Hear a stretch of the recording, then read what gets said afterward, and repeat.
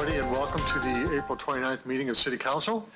I just want to say good afternoon to everybody and welcome to the April 29th meeting of City Council. To ensure we have proper social distancing, we have members of council and the administration are attending through video conferencing. I'd like to remind those who are attending through video conferencing of the following points. The first is to ensure your video camera and microphone are turned off. If a member of council wishes to speak and they enter their name in a chat window, they'll be placed in order for speaking in the queue. And when you're speaking, remember to please unmute your microphone and enable your video camera. All votes will be conducted with a recorded vote. This is a new experience for us today. We have delegations who will be addressing council through teleconferencing, and the deputy clerk will lead us through that process. It's very much like a virtual meeting here. The same process is involved. Another point to note is that we will have a mandatory recess at 3:45. No vote is required for that, but we do have a mandatory stoppage of our meeting at 6 o'clock unless a majority of councillors wish to continue on past 6 o'clock. So before I ask for a motion to adopt the agenda, I just wanted to let members of council know, administration, and the public know that this will be Pat Wilson's last time as City Council. She's retiring as of April 30th after 29 years being with City Hall. She started as a casual data entry operator and moved up through various departments to the director position over the past 6 years. She has done numerous utility rate reviews, implemented the automated meter reading, and building the new water, wastewater environment department during her time as director. So I would, on behalf of Regina City Council, ask everyone to please give Pat Wilson a virtual round of applause and thank her for her years of service and wish her well in her retirement. Thank you very much, Pat Wilson. We didn't vote on whether you could retire or not, so that's another issue. So if I could have a motion to adopt the agenda at the call of the chair, please. I'll move the agenda at the call of the chair. Thank you, Councillor Bryce. A seconder, please. Seconded, Andrew Stevens. I'll second that, Lori. Councillor. Okay, no. Okay, thank you. So I have a question for Councillor Hawkins. Are you withdrawing motion 19-3? Your Worship, what is motion 19-3? This is the motion with respect to the public, request of province for a public inquiry on the Wascana Brant building. Yes, that's now been overtaken by the auditor's report several months back. Okay, so I just have a motion to withdraw that. If I could have that from you, Councillor Hawkins. Seconder, please. Seconded, Jerry. Okay, all those in favor? In favor? In favor. Agreed. In favor? In favor. Okay, so maybe what I might do is just do the reverse and ask for those who are opposed, and then we'll be clearing up. But thank you so much, everybody. So the minutes we have on the regular and special meetings on February 26th, March 18th, March 20th, and April 15th. If I could have a motion to approve the minutes from those meetings. So move, Your Worship. John Findura, Councillor. Thank you, Councillor Findura. Seconder, please. Got it, Councillor Flagel. Okay. Any errors or omissions or points of discussion on the minutes? Anyone against? Thank you very much, everyone. So we'll go to our first report. This is a CR 20-19, and this is a Planning Commission report with respect to Rosewood Park Phase 1, Stage 3. Councillor Young, would you like to introduce that report, please? Yes, Your Worship. I would like to introduce a zoning bylaw amendment application to rezone the lands within Rosewood Park concept plan. When land is classified as urban holding, as this one was, and it stays there until someone decides to develop, and then the proposal is brought forward. This one is to move the land from urban holding to RH residential high-rise. The proposed zoning bylaw aligns with the concept plan, and it's an affordable housing build. A statutory notice was given for the proposed rezoning and no issues were raised by the public. However, the Planning Commission itself did raise an issue. The high-rise will accommodate affordable and accessible housing units, and residents of affordable housing may not have personal transportation and require access to city transportation systems. City services for this area are not in the current budget. So after discussions, most members of Planning Commission voted in favor, citing the importance of affordable housing. A few voted against it because they think that allowing affordable housing without access to transportation should not happen. So the majority vote of Planning Commission was to recommend this for council approval. Thank you, Councillor Young. Could I have a seconder for that motion, please? Seconded, Andrew Stevens. Thank you, Councillor Stevens. Any discussion on this report?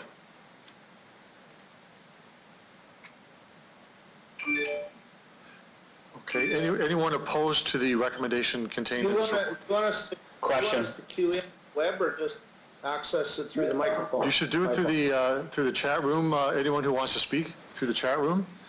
So Councillor Stevens, you have the floor. Perfect. Thank you very much. Through the chair, to Councillor Young's point, there was a very lively discussion and some concerns about the transit question.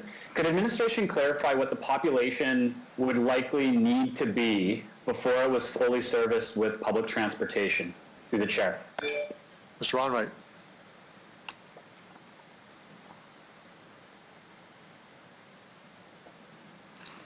Through your worship, the guidelines to provide public transportation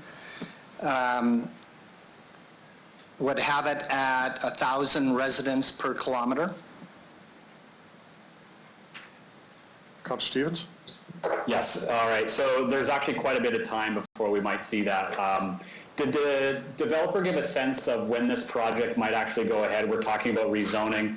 What's the time horizon here? Mr. Holden? Through your worship, I will ask Ms. Harlock to comment on that. Ms. Harlock? Through you, your worship. So at this point, the developer didn't give a specific timeline, but the plan would be to proceed with the development permit applications following this, and then to start construction as soon as possible. So it depends on how quickly the developer can get all of those approvals, commence construction, and then to be able to move people in. But it would be probably within the 3-year mark. Okay. Thank you. That's all I had. Thank you, Councillor Stevens.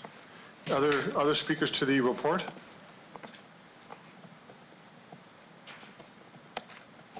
So I'll call the question and just ask if there's anyone Michael, opposed. I've asked for a question. I think Jason did too. You got Jason and Jerry. Okay, I don't see this on my... Okay, let me just see here.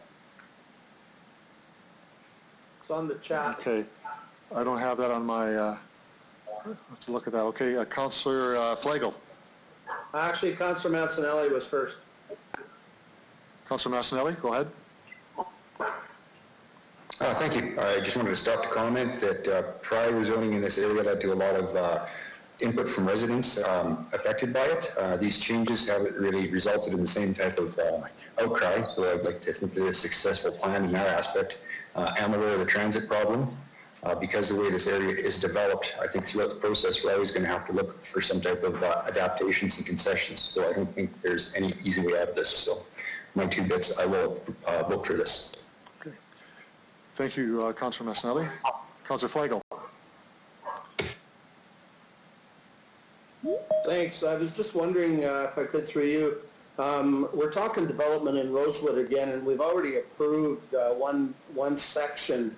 Are we going to put a timeline on this as a development? Because it seems like there's a stall going on in that development, and when you see a few other, I know the whole city's slowed down, but Do we have a timeline for them to make sure that they start and get some infrastructure built in there to look after all of the approved housing that they've already got set up in the area?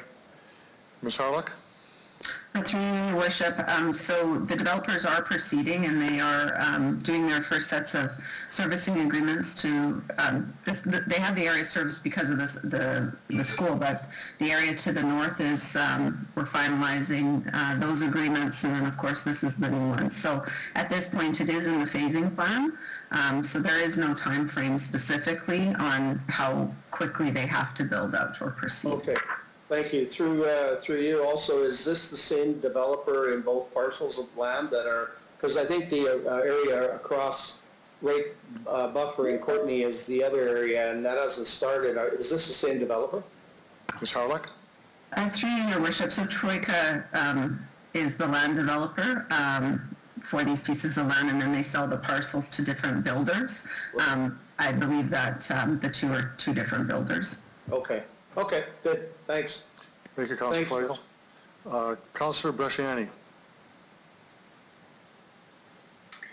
Thank you. I want to ask, because it is affordable housing, we really don't know a date for transit. It depends when it develops out. But the question I have is, will the developer, when they develop it and go to market these condos or these apartments, whatever they are, will that be a part of the agreement when people go to rent or purchase? I'm not sure what they'll be, but that be a key point, that there's no transit and there may not be transit for years to come when they're being marketed, and how is that handled to ensure that communication moves forward? Because we've had others come back later on that they're concerned with no transit. It's been many years later. How will that be handled so that doesn't happen again? Through the chair. Mr. Onright?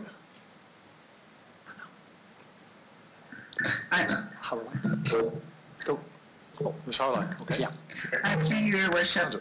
So at this point in time, we don't require those forms of details at that point to be mandatory for the developer to communicate. But what we can do is during the next phase, which is the development permit stage, this is the rezoning, is that we could ask that the developer make it known to potential renters or purchasers within the area that takes time.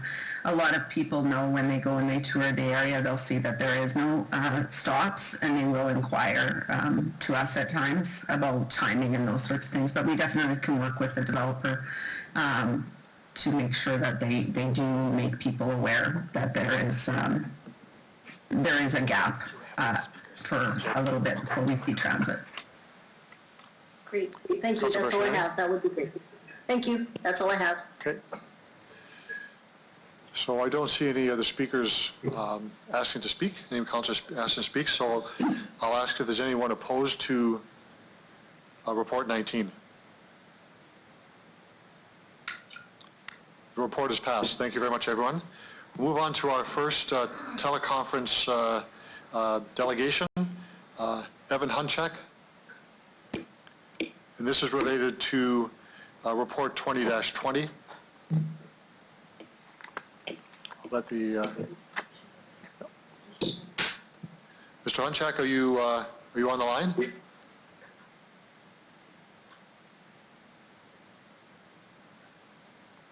Mr. Hunchak, can you hear me?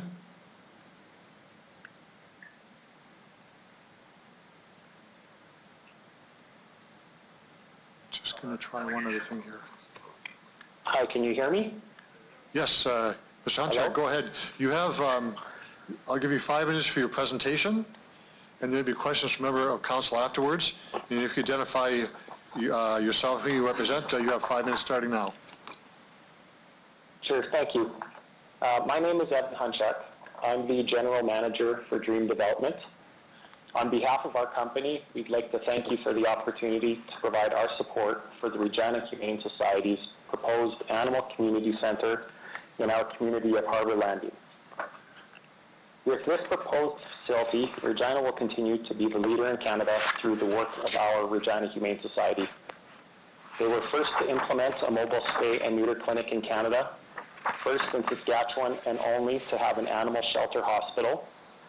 partnerships with all of Regina's pet stores as satellite adoption centers, classroom and community education programs, literacy programs, and cognitive and physical disability learning services, as well as assisted animal therapy programs, a safe place for victims fleeing domestic abuse, and other programs to break the cycle of violence and abuse. This new Animal Community Center will establish a much-needed community center for public gatherings within our city. It will engage youth, families, the elderly, and every other demographic which may need access to support programs instilling human values, and it will inspire positive action to our citizens so that together we may build a better Regina. They will also be able to expand their reach as this site is well located within our city near the intersection of New Van Drive and Parliament Avenue, which receives transit service.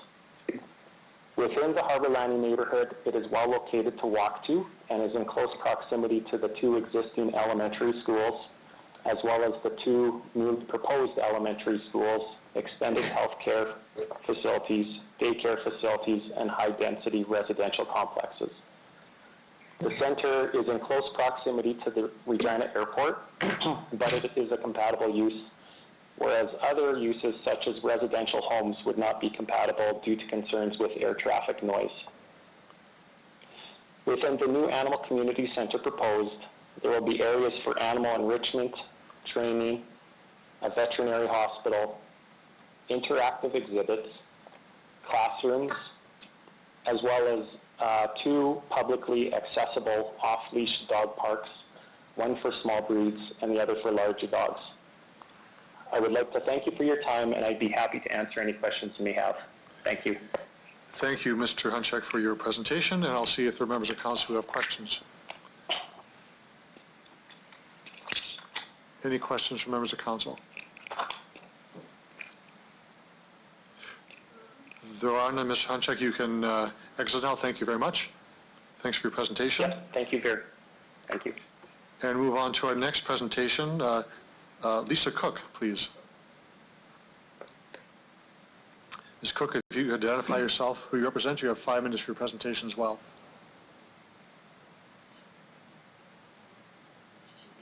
Okay.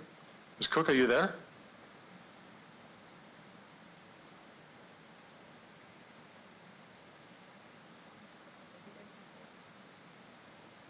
Ms. Cook, can you hear me?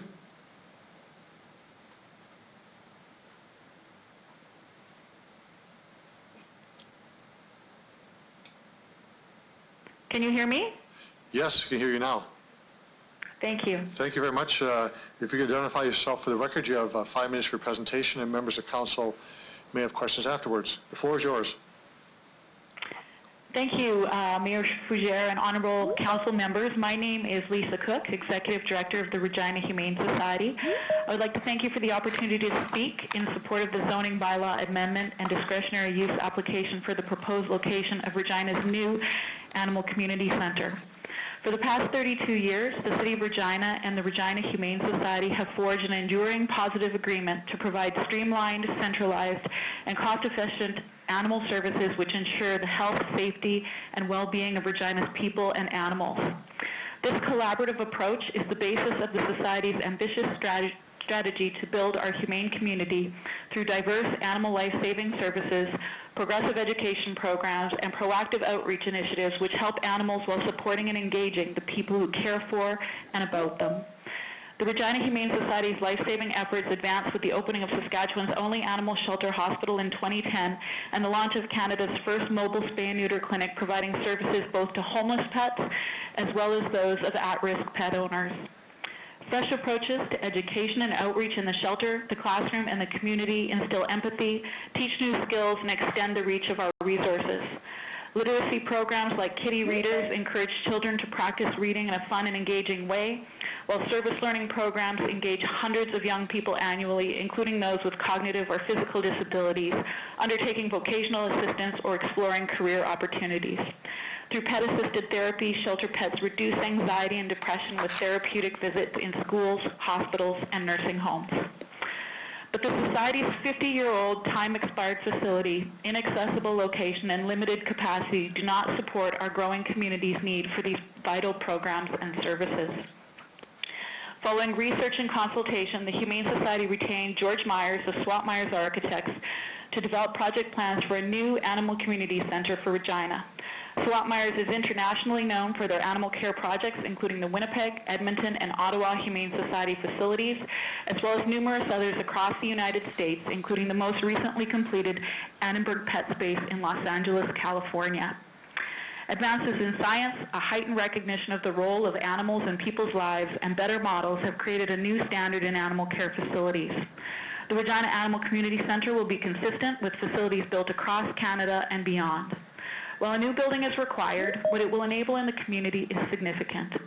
With its architecturally enlightened design reflecting the Harbour Landing community, the proposed center will be a place for everyone, an efficient and cost-effective model of humane care and community involvement with the health standards of a hospital, the educational aspects of a school, and the appeal of a community destination welcoming visitors to participate in comprehensive programming. The center will replace traditional cages with healthier, friendlier habitats which reduce stress, decrease animal illness, and make the Regina Humane Society an inviting environment for people to interact with and enjoy the company of animals. Comfortable home-like enclosures for dogs, as well as condos complete with climbing trees for cats, are intentionally designed for biosecurity, to be odor-free, and provide acoustic insulation and control both inside and outside the building. The proposed Animal Community Center will offer an education complex, including classrooms, a catering kitchen, and garden areas available for public use both during and after operating hours. Learning experiences, including exhibits, educational activities, and exploration stations, will be oriented for all ages. Expanded volunteer, humane education, vocational training, and service learning opportunities will reach even more children and adults in our community. A fully equipped veterinary clinic will support animal intake, rescue, and adoption services. Other best practice concepts include a healthy and humane pet shop, self-serve dog wash, and indoor and outdoor recreation spaces will make the Animal Community Center a place where people can find, bring, care for, learn about, and celebrate the animals that enrich our lives. 2 fenced and landscaped neighborhood-sized dog parks, including a pint-sized park for small breed dogs, will provide the opportunity for owners and their dogs to play, exercise, and socialize. Ms. Cook, you have about 30 seconds left in your time. About 30 seconds left in your time frame. Okay, go ahead. Okay. With public transportation, walking and biking trails in close proximity, as well as a modern design which supports access by people of all abilities, the proposed location on Parliament Avenue and Harbour Landing is ideal to support comprehensive program and service delivery for people and animals alike. Approval of the zoning bylaw amendment and discretionary use application for the proposed location for Regina's new Animal Community Center will pave the way for Regina to become a model city with the first fully integrated animal community center of its kind in Canada, serving the needs of people and animals in our community for decades to come. Thank you. Thank you very much. Right on time, Ms. Cook. Thank you so much. There are questions from members of council. I'll start with Councillor Flegel. Thank you. And welcome, Lisa. Ms. Cook, I'm glad to hear you're out. I was wondering, I had a question for you regarding the timeline. Zoning and everything is, if it gets approved today, and away you go. But are you looking at a 1 to 3 year build-out and then taking over possession in 2.5, 3 years? Or where are you at? Or do you have to do a bunch of fundraising first? Or give us a little bit of a story on that. Ms. Cook? Thank you, Councillor Flegel. Your timeline is very accurate. We expect to be in the new facility in 2.5 to 3 years. We are in the very late stages of planning our capital campaign, so we will be progressing with that in the very near future. Good. Councillor Flegel? And thank you, through you. Everybody else is on board, on site. Is there a large campaign going on, or I know you've been having one for a long time. Are you close to attaining your goal, or is your goal sort of a moving target? Ms. Cook? Well, thank you, Councillor Flegel. We are fortunate to have raised a substantial amount prior to beginning the formal launch of our campaign. And so we are looking forward to that formal launch, which will help us complete it. Good. Good, perfect, thank you. Thank you, Councillor Flagel. Councillor Hawkins. Thank you, Your Worship. Lisa, thank you for bringing this forward. It's an exciting project. I have a couple of questions. The first is, what's the value of the complex once built? Ms. Cook. Thank you, Councillor Hawkins. The value of the facility is $20 million. Thank you. You pointed out that this facility, the animal community facility, will fit nicely into the harbor landing area. Can you say a little more about the kind of classroom space, public space that will be available, and what other facilities will be available? For example, will the dog parks be available at some point for people in the community that have dogs? Ms. Cook. Yes, absolutely. The 3 classroom spaces that are available are large. They can be used independently or joined together to be used. They have access to catering kitchen as well as 3 independent gardens, one for each of the classroom areas, or 1 or 3 that can be utilized for the space as a whole. These spaces will be available to the public after hours for public use. As well as the dog parks. Because we are providing animal control services for the City of Regina, and part of those responsibilities involve participating in oversight of dog parks, that will certainly apply at the dog parks at the facility as well. To be specific, these are neighborhood-sized dog parks. They're small dog parks, and hence one of them specifically is a pint-sized park. Thank you for that. A couple more things. Is this facility being planned for increased capacity as the years and probably the decades go by in Regina? What kind of a volume of pet care can you accommodate? Ms. Cook. Thank you, Councillor Hawkins. The capacity has been slightly increased. However, best practice dictates a capacity for care level for humane societies and SPCAs. So ultimately, the goal is not to warehouse more animals, but ultimately to be able to manage the intake of animals so that there is only a manageable number in care, and with the ultimate goal of moving the animals out as quickly as possible into new homes or foster care.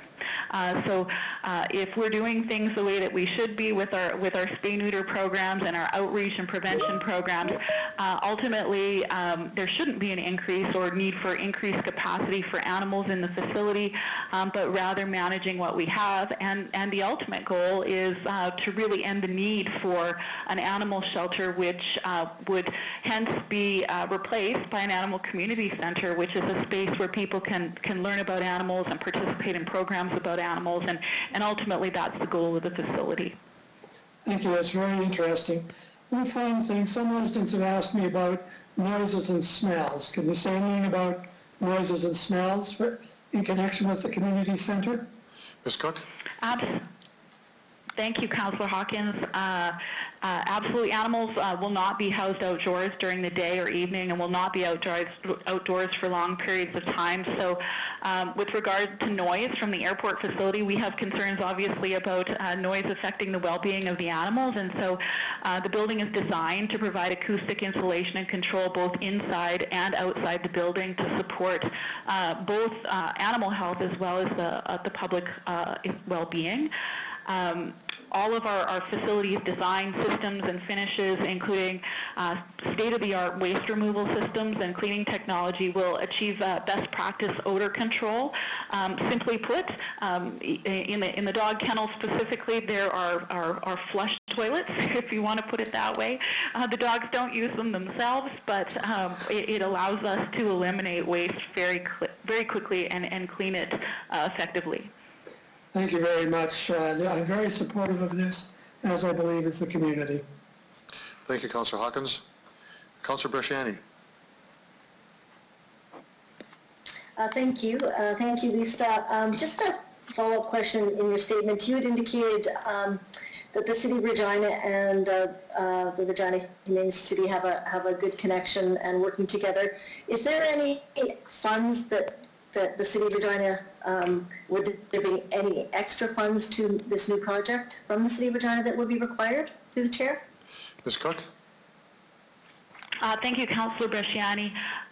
Yes, the Regina Humane Society has a 20-year animal services agreement with the City of Regina for provision of impound and animal control services from the new Animal Community Center. So that is included as part of that 20-year animal services agreement, but nothing beyond that. Okay, great. And thank you. So this site will be able to, is it larger than the old site, and there won't be a capacity issue at some time or anything like that? It is an absolute beautiful facility. So is it going to be, I guess, as big or bigger for the purpose of what you're needing through the chair? Ms. Cook? Thank you, Councillor Bresciani. Yes, the new building is 38,000 square feet, which is larger than the facility we have. However, that is to support certainly best practice. A veterinary clinic, for example, the veterinary clinic we have right now is actually a mobile spay and neuter clinic that's parked in a garage. So being able to expand the veterinary clinic to be able to meet the needs of the animals that we care for is certainly meeting the biosecurity needs and the care requirements for that veterinary clinic, as well as other spaces in the building to ensure biosecurity, as well as a mutually supportive environment for both the animals as well as the people visiting the Animal Community Center. Hence the word community. We really want this to be as much about people programming as it is for animals, and so the space has to be there to support that. Thank you. It sounds very exciting. Thank you. Thank you, Councillor Bresciani. Other speakers to the report or to the delegation? Thank you, Ms. Cook, for answering questions. You can retire now. Thank you very much. And we'll now move on to the report. I'll ask Councillor Young to introduce report CR 20-20, which is the zoning bylaw amendment and discretionary use application for the proposed agriculture animal support. Councillor Young.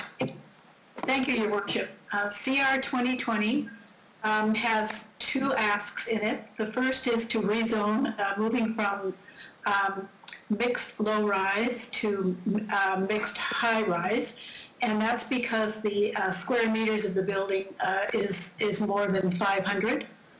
And the second is a discretionary use that applies under this new zone because the development area is again more than 500 square feet, and it does not abut an industrial zone. I don't think I need to say any more because I think that it was well represented to council with lots of wonderful animal pictures, and the questions that you've heard answers to so far really lays it out. There were 5 public responses to this. 1 was against, and all of those issues were actually answered by the proponent at our meeting, but they were also just answered just now. And the other 4 were in favor, and the only concern that came before Planning Commission was the traffic flow on Parliament East. It's an arterial, and it doesn't have left-hand turn lane, and this affects other commercial applications on that road as well. Planning Commission was impressed with the concept plan and proposed Animal Community Center, and we ask for concurrence. Thank you, Councillor Young. Can I have a seconder for the report, please? I'll second that, Your Worship. Thank you, Councillor Hawkins. That's good. Any speakers to the report? It's a wonderful project. I'll ask you Your to Worship, I haven't clicked my button, but I just want to say how pleased I am with this, and I think it's a wonderful project. Thank you, Councillor Hawkins. Jason, Councillor Massanelli, you want to speak? Yes, please. I just had a quick question to read through the report. It referenced U-turns on the intersection. I've seen it as one of the complaints. I realize we're planning for the U-turns. I wonder what measures are going to be made to allow for this and let people know that's the proper way to go about driving in this area. Ms. Harlock, do you want to respond to that? Yes, through you, Your Worship. So there will be signage, obviously, on the roads with respect to U-turns and those things of that nature. Because the city has full movement accesses onto Parliament Avenue from Parliament Avenue on James Hill Road and Harbour Landing Drive, I think people will soon realize that those are the two main accesses once they're fully operational, and that there is agreements to go through the sites also. But there will be signage put up, appropriate traffic signage that will be in place. Okay, thank you very much. Thank you, Councillor Massanelli. Councillor Bryce? Thank you. I think this is a really good project, and I think it'll be really good for the community. I really feel that this is the perfect spot for it as well, and I wish them luck. Thank you, Councillor Bryce. Councillor Fundura?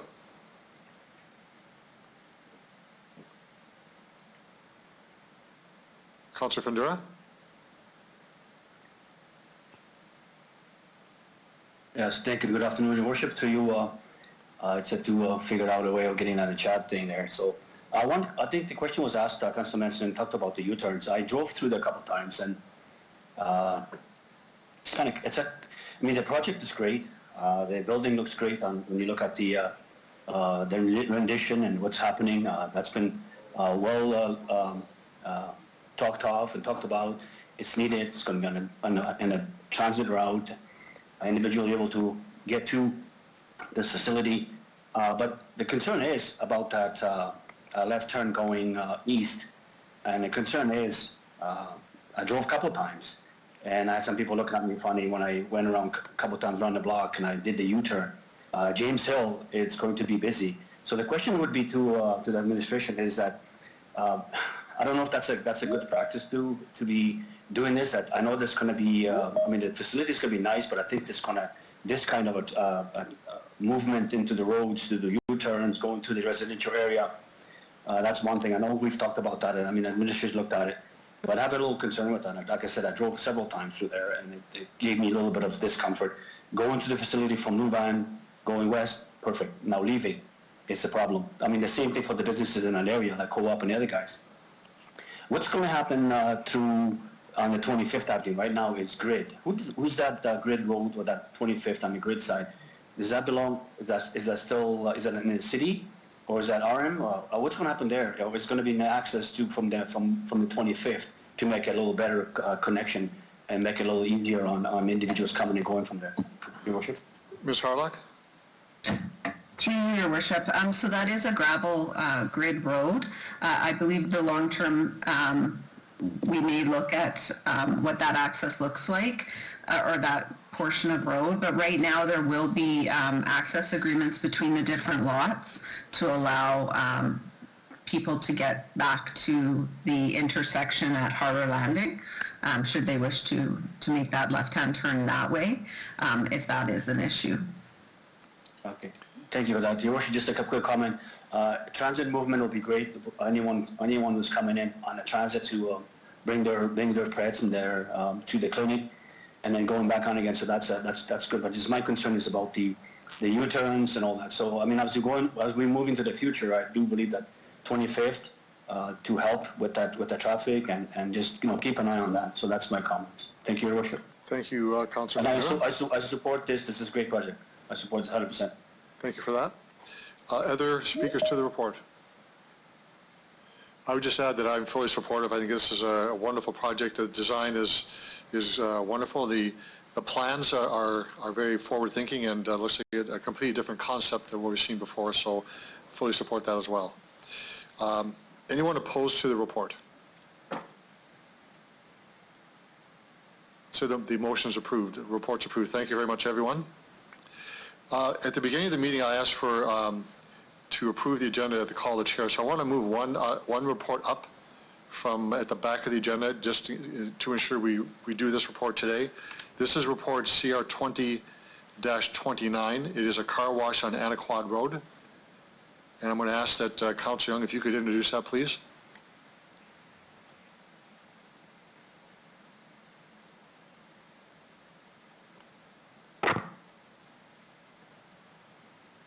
Yes, if you give me just a moment. Sure. To find it.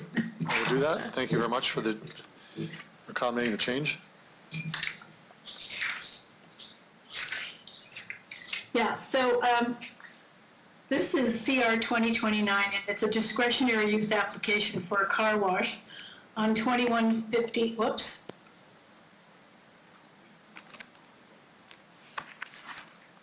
On 2150 Anaquag Road, and it asks council to approve the discretionary use application for a proposed car wash. The car wash exceeds the number of waiting spaces that it's proposed to have, and Planning Commission had no problems with this, and we asked for concurrence. Can I have a seconder for that report, please?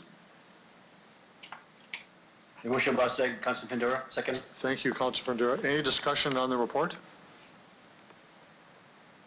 While I'm on it, Your Worship, could I just go?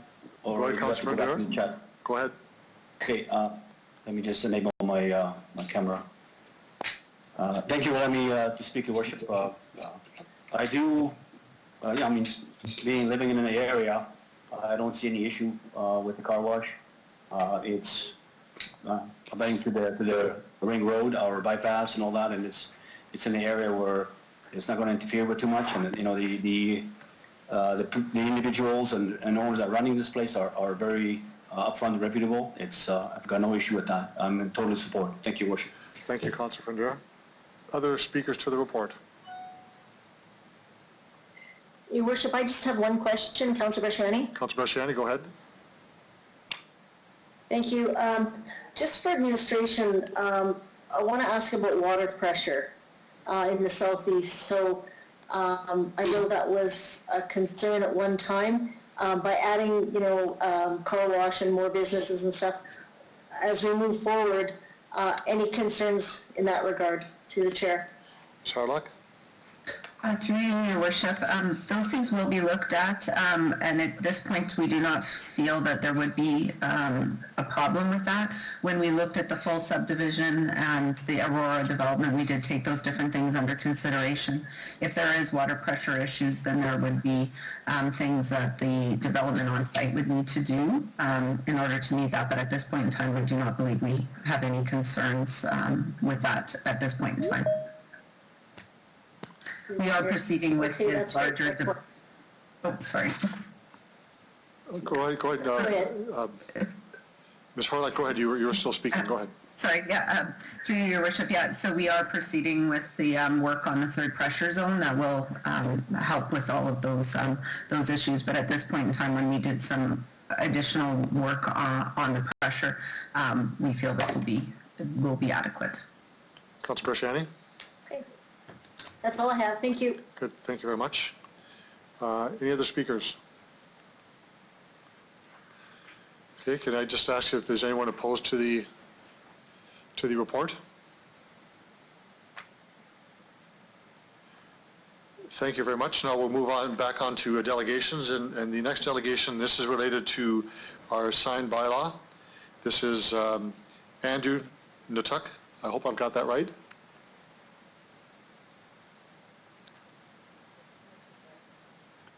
Are you there?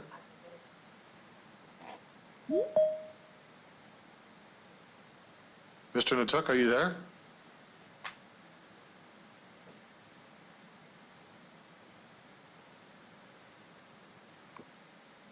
Can you guys hear me now? Yes. Mr. Nutuk, go ahead. Okay. If you could identify yourself, we represent you. You have Sure.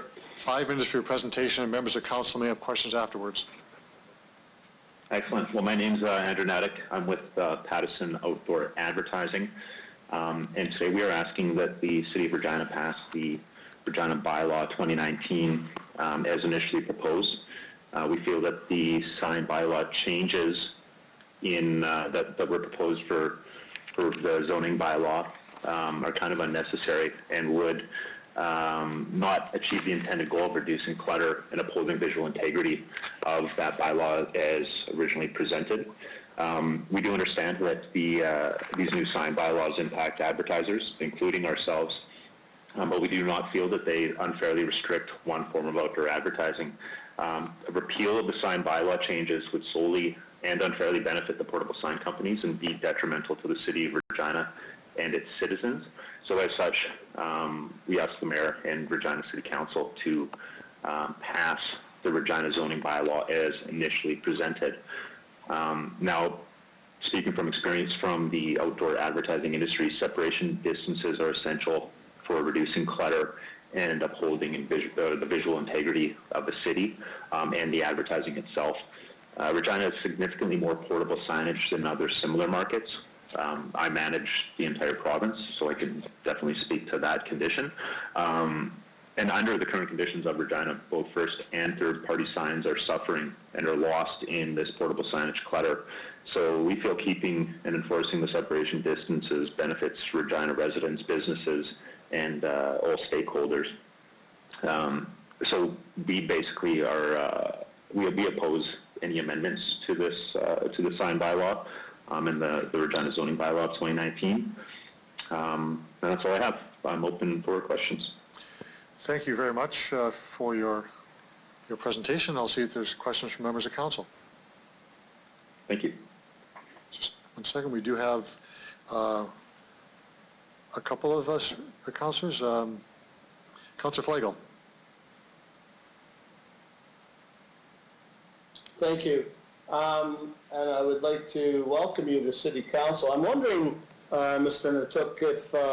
Natuk, what's the benefit from the new way of the bylaw that you're saying leave it alone, as opposed to the one that is being proposed or amended? What's the value difference for you? Do you see a difference in your business, better, good or bad? Not overly, no. No, not overly. Like obviously billboards and portable signs usually attract different advertising groups. There's not a lot of crossover, so it's not like we're seeing advertisers that might go on a billboard that are then going to go to a portable sign. Mainly what I'm speaking to here is just the visual integrity of the City of Regina. There's quite a lot of clutter, which obviously this bylaw is meant to sort of handle, and I feel as though relaxing some of the original changes that were proposed kind of take away from, a little bit of the teeth of that bylaw, of those bylaw changes, and I don't think it would fully address the clutter issue that is happening in Regina right now. Councillor Flagel. So, thank you. Through you, what I'd like to know is if the City of Regina was to reduce billboard signage by 30-40% to do visual clutter, as you say, would you be okay with that? Mr. Nadek? Well, in your business. No, there are separation regulations for billboards in the City of Regina. It's 90 meters. The new zoning bylaw of 2019 also restricts billboards further from a lot of previously available zones for billboards. So I think that billboards have already been addressed by the zoning bylaw of 2019. There hasn't been any relaxation given for billboards. And so I think that if the intention is to reduce clutter, I think that kind of all players have to be addressed in this. Billboards already have been. Right. The portable sign guys, not as much. Yeah.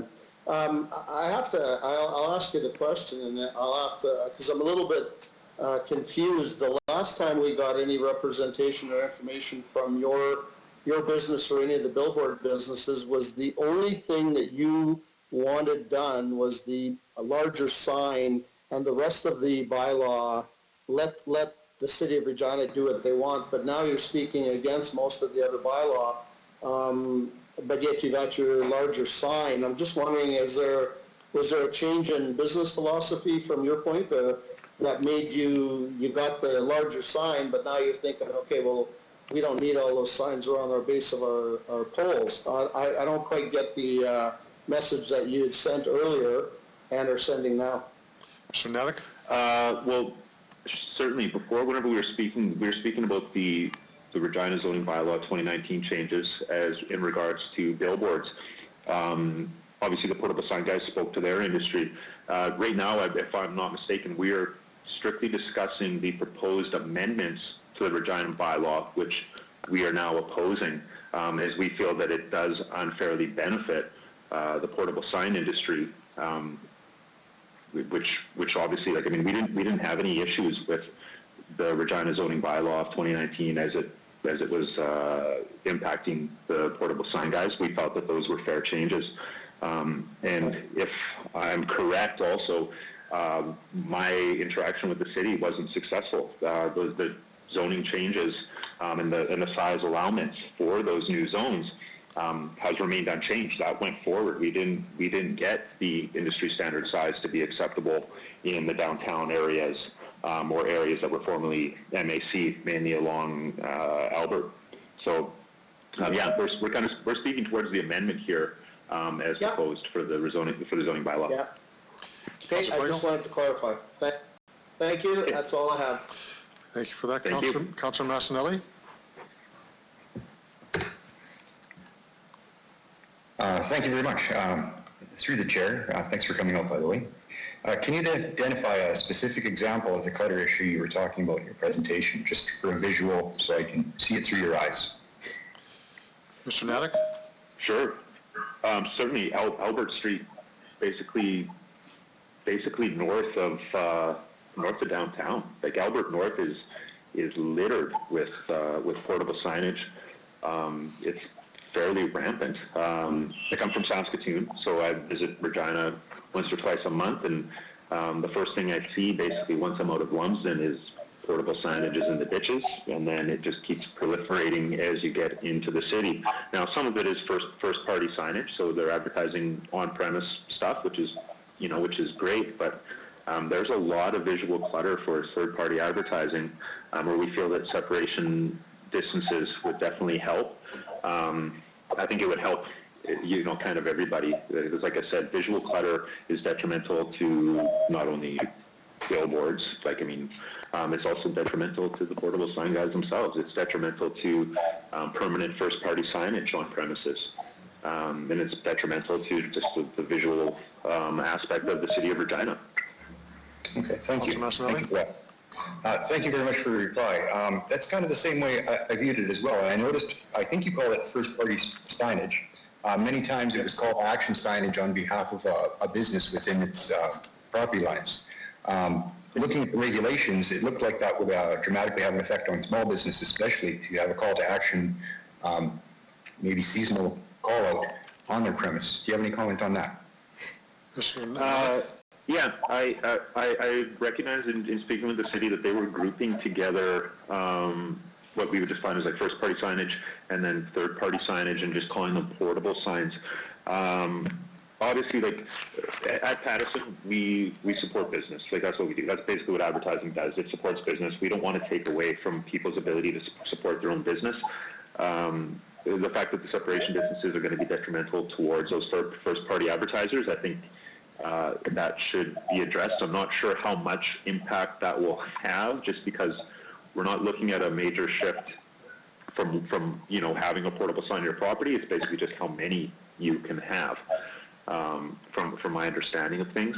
So no, I don't want to see first-party people having their signs removed. That doesn't benefit them, and we don't want to hurt small business. But I think that there are ways around that. So if it means possibly separating the definition of first-party, third-party signage for portable signs again, that might be something that the city could look at. Or if it just means that instead of having a sign for yourself and then a sign for another guy down the block, maybe it means that that they focus on their first-party signage instead of having multiple signs. Okay. Thank you very much. That's all I have right now. Thank you. Thank you very much for that. I don't see any other speakers to have questions. Mr. Neddick, thank you very much for your presentation. If you could step back, we will go on to our next delegation. Thank you for answering questions. The next... thank you very much for your time. Thank you. Next delegation is Karen Eaton.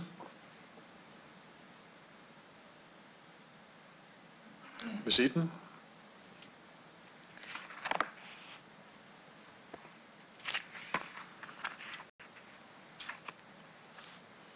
Ms. Eaton, are you there?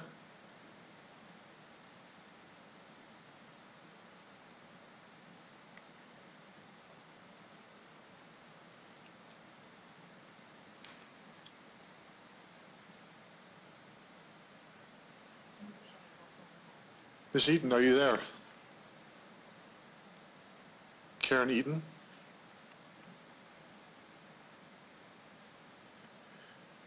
Don't know if she can hear us. Maybe we'll go to the next delegation, and then we'll... Yes, hello, I'm here. Oh, hi, you are there. Can you okay. hear me? Great. Yes, Ms. Eaton. Yes, I am. Great. Thank you for appearing before City Council virtually, and if you could identify yourself for the record, you have 5 minutes for your presentation, and there may be questions from members of council afterwards. Good afternoon, Your Worship, councillors. I am appearing today on behalf of the Sign Association of Canada with regard to the motion that was put forward on December 16th and that was already just previously addressed. And really, the reason I'm appearing today is we have concerns regarding the efficacy of the proposed changes in the motion, as in our opinion, they will not lead to more effective signage. And so a discussion of how to regulate temporary signs must begin with an understanding of how and why temporary signs are necessary for businesses, residents, and local institutions. And so generally speaking, signs are necessary to provide effective wayfinding in our communities. And this is evident because signs are everywhere. And just what you were discussing just previously, conflict arises when discussing effective or excessive signage. And because oftentimes we find that, or there issues come up when signs detract from community character. So as part of the discussion, in my letter, I had highlighted a few points. So first of all, the definition of temporary signage, and we were just talking about it as well. Temporary signs are not signs intended for permanent installation, so generally these signs are intended to be used for a limited period of time for purposes such as announcing special events or sales or whatnot. It is important to point out that there is a distinction between temporary signs and temporary message. So temporary sign is a portable structure and is intended to be used for a brief period of time, and temporary message does not have a structure in of itself. It's a message that may be changed manually, digitally. So that's oftentimes you've seen on on-premise sign on EMC, so electronic message center. So from the language used in this bylaw, the verbiage, portable billboards, we're not sure whether we're dealing with temporary signs or more permanent sign structure with a temporary message. So, and if it is a permanent sign, then the permanent or on-premise sign bylaws should apply. And secondly, I just wanted to touch on, we believe an amicable balance of signage. So both permanent and temporary signs are important and have a place in each community. And so with reasonable sign regulations, we believe that an amicable balance between two will allow reasonable advertising and efficient wayfinding. And that in turn will contribute positively to the community character and economy. So it will contribute to businesses in general. So really to conclude, our recommendation is that City of Regina passes the Regina Zoning Bylaw 2019, number 2019-19, with the sign bylaws kept as initially proposed. Thank you, Ms. Eaton, for your presentation. I'll see if there's questions from members of council. Sorry, Michael, I forgot to get just hooked in. 1 second. Councillor Hawkins?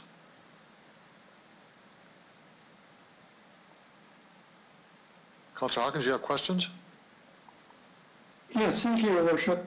For Ms. Eaton, I would like you to explain the concept of amicable balance a little bit more, if you could.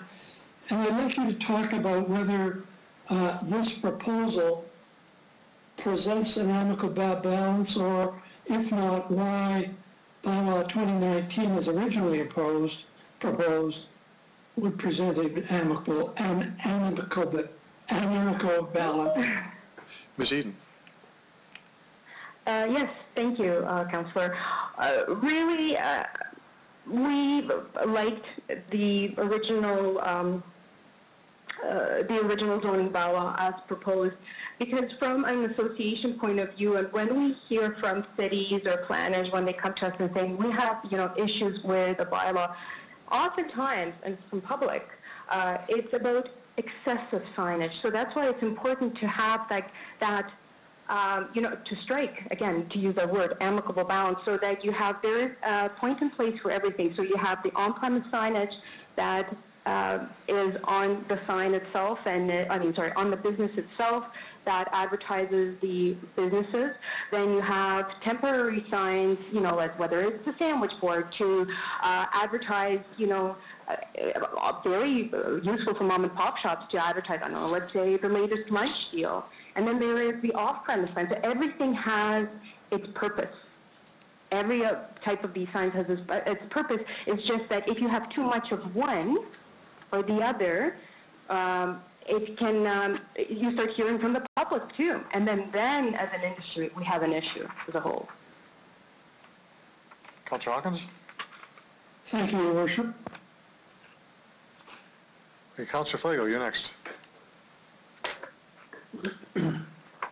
Thank you, and welcome to Regina. What I'm wondering about is your industry structure. Who do you represent? Who's your membership? Like where does your funding come from? That type of thing. Ms. Eden? So we are not. Sorry. Yeah. Thank you. Thank you, Your Worship, Councillor. We are a not-for-profit association. We're a national association with representation coast to coast. We represent sign manufacturers as well as sign product suppliers. And predominantly, we represent on-premise sign manufacturers. We do have companies who are, do also third-party signage and also temporary signage as well. But predominantly, we focus on the on-premise first-party signs. And again, just to reiterate, that first-party signs are the ones, specifically, if you look at the bylaws, it represents the business on the premise. And in terms of funding, we are funded all just through member fees. So if I could, through you, is the majority of your membership billboard companies or portable sign companies? Ms. Eden? Thank you. Neither. So we don't do billboards. Predominantly, it is companies that manufacture signs. So not billboards, nor temporary signs. It's on-premise signs. It has its own class. Great. So if you're, as an industry, if you have a city like Regina, I look after a lot of the north end of the city, and I have not heard one complaint about we have too many signs on our streets. In fact, we've been lobbying to say we don't have enough signage in the north end. We only have like one digital sign. We don't have any of this stuff going up there, and yet. Councillor Flago, do you have a question? I'm having a tough. Do you have a question, yeah, Councillor Flago? I'm having a tough time. Yeah, I'm getting to it. We're having a tough time up in the north end deciding this visual. So how do I combat that when I've got portable sign people saying they're losing 30% of the business if this goes through? Stephen, go ahead. Sorry, thank you very much. Sorry, I was also supposed to be, just because we are doing this all virtually right now, I'm a bit of at a disadvantage just because I am not from Regina myself to speak to the specifics and to the streets. I know that our president of the Sign Association, who is actually from Regina, he is on hold right now in the virtual room, I believe.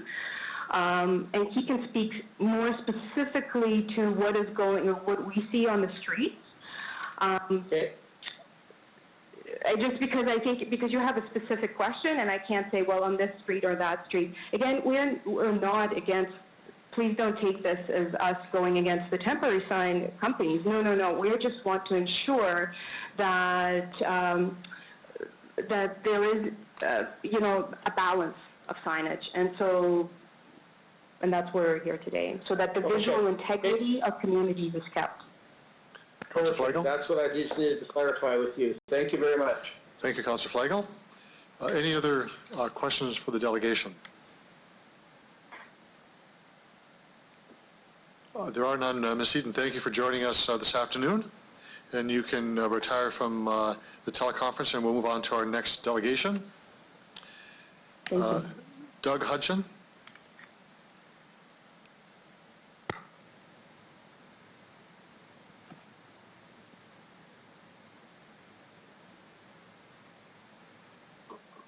Mr. Hudson, are you on the line?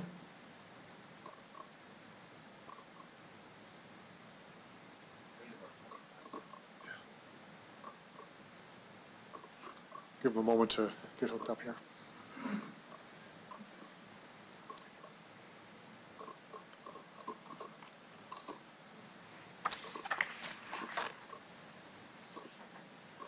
Mr. Hudson, are you on the line?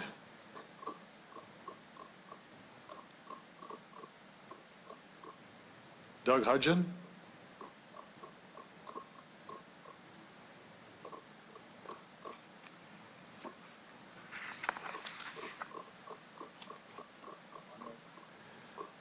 I'll try one more time.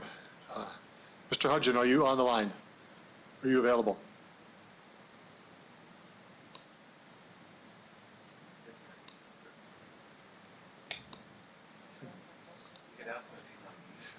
Yeah. Are you on mute, perhaps?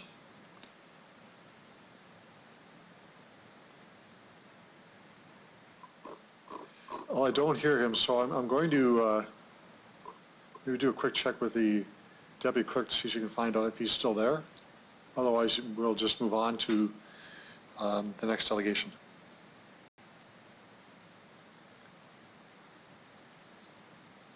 Star 6. Is it star 6 on you? Oh, okay. Well, last time for Doug Hudson, are you on the line? Can you hear me? I will ask for a motion to receive and file Mr. Hudson's communication. I think we've all seen that.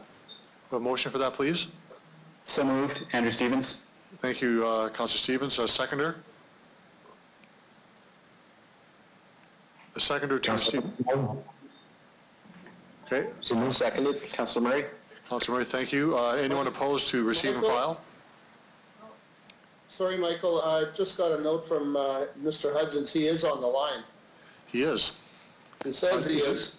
Ask him if you're texting him, just ask him if he's on mute, please. Okay.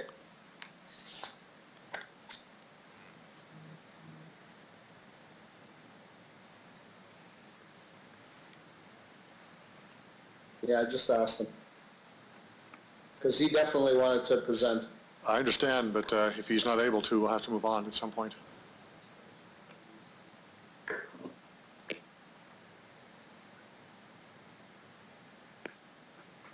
Could we maybe... well, we have another receive and file from Mel McKnight, then we go into the actual bylaw itself. So, again, I don't want to continue to delay. It's not fair to the rest of the delegations if he's not able to speak. Yeah. I can hear, he says he can hear you. The city person is trying to fix a problem.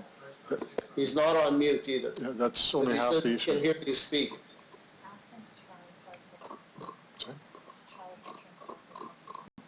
Could you, if you can hear me, just enter star 6 on the phone.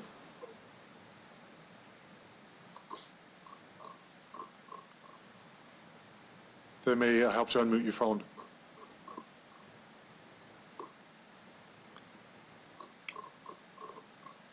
Well, Michael, are you there? Mr. Hudson, are you there? I am there. Did you press star 6 to unmute your phone?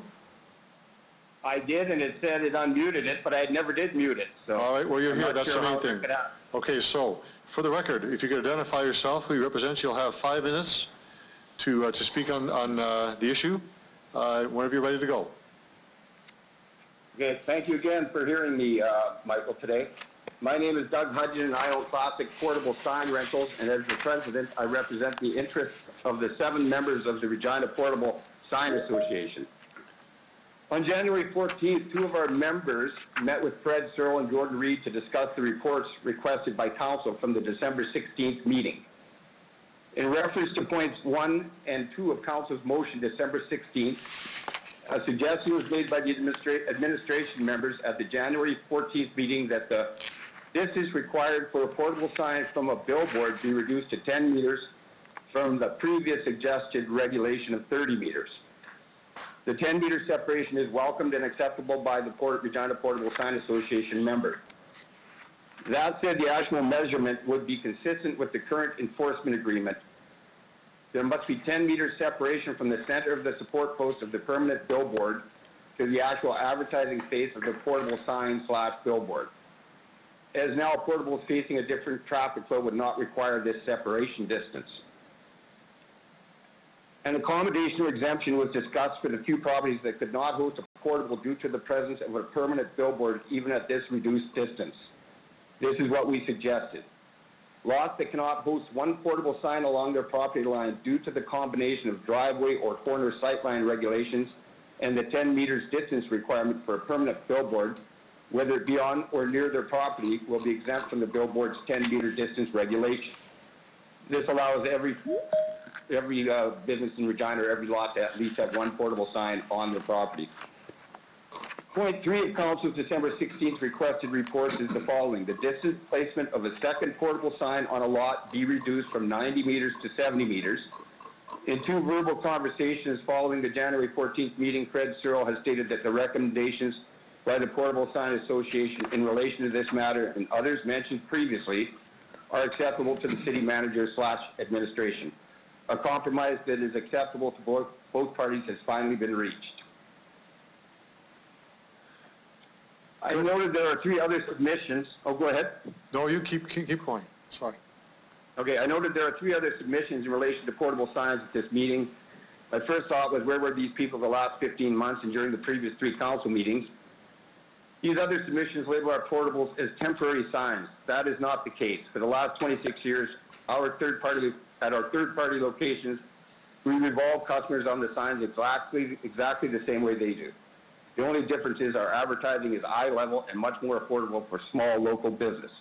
Our locally owned signs are portable, but not necessarily temporary. The Patterson submission mentions clutter in relation to portables. I believe that has been addressed with the new agreed upon regulations. Our numbers will be reduced. Our portable billboards will now require 70 meters to place the second one instead of the former 45 meters. The distance regulation for on-site portables will be 70 meters. This is being reduced from the former 90 meters and a welcome change. 100 yards is much too far in order to place a second portable sign on a mall with multiple businesses and was exactly the same distance required to erect a second permanent billboard on a property. The Protestant submission also mentions visual integrity. The meeting today is solely addressing portable signs, but I would like to mention this fact. If you were to add up the square footage of the advertising faces of all 530 portable signs in Regina and compare that number to the 163 5 times larger permanent billboard faces, the combined square footage of the permanent billboards is 65% larger than the combined portables. In addition, 40 of those are digital.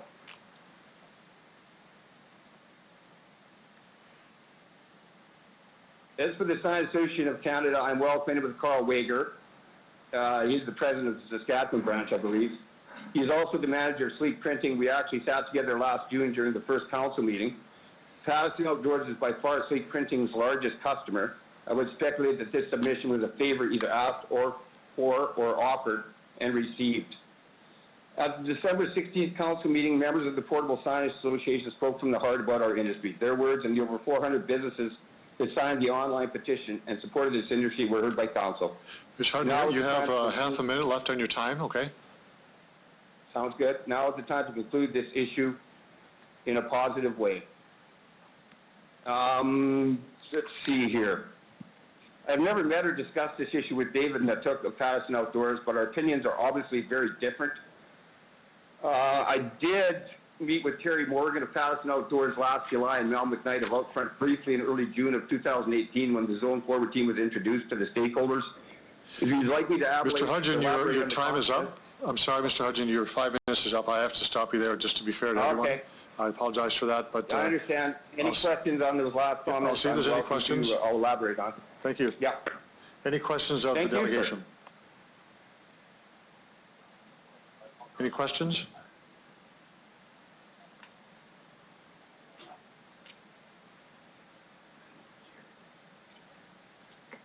Councillor Flagel.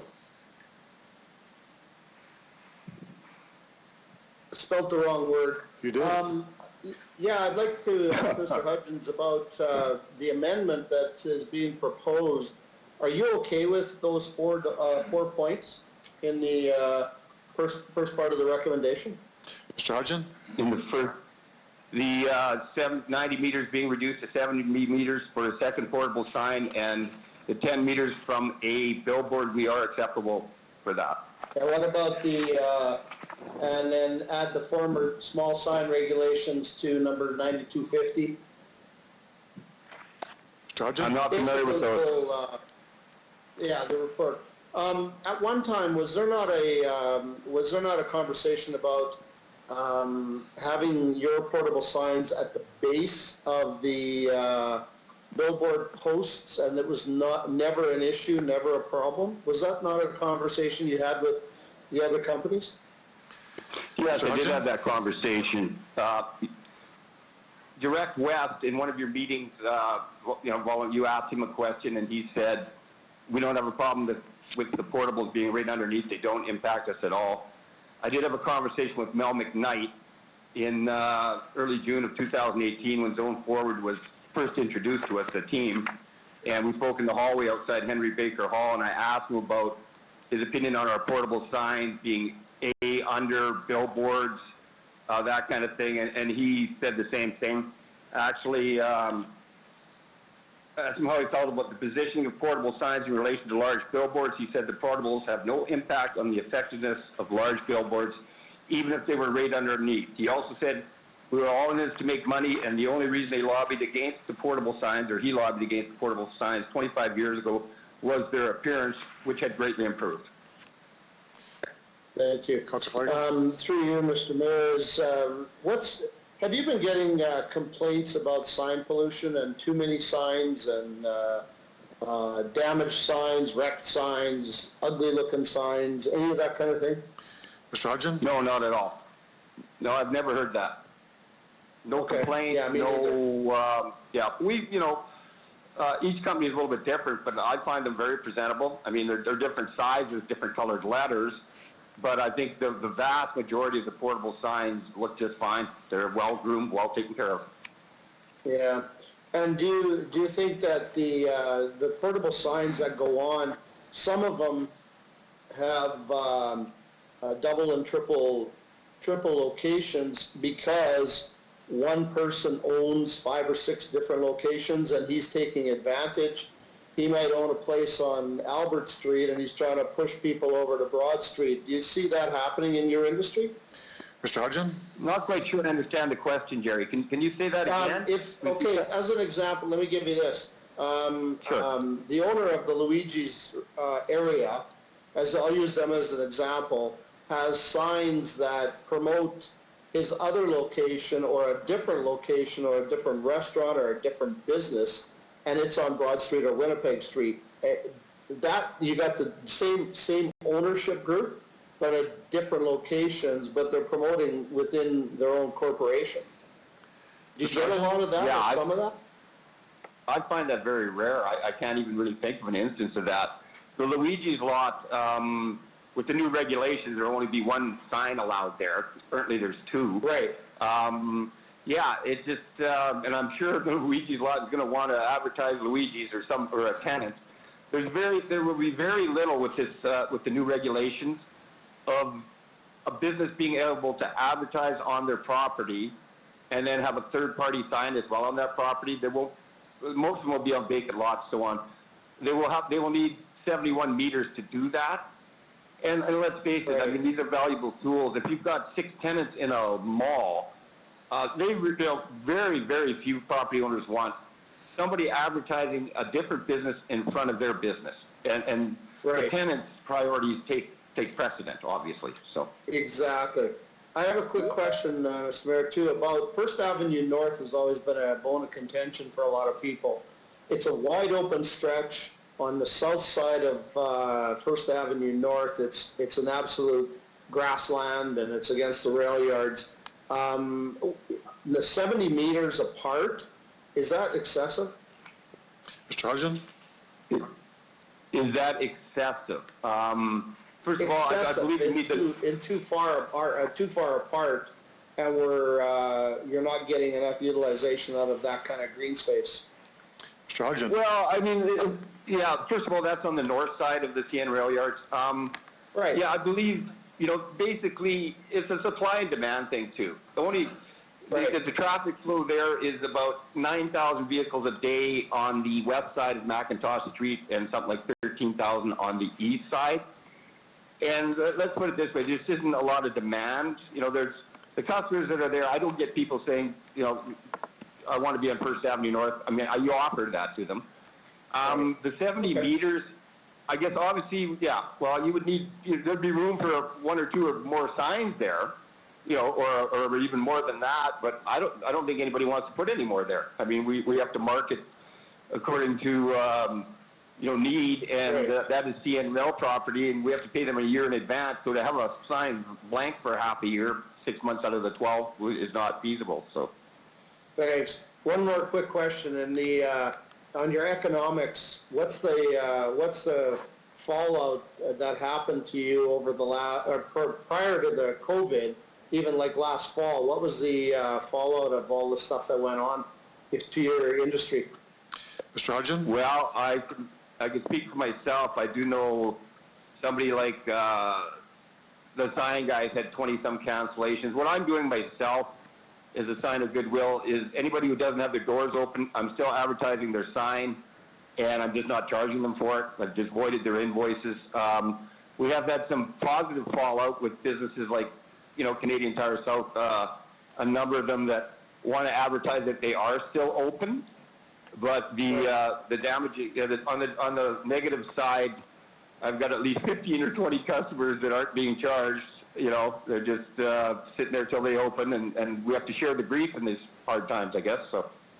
Yeah. Okay. Perfect. Thanks for your time. Thank you, Councillor Flagel. You're welcome, Gary. Thank you. Any other questions of the delegation? Thank you very much, Mr. Hudson. You can retire from the phone there. Thank you very much for your answering questions. We have a communication from Mel McKnight, Outfront Media. If I could have a motion to receive and file that communication. I'll move that.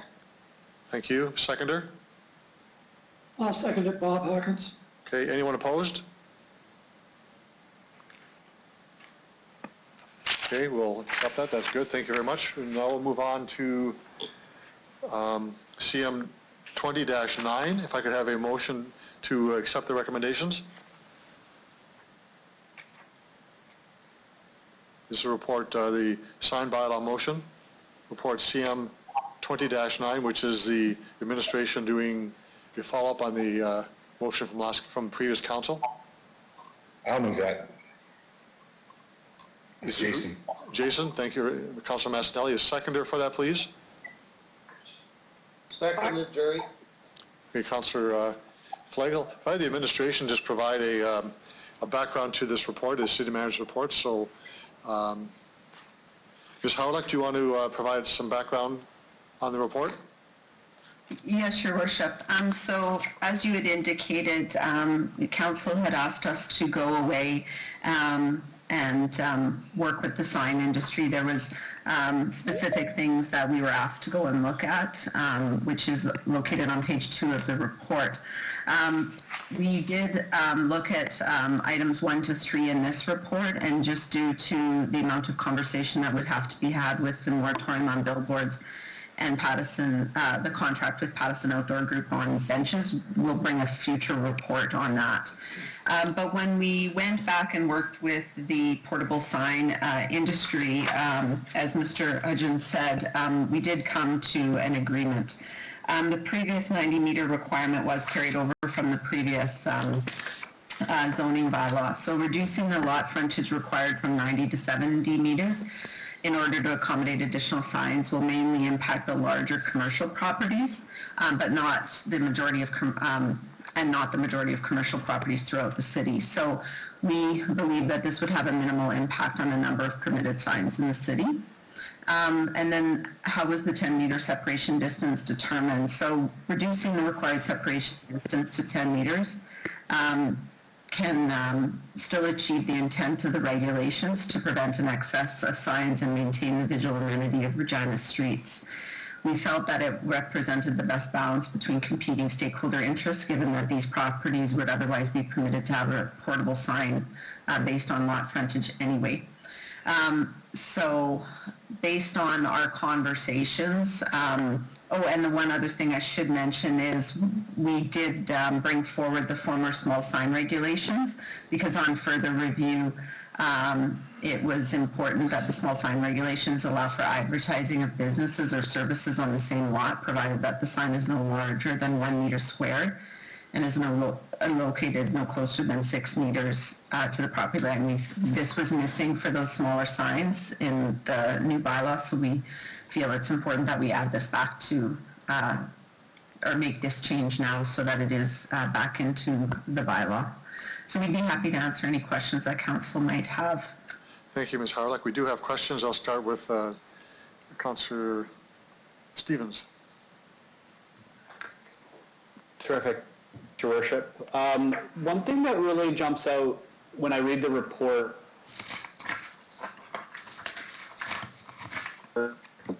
Lanny mentioned a balance, there was no consensus, and this balance is reflected in the current recommendations. But I do have to ask, what was sacrificed in the process? So we were achieving best practice, there were different policy objectives in the initial bylaw. What do we give up in this comment, or in this compromise, through the chair? Ms. Harlock. I might start, and then I'll ask Mr. Reid to provide some additional comments. I think it is a compromise. Obviously, as the portable sign industry had indicated, the more stringent rules, the less signs we would see. But is that the best for the city of Regina? And because of the impacts onto certain lot sizes. So for us, it was finding that balance, and as we indicated, we feel that these changes will have a minimal impact on the visual integrity, and of course, as we move forward, if we do find that we need to tighten up those regulations, that's always something that we can come back. But we felt at this point it would be a fair compromise based on the information that they brought forward. I can ask Mr. Reid if he has anything further to add. Mr. Reid. Can everybody hear me? Yes. Yes. Okay, great. So as Ms. Harlock said, the recommendations that are being brought forward today are really just kind of a good balance. Reducing the separation distance between portable signs and permanent billboards from 30 to 10 meters is kind of, what we're doing with that is striking a balance between the previous regulation. Like under the old regulations, the separation distance applied only to portable billboards and not on-site portable signs. So by kind of lowering the distance, it's covering both sign types now, but you won't be allowed to have, say, an on-site right beside a permanent billboard, as would have previously been the case. We are, as part of the recommendation, we are also suggesting like sort of an exemption for signs for lots that could not erect a portable sign due to a combination of the required separation distance as well as our sightline regulations. We would still permit an on-site sign for those lots. So that addresses some of the concerns we heard from business owners as far as not being able to advertise in that way anymore. But other than that, yeah, I don't think the impact of either of these proposals on the number of signs in Regina will be that significant. Based on the number of permanent billboards we're aware of, there's probably less than 100 where this separation distance will come into, like, where there will be any kind of impact. And lowering, as Ms. Harlock said, lowering the distance for a second sign from 90 to 70 meters is only expected to impact the largest commercial lots. So we thought this was a good compromise to get everybody on board. Okay, thank you. I'll leave it there. Yeah, through the chair, Mr. Reid, you mentioned something there about a portable sign couldn't be next to now a permanent sign or a billboard. I actually saw one going up. There's a brewery on Sass Drive, north end of Cathedral. There's a portable sign that went up, maybe 10 meters away. So one of those would be out of compliance with these new rules, correct? And you'd have to move that portable sign then to comply with these new regulations. Through the chair. Mr. Reid. So under the current regulations, that sign wouldn't be permitted, the portable wouldn't be permitted because it would be closer than 30 meters, as you're saying. But under what we're proposing, as long as it's 10 meters away, that on-site could still be there. Okay, thank you. Another question, there were concerns raised in some of the delegates' reports about the proximity of bus benches which serve as advertising platforms to permanent and temporary billboards. That's not in any way affected. My only concern here is bus benches of all of this actually serve a function for people and not just advertising. So our capacity to put bus benches near stops, that's not going to change, and we can still see those kind of marketing platforms go ahead. Is that correct? Ms. Harlock? Through you, Your Worship, that is correct. As I indicated at the beginning, we'll bring a report with respect to that conversation that was requested by Council on the moratorium on new billboards and information with respect to advertising on bus benches at a future date. Okay, thank you. Through the chair, my last question, it's really a ground floor question. If I was opposed to seeing more billboards out there because of visual pollution, would it be a vote against this? Because ultimately what I see is this is opening the door for more billboards. If the concern was there's too many already and we want to see less, presumably one would vote against this report and go back to the original version. Is that correct? Ms. Harlock? Through you, Your Worship, just so I'm clear, do you mean portable billboards or the permanent billboards? Because this is with respect to the portable billboards. So I'd say all of the above. So anything that would restrict the placing of billboards. So the status quo was actually restricting it. Okay. Through you, Your Worship. Through you, Your Worship, that is correct. Okay. Thank you. That's all I had. Thank you, Councillor Stevens. Councillor Flegel. Thank you. What I'm wondering about is when we talk about the 10, first of all, let me say this, when we talk about the 10 meter, or 10 meter, that's 30 feet, 32 feet or roughly. Is it an eyesore to have that sign blocking or covering up the 25-foot post that the large billboards are putting on somebody's property? Would it not assist in covering up or looking away from these big posts from an aesthetic point of view? Ms. Harlock, you want to try that one? Through you, Your Worship. So at this point, it is really about maintaining the visual amenity of the space, and the feeling is that there should be a separation distance. As Mr. Hudgens had indicated, they are in agreement with what is being brought forward with respect to this, so it was finding that compromise, and I think we found that as best as we could. So thanks. On page 2 it says number 4, a moratorium on new billboards, and yet on the recommendations there's nothing mentioned about it. What finally ended up happening with the moratorium besides just why isn't there a moratorium on more 20-foot billboards? I think, Councillor Flegel, that report's coming later at a future date. Both 4 and 5 are answered at a different time. It's just 1, 2, and 3 are being answered today. Oh, okay. Sorry, my misunderstanding. Are we? The one thing that I will say is that I do remember one of the large billboard people said, and Mr. Hudgens kind of alluded to it, was that, you know what, we don't care how close your portable signs are to us because our customers are looking 25 feet in the air. And when you have a company saying that, and then we're worried about putting a 4x8 sign at the base of a post. In some cases, I know some locations, it actually cleans up the area to move the sign directly below the 20-foot billboard, because it covers up the post, or there's a vacant space in front closer to the street that they can utilize. So I'm almost at the point where I know Mr. Hudgens is in agreement with the 10 meters, but I think he's giving concession because he figures if he can get this, he does. You know, he would probably love to have no distance because it's sort of the way it's been. And you know, I've heard numbers in different companies talk about a 30% reduction in business, and you know, we all know what that's like going forward today, when people are losing 50 and 75% of the business. So 30% is an ongoing.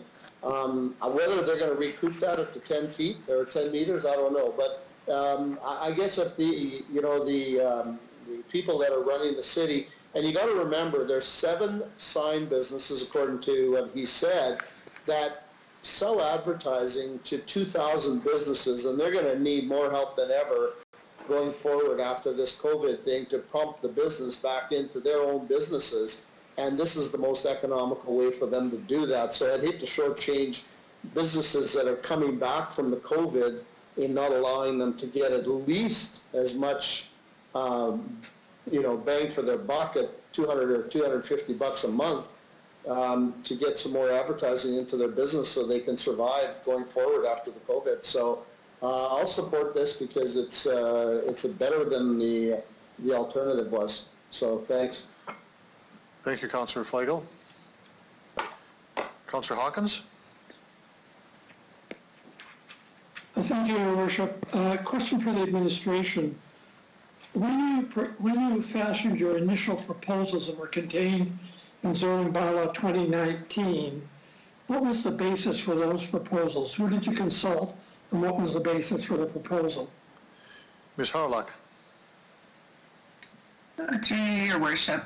So we did consult the sign industry when we did go out to the public with the bylaws. The public was consulted also, and then we did best practice research. So the proposal that came forward, we had gathered all of that, the original one. Upon looking back and doing more work, as council asked us to, originally our thoughts were around the visual amenity of the space. And the compromises that you see today, we feel that it would have minimal impact. Obviously, the original ones would restrict it even more, but we felt to find a compromise, this is why we brought this forward as the option. Again, Your Worship, when you did your initial consultation, was the classic sign people consulted? Ms. Harlock? Ms. Harlock, go ahead. Through you, Your Worship, I'd ask Mr. Reid to provide that answer. Yes, go ahead. Through you, Your Chair, yes. Classic Signs and other members of the Regina Portable Sign Association were consulted throughout the entire process, and in fact, more than other stakeholders. Thank you, and through you, Your Worship. Was the public consulted on this issue, and what feedback, what did the public give you on this issue when you were forming zoning bylaw 2019? Ms. Harlock? Through you, Your Worship, I'll start and then ask Mr. Reid to continue. There was concerns from the public with respect to visual clutter within the city from signage. I'll ask Mr. Reid to go into more details about the consultation that we received, or pardon me, the feedback we received from the public. Mr. Reid. Yes, so we engaged in public consultation within the context of the larger zoning bylaw review, but we did have sign-specific information at all of the open houses that were conducted in each ward. So we did hear in those sessions from city residents There were concerns about digital signs, of course, as well as visual clutter. So it's just offhand comments that were received. In terms of the formal written submitted feedback, there wasn't a lot from the public, but we did hear it quite a bit at the sessions. Thank you. And again, through you, Your Worship, going forward then to this proposal before Council this afternoon, which is substantially different, did you consult with the public in any way on this proposal? Mr. Reid? No. Like, in terms of this proposal based on the original council motion asking us to bring this back, we didn't. The council direction was to engage with the sign industry on this, and because we had already done quite a bit of public engagement on this, we had an idea of public feelings on this. So this proposal that you're putting forward to us today has never been run by the public for public consultation. Am I right on that? Ms. Harlock, do you want to weigh in? Through Your Worship. So at this point, we didn't do specific engagement, but should this go forward, the city solicitor would need to prepare, obviously, like the necessary bylaws for the amendments, which would be brought forward on May 27th. That would be a public notice, and at that time, the public would have their opportunity to provide comments at that time before and during the council meeting on those bylaw amendment changes. Thank you. Your Worship, is this the time I should make my comment? Yes. This is a bit strange what's happened here.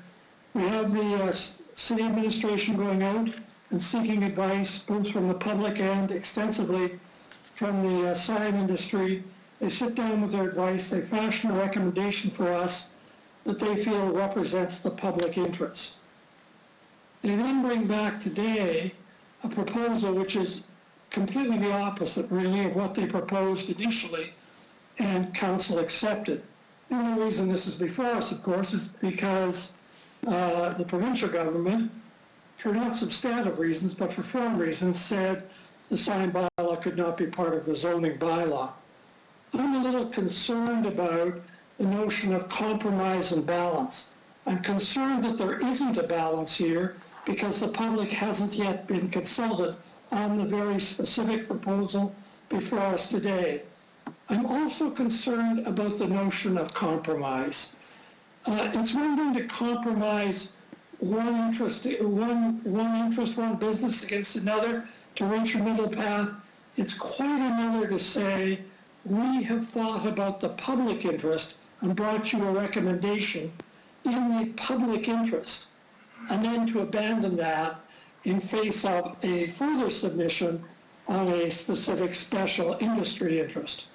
So I have some uneasy feeling about that, and because of that uneasy feeling, I'd like to move that this matter be referred back to the administration so that it can conduct public consultation on the current portable sign policy that it is recommending today, and I'd like to ask that the administration formulate a report on the basis of that to be brought back to Public Works Committee or the appropriate committee, might be Committee on Protective Services, for consideration. My reasoning on that is we haven't yet had public consultation as we normally do before we approve a recommendation. I'm worried that if we wait till the bylaw is formulated, it will really be too late in terms of engaging public interest consultation. We need that as this process is going through at this stage. So I'd like to move a referral motion of that type. Thank you, Councillor Hawkins. Your referral motion is in order, and referral motions are not debatable. So I just want to make sure that we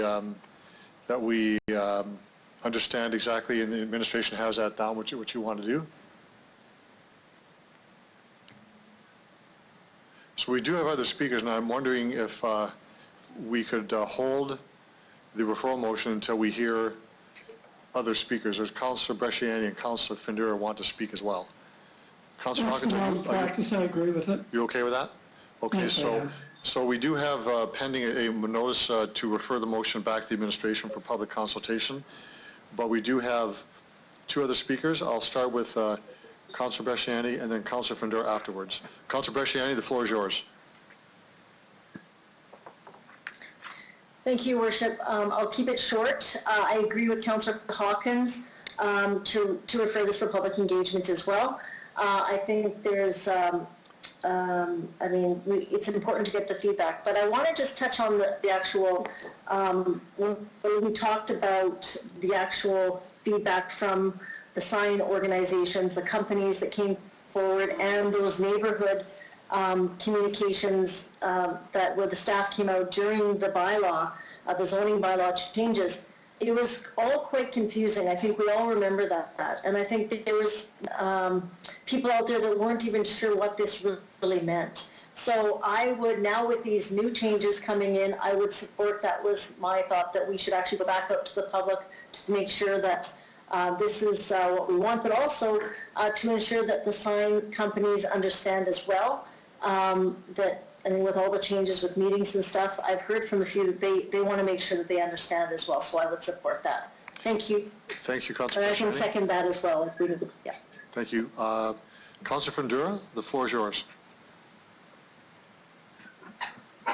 Okay, Worship, I'm just going to turn the camera on. There we go. To your Worship, I'm just going to say a few things on this. This involves livelihood of a small business.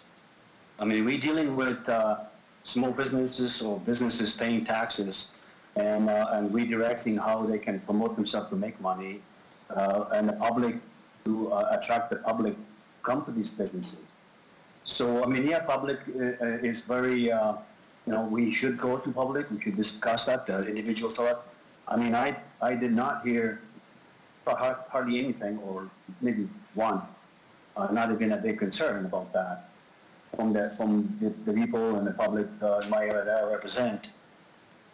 So my concern is that we are dealing with the small business and business lives, their way of attracting business, making money, employing people, and that's the bottom line. And I think, and even doing a business on the small business, they don't have big budgets to put up advertising on the big billboards. So this is another aspect of this. And I mean, I see that we've talked about this, and I see the compromise both sides. We are talking about 7 local businesses here in Regina. We've always talked about, I mean, there was a message that was sent out from us out here, Your Worship, is that support local. Well, let's do that. If we're going to be talking about it, let's do it. Deferring this back and say to the public, one or the other, sometimes people tell us, just make a decision and get on with it. And this is what it is all about. It's about looking out for our business, our small business, giving the best way for the big billboards to do their business, small billboards to do their business, small companies, small businesses to attract business and be able to afford to employ people and things like that. So it's a whole aspect. So I would say just get on with it. Citizens are telling us we don't have emails after emails telling us don't do this. So to me, I'm not going to support the referral, whatever it's going. Let's deal with this right now and make this thing go. That's my comment. Thank you, Worship. Okay. Okay, thank you for that. I think the city manager wants to step in to this. Mr. Holden? Thank you, Your Worship. I just wanted to, remind Council, just in terms of Councillor Hawkins' motion, that we came here today because we needed to, we had extended the sign permits until the end of June. So if we are going to bring a report in the future to Regina Planning Commission, then we would need Council to approve a further extension. And I would ask Ms. Harlock just to comment on the time frame. It may, if the report is Q3 of 2020, then we may need to have the extension to maybe even the end of this year. But I'll have Ms. Harlock comment further. Ms. Harlock. Through you, Your Worship, as the city manager has indicated, the licenses that are currently in existence do expire on June 30th.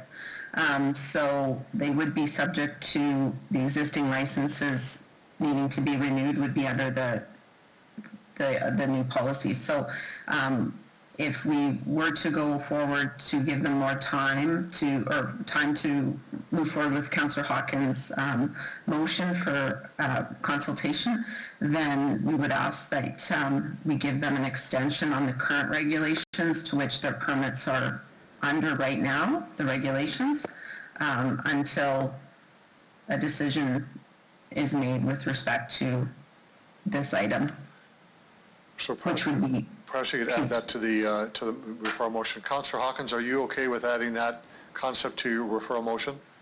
I'm agreeable to that, Your Worship, and posted already is the motion. Councillor Bresciani seconded it, and I noticed that you refer it back to the Regina Planning Commission. I'm just assuming that that's the appropriate place where it should go. That is where the administration is recommended to go. I'm agreeable to all of that. Okay, so we're just going to take a moment to have the wording of the added clause to the referral motion put in. So if everybody could just bear with us for a moment. Councilor Massanelli, you'll be next speaking once you get this down.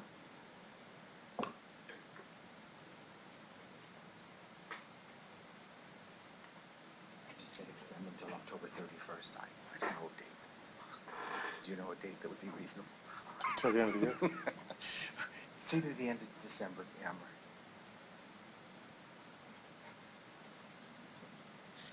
So we're going to add that the current licenses be extended to December 31st, 2020. Ms. Harlock, is that a reasonable amount of time?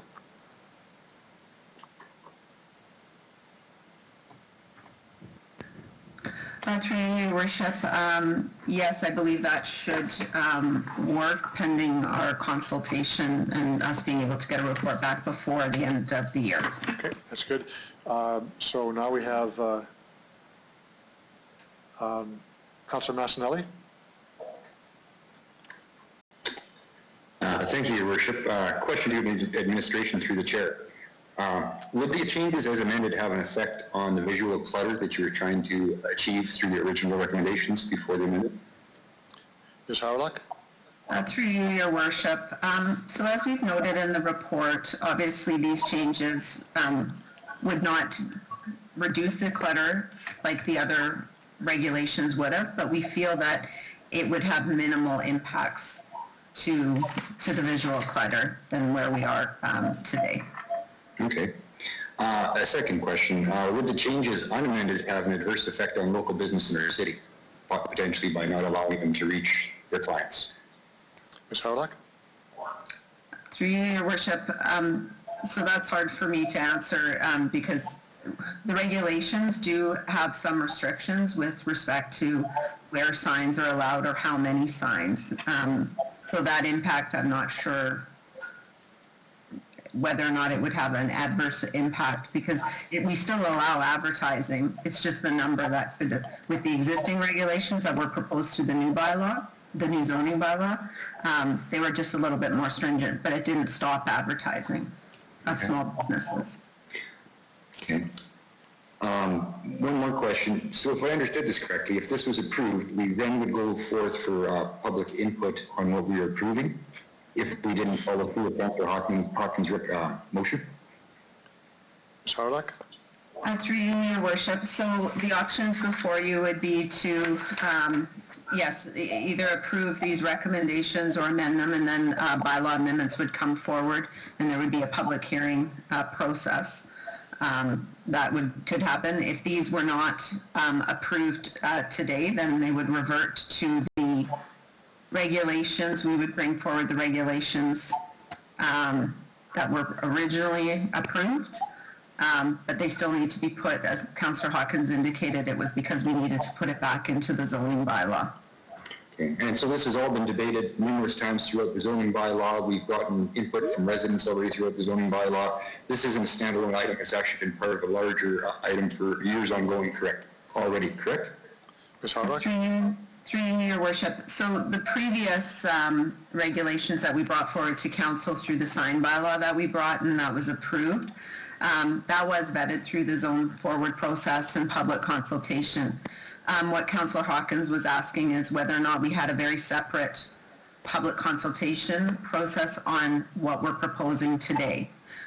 We did not have, we consulted the stakeholder groups that were affected, not the general populace, because through the bylaw amendment process, there is a public hearing portion where the bylaw amendments get advertised, and the public can at that point bring forward their comments to council on May 27th with those, for their comments to be considered by council at that time. What Councillor Hawkins is asking is that we do a separate consultation and then bring it all back to council with that consultation at that time. And then we would get direction from council and then get the direction and then do the advertising of the bylaws and go through that process. Okay, to me that sounds like a lot of extra steps in light of a pandemic and a lot of the responsibilities, and I think that I've seen this through enough that if there's something to be changed, we can change it later on through an amendment. So I'm going to follow through with this as we're set up. Thank you very much. Thank you, Councillor Massanelli. Other speakers to the report itself before I go back to Councillor Hawkins' referral motion. So I believe you can see the referral motion. And just to confirm, Councillor Hawkins, Councillor Massanelli, or Bresciani, you're okay with the wording on the referral motion? I'm fine with it. Okay, so I'll have the... Yes, I'm fine with it. Thank you. So I'll have the clerk do the vote. Mr. Clerk? Thank you, Councillor Hawkins. As the mover of the motion, I will ask you first. In favor. Councillor Young? Councillor Young? Against? Councillor Stevens? Again. Councillor Bresciani? In favor? Councillor Findura? Against? Councillor Murray? Against? Councillor Bryce? In favor? Councillor O'Donnell? Against? Councillor Mancinelli? Against. Councillor Flagel? Against? Mayor Fougere? Against. The vote is 3 in favor, 8 opposed. The motion is lost. Motion defeated. Okay. Other speakers to the main report. So we will do another call on the main report, main motions on the report. Mr. Clerk? Councillor Young? In favor? Councillor Hawkins? Against. Councillor Stevens? Against? Councillor Bresciani? In favor? Councillor Findura? In favor? Councillor Murray? In favor. Councillor Bryce? In favor. Councillor O'Donnell? Against? Councillor Mancinelli? In favor. Councillor Flagel? Councillor Flagel? In favor. Mayor Fougere? In favor. The vote is 8 in favor, 3 against. The motion carries, Your Worship. Good. Thank you very much, everyone. That's good. So we'll move on to the third reading of bylaw 2020-11. Councillor Hawkins? Your Worship, I move, seconded by Councillor Young, the bylaw 20-11 be read a third time. Anyone opposed to third reading? That's carried. Thank you very much. We have 2 public notice bylaws. Mr. Clerk? Get Councillor, he has to do his first, he needs to do his first 2. Okay. Councillor Hawkins, you want to introduce those 2 bylaws? Thank you, Your Worship. Council, bylaws 2020-16 and 2020-17. I move, seconded by Councillor Bresciani, that bylaws 2020-16 and 2020-17 be introduced and read a first time. Mr. Clerk. Thank you, Your Worship. Council is now considering 2 bylaws requiring a public hearing as outlined, 2020-16 to rezone land to allow for the development of an agriculture animal support land use, and 2020-17 to rezone lands to allow for high-density residential development in the Rosewood Park neighborhood. In light of meeting restrictions, we reached out to interested parties. We have previously heard this afternoon from delegations respecting bylaw number 2020-16, and no interested parties indicated an interest in speaking to bylaw 2020-17 respecting Rosewood Park. Thank you, Mr. Clerk. Anyone opposed to first reading? Thank you. Councillor Hawkins? Thank you, Your Worship. I move, seconded by Councillor Stevens, the bylaws 2020-16 and 2020-17 be read a second time. Anyone opposed to second reading?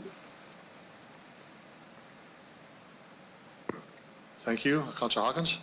Your Worship, I move, seconded by Councillor Murray, the Council hereby consents to bylaws 2020-16 and 2020-17 going to third reading at this meeting. Anyone opposed to third reading? Thank you. Councillor Hawkins? Thank you. I move, seconded by Councillor Flagel, that bylaws 2020-16 and 2020-17 be read a third time. Anyone opposed? Thank you very much, everyone. Thank you, Councillor Hawkins, for doing that. We're going to move into delegation-related reports and bylaws. We have another delegation. This is related to a discretionary use application. Nikki Smits, if you're on the line.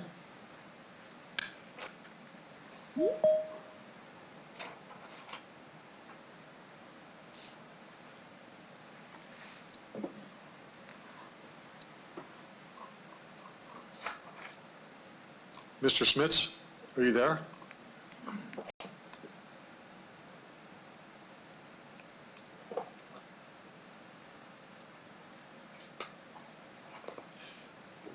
Mickey Smits, can you hear me?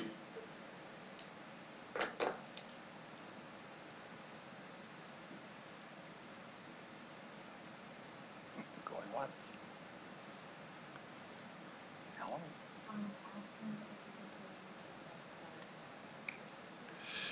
Mr. Smits, if you can hear me, if you could press *6 and may unmute your phone.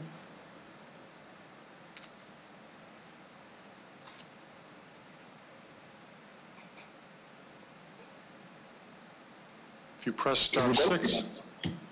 There we go. Mr. Smits?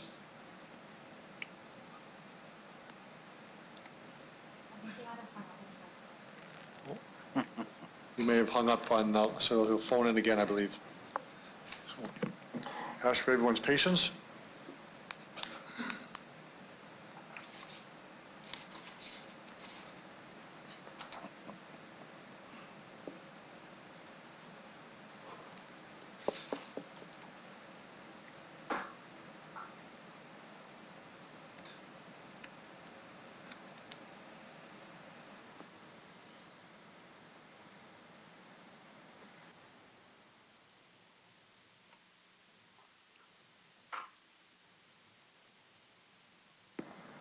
He was just on the phone. I believe he must have been cut off or hung up. We'll try to get him again on the line.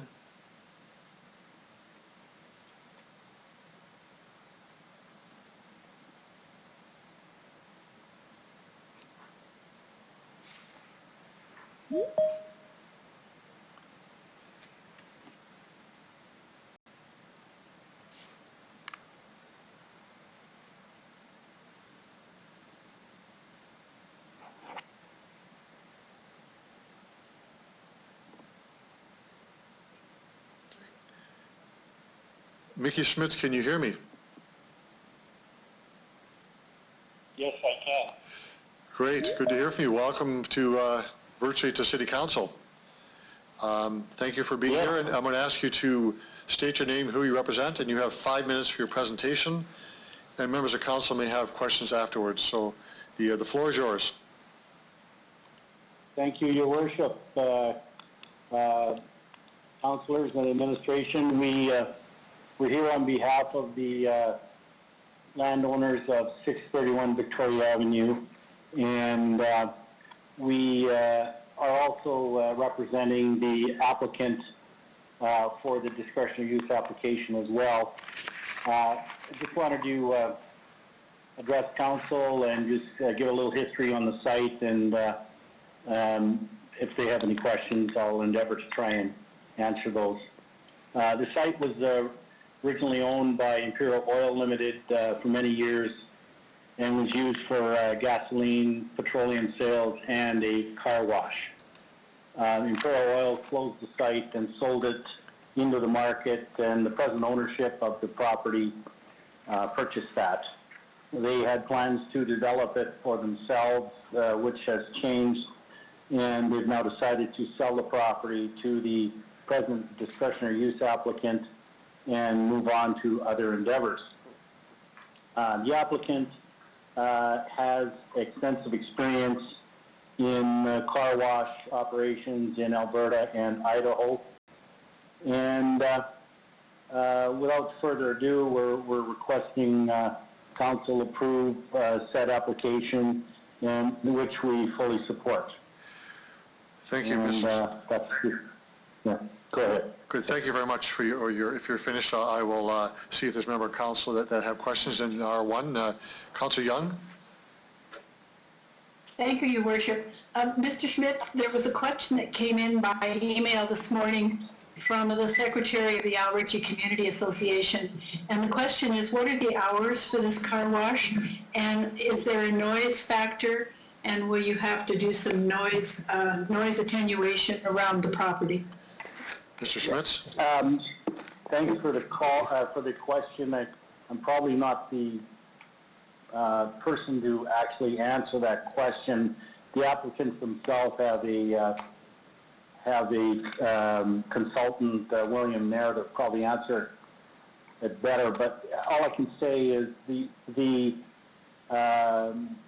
process that it'll be quite a high quality new developed building. Everything will be internal inside the building. There will not be any external washing of cars. And the hours of operation, as far as I understand, if they're like what they are in other locations, they open up at 7 a.m. in the morning and they close at 8 p.m. at night. And they'll operate probably every day of the week and on weekends. Thank you, Mr. Schmitz. Thank you, Councillor. You're welcome. Other questions of the delegation? Mr. Mayor, if I could, please. Oh, Councillor O'Donnell, go ahead.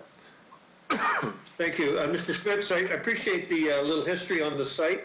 Can you tell me if the land was remediated, please? Mr. Schmitz? Yes, the land has been remediated, and that's part of our process, is to do due diligence to ensure that has happened or is happening. Okay, thank you. Yeah.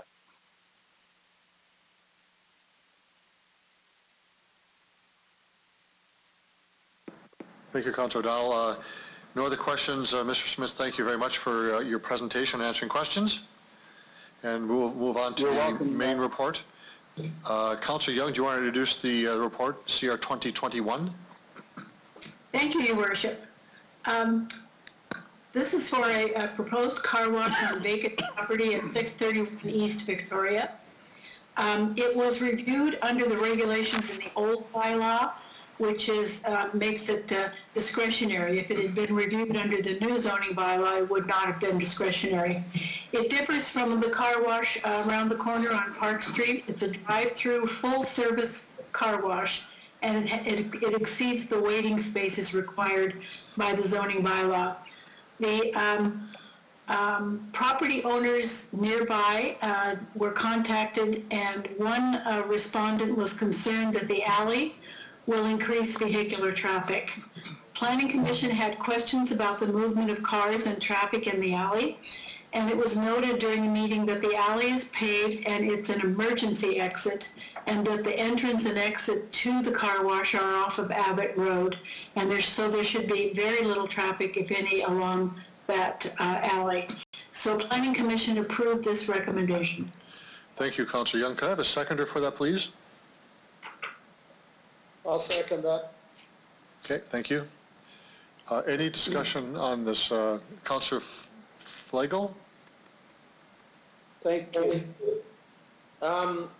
My question would be, we've approved three, this would be, if this one goes through, this will be the third, if not fourth, car wash that we've approved in the last few years, and none have been built yet.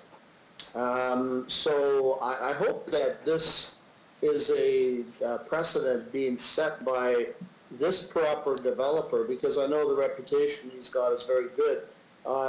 Because we've seen other ones that have gone, and that's always been my concern with these types of businesses. Is there any way we can come back to the people that have gotten permission to go forward and say, hey, like, if not, turn the land back into something else and we'll go forward. But they're you know, it's sort of holding a lot of the land ransom with a development, and they're not utilizing it. We've had many properties like that across the city, but are we looking into this as an administration to see, you know, if we can start to put timelines on these guys and say, look, if you don't have something done opened within 3 or 4 years, or half built or something to that effect, we gotta look at something different? Is there any way we can enforce that? Ms. Harlock. That's right, Your Worship. So we do have regulations. If a development permit application is issued and it doesn't transpire within a certain amount of time, then they have to reapply for another permit. If they start construction and it stops, then we would use our building code to rectify that situation with respect to anything that's unsafe or those sorts of things. If they get a building permit and don't even start construction, they have to start construction within 6 months, or else the permit expires. Okay. So permits can... And, if they come back 8 months later, they have to pay a new fee, starting basically from scratch again? Ms. Harlock? Through Your Worship, if their permits are expired, yes, they have to go, because we have to go through the whole process again. Okay, good. I'm good with that. I'm good with this car wash because it's a good location. Thanks. Thank you, Councillor Flagel. Any further discussion on the report? Okay, I'll call for the vote on this one. Anyone opposed to Report 2021?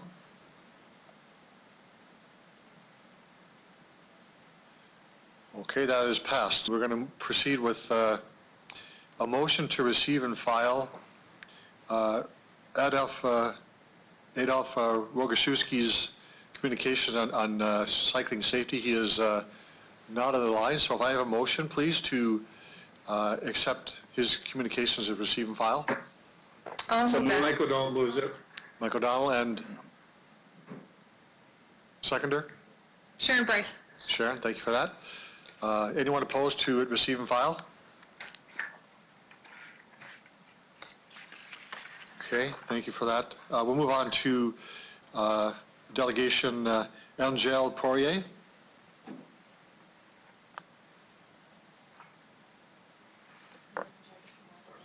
Yeah. If you could press *6, that will unmute your phone. Yes, can you hear me? Yes, we can. Fantastic. May I begin? Welcome to Regina City Council. Thank you for being here, and if you could identify yourself, who you represent, you have 5 minutes for your presentation. Thank you, Your Worship. I'm beginning my stopwatch right now. My name is Angèle Poirier, and I sit on the board of Bike Regina. My speech today is entitled, Why Should You Vote Against a Helmet Bylaw? 4 reasons why Regina does not need a helmet bylaw. The first reason I disapprove of the helmet bylaw is that it distracts political discourse from more worthy topics, such as creating bicycle-friendly infrastructure and policy. A study of 25 U.S. city councils showed that fixation on helmet bylaws actually hampers efforts to improve bike safety and only exacerbates autocentricity. This type of distraction is perfectly evident in the city of Regina, as this discourse today about helmets actually began as a safe passing bylaw in fall 2019, but was somehow hijacked and turned into a helmet bylaw, What began as an effort to reduce the number of cycling collisions has now turned into an effort to simply throw helmet-clad cyclists into the same number of collisions as before. My second argument against this helmet bylaw is that it shifts the burden of responsibility to the rider and away from policymakers.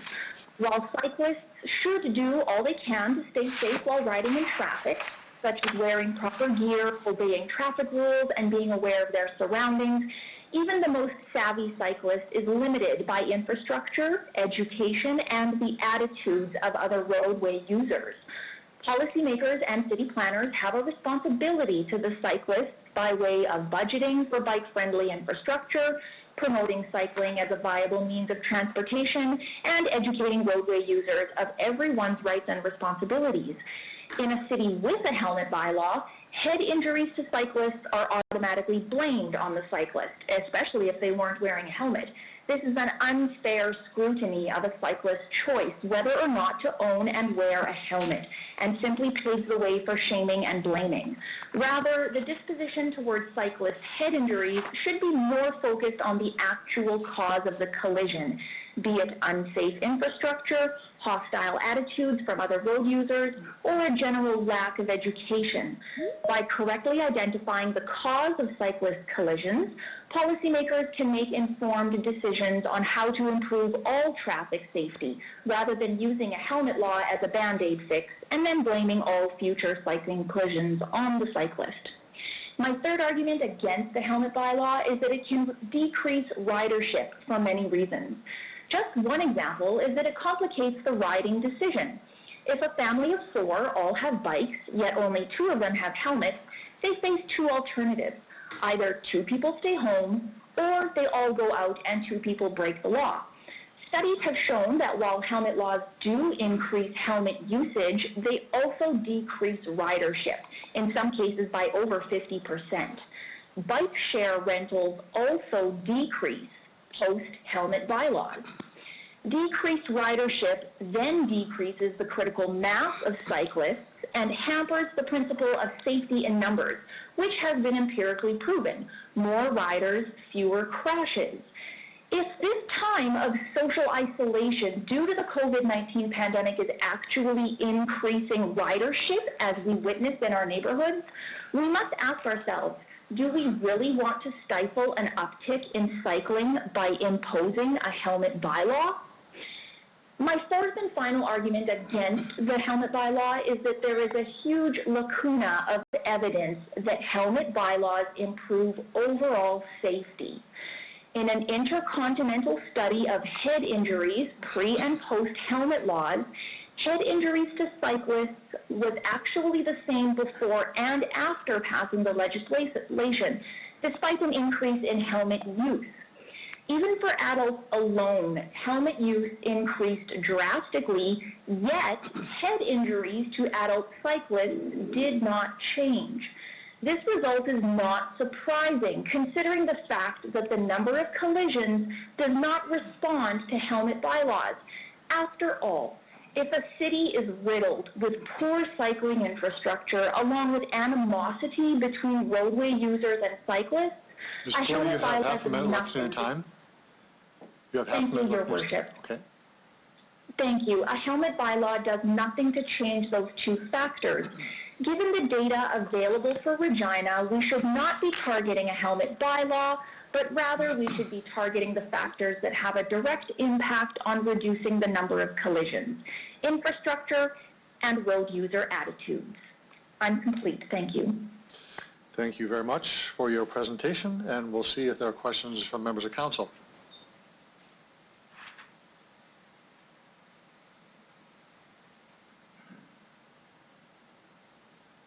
So I think I have 3 that are listed here. Councillor Young, you're first. No, it's not Councillor Young. Okay, so then this must be a list prior to the break then. Does anybody else have any? Okay, we'll start with Councillor Murray. Go ahead. Thank you very much, Your Worship. Is my video showing up here? Okay. My question is just in the listed options from administration, option 2 highlights protected bike lanes and investments there, it highlights, in option 2, it highlights safe passing distances. I'm just looking for your comment on that. I apologize if you did say that. I had trouble connecting when I first jumped on. So, Ms. Poirier? Thank you, Your Worship. Thank you, Councillor Murray, for your question. Your question is, what is my reaction to the proposed option of safe passing bylaw? That's correct. Yeah, I'm looking for your reaction to that. If it was in part with the helmet bylaw or separated. Okay.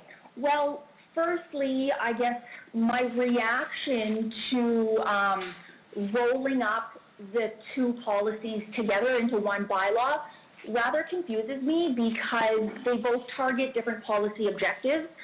So a mandatory helmet bylaw has the objective of protecting the cyclist and taking the current state of infrastructure and the current risk or probability of collision as exogenous, meaning we accept that the world is the way that it is, let's throw helmet-clad cyclists into the world the way that it is. While a safe passing bylaw has a completely different policy objective, and that would be to reduce the probability of collisions. And so that policy, the safe passing bylaw, doesn't take the world as is. It doesn't take the risk of collision as exogenous. It takes it as endogenous. And it says there's something we can do to actually reduce the risk. So my disposition to the safe passing bylaw is much friendlier than it is to the helmet bylaw. I would also like to point out that the City of Saskatoon recently had this exact same discussion, and much like us, their discussion around mandatory helmets was polarizing. And what they settled on is, in response to public outrage, is my understanding, they decided against a helmet bylaw, but they did accept a whole bunch of propositions to their disposition to cyclists in general, and one of those elements in the proposed changes was a safe passing bylaw. And so if we are to follow an example of what other cities are doing ahead of us, I would point to Saskatoon as a good example. Councillor Murray? Thanks very much for the input. No, that's all. Thank you, Your Worship. Okay, thank you. So, Councillor Young, do you want to speak now? Yes, Yeah. yes, I do, Okay, go Your ahead. Worship. And John, thank you very much for your report. It was educational. You mentioned three things that are important: infrastructure, education, and road user attitudes. And I think you just talked about one of them, passing. Are there other things you would bring forward for road user attitudes? Ms. Poirier? Thank you, Your Worship. Thank you, Councillor, for your excellent question. Are you asking whether I have any suggestions on how to change or improve roadway user attitudes towards cyclists? Yes, definitely. Okay, wonderful. Thank you. Yes, I mean, education. My personal mantra is don't berate, educate. And so, I mean, to be very general, I mean, any education campaign or initiative targeting, making all roadway users friendly towards cyclists, I welcome any initiative that points in that direction. That's just a very broad response. To be more, if you're looking for me to be more specific, I mean, some ideas that we've tossed around just on the board of Bike Regina have been, for example, partnering with SGI to do a billboard campaign. In fact, Bike Regina submitted an application to the SGI community grant this year to undertake exactly that, an educational billboard campaign, just to educate the general public on the rights and responsibilities and sharing the road with cyclists and that sort of thing. Unfortunately, we were rejected, but we will certainly try again. as far as any other specific suggestions that I have, I mean, I'm a brainstorm of ideas, but not all of them are good. So as a board, we're still working on other ideas. But like I say, we're very friendly and open to any type of education that targets changing and improving all roadway user attitudes to cyclists. Thank you very much. Thank you, Councillor Young. Councillor Bresciani. Thank you. Just to add on to that, your report was very, very well done, and I appreciate the infrastructure that's needed that is part of the huge safety component and the education. So has your organization reached out to any of the school boards to talk about going into the schools and talking about safety? And do you know of any other programs throughout any other provinces that do come in and do anything with schools or any other initiatives? Ms. Poirier. Thank you, Your Worship. Thank you so much for your question. I understand you're asking whether Bike Regina has had any contact, has gone into any schools to, educate or promote anything bike related, and whether we know of any other initiatives that also go into schools. Yes, that's correct. Thank you. Thank you. The answer is no. No, we do not go into schools, and no, we're not aware, although I'm sure a Google search would answer that question. But to be more specific, we're not affiliated, I guess, directly affiliated with any organizations or groups or even individuals that make it their mandate to go into schools. Councillor Bresciani. Thank you. Okay. That's all I have. Yeah, thank you. Thank you, Councillor Bresciani. Other questions of the delegation? Thank you, Ms. Poirier, for your presentation and answering questions, and you can exit now, and we'll move on to our next delegation. Thank you very much. Thank you, Your Worship. I'm hanging up. See you next time. Okay. So for council, need a receive and file for David Bernankevich's communication. He is not on the line, so I have a motion to receive and file his presentation. So moved, Andrew. Andrew, and seconder? Hawkins. Councillor Hawkins. I'll take it, unless there's any opposition to that, I'll take that as been passed. Our next delegation is Ellen McLaughlin. Ms. McLaughlin, if you could hit *6 to unmute your phone, that would be helpful. Is this work? Hello, Ms. McLaughlin? Hello? Hello? Hi, how are you? You're on the line now, so if you could identify yourself, who you represent. You have 5 minutes for your presentation, Ms. McLaughlin, and then members of council may have questions afterwards. So the floor is yours. Wonderful. My name is Ellen McLaughlin. I'm a transportation planning engineer and member of CARF, the Canadian Association of Road Safety Professionals.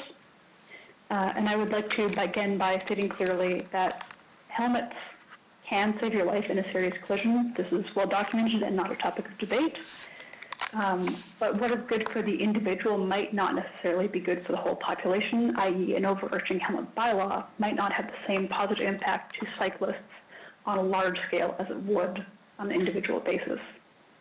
I encounter this nuanced difference frequently when designing safe, equitable, and forgiving roadways with the intent of eliminating all deaths on Canadian roadways. The links to some of the studies in my research were included in the documentation I provided to the city clerk, so you can find the original sources through those links. In summary, recent Canadian and international research has shown that there is not a strong relationship between a decrease in cyclist hospitalization and helmet laws. Now, this is talking about the number of accidents and not severity. So as we previously discussed, helmets do impact the severity of a collision, but we found that the bylaws do not impact the number of collisions occurring. These studies also found that there is often a 50% decrease in ridership as a result of these laws. Speaking to Angel's point about safety in numbers, this decrease in ridership would have a significant impact on the safety numbers, visibility within the community of cyclists of all ages. So the fact that we see helmets reduce the severity of collisions to individual users, but helmet bylaws do not reduce the number of collisions. In fact, mandatory bike bylaws are often tied to a potential increase in relative cyclist collisions, knowing that the number of cyclists decrease. The growing number of cyclists within the city, creating more visibility and more awareness of cyclists of all ages, can help provide additional safety for cyclists. And the helmet bylaw can create an extra barrier for new low-income and casual cyclists entering into this community in Regina. To illustrate the relationship between safety and controls, we can use an example from many of our construction sites. On site, we use a hierarchy of engineering controls to ensure safety. Before starting any field work, the team creates a plan to eliminate and control hazards on site. We create safe work zones, separating our workers from hazards like live traffic and potential falls. We ensure that our workers have appropriate training. And then the last-ditch effort is PPE, personal protective equipment like steel-toe boots and hard hats that can save a life as a last line of defense. The same approach, if applied to cycling, would see controlling and removing hazards by dedicated bike space for pedestrians and public outreach and communication before the last line of effort, PPE like helmets, would be worn to save a life. Ultimately, helmets reduce the severity of collisions but do not address the collisions themselves. We are left with a paradox. On an individual level, it is clear that helmets can and do save cyclists.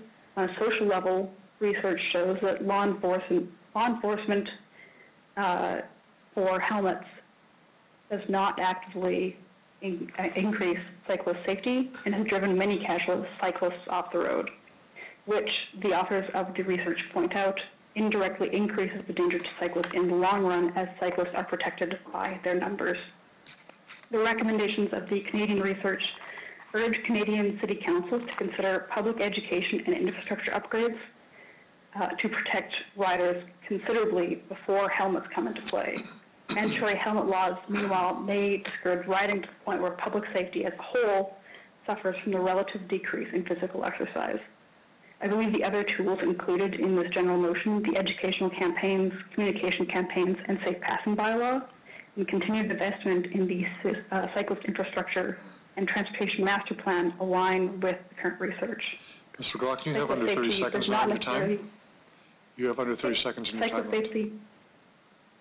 Cyclist safety does not necessarily equate a helmet bylaw, but I love my helmet, and it is the last line of defense for my personal safety. Thank you.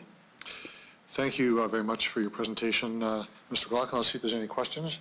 There are. I'll start with Councillor Murray and then Councillor Hawkins. Councillor Murray.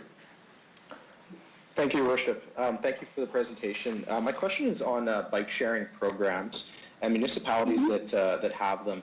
Is there any research that you've done or that you've seen as far as the uptake goes in those programs? I know it's considerably more difficult to bring a helmet with you in those cases, so if you could just elaborate on that at all. Mr. McLaughlin, go ahead. Thank you. There has been research in Australia where bike helmets are absolutely mandatory across all ages, and these bike share programs have been an absolute non-starter, where no one brings a helmet with them, and so no one can rent these bicycles that are out on the street. Meanwhile, cities that do have no helmet bylaws or youth and younger, so the demographic least likely to rent a bicycle, have seen a much more significant uptick in these cycle share facilities. Okay, thanks. And then my next question and my last question is on the number of people biking when there is no, or when a helmet bylaw is introduced. Is there any usable data on how much the decrease is, like how significant the decrease is of cyclists on the road? Ms. McLaughlin? It depends on, thank you.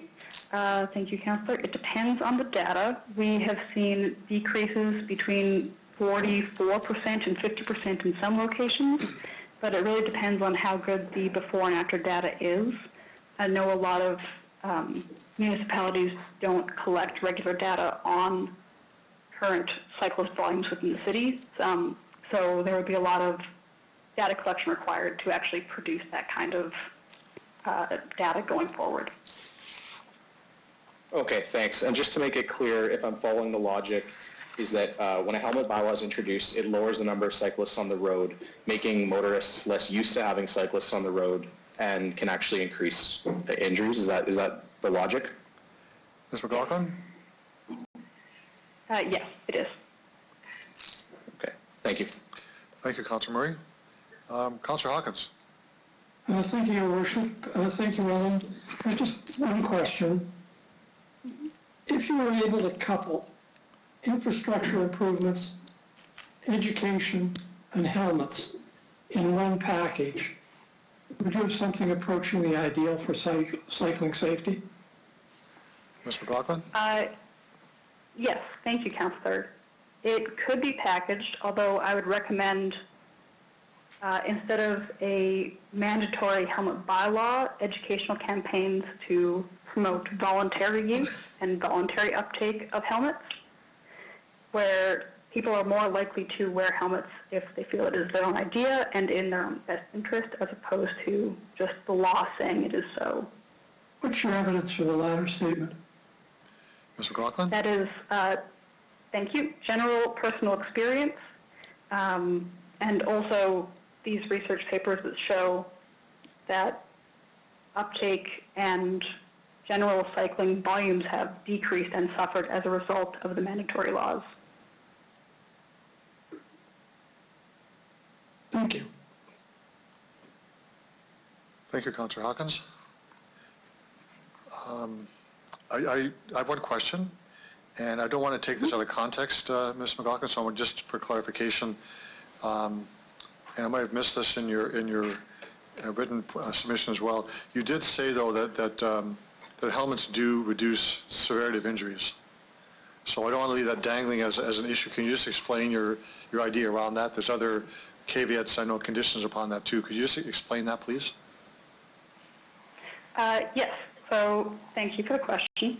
Helmets have been shown to reduce injuries, so you're less likely to crack your skull open, for example. But in engineering terms, you can look at reducing a collision's severity or getting rid of that collision entirely.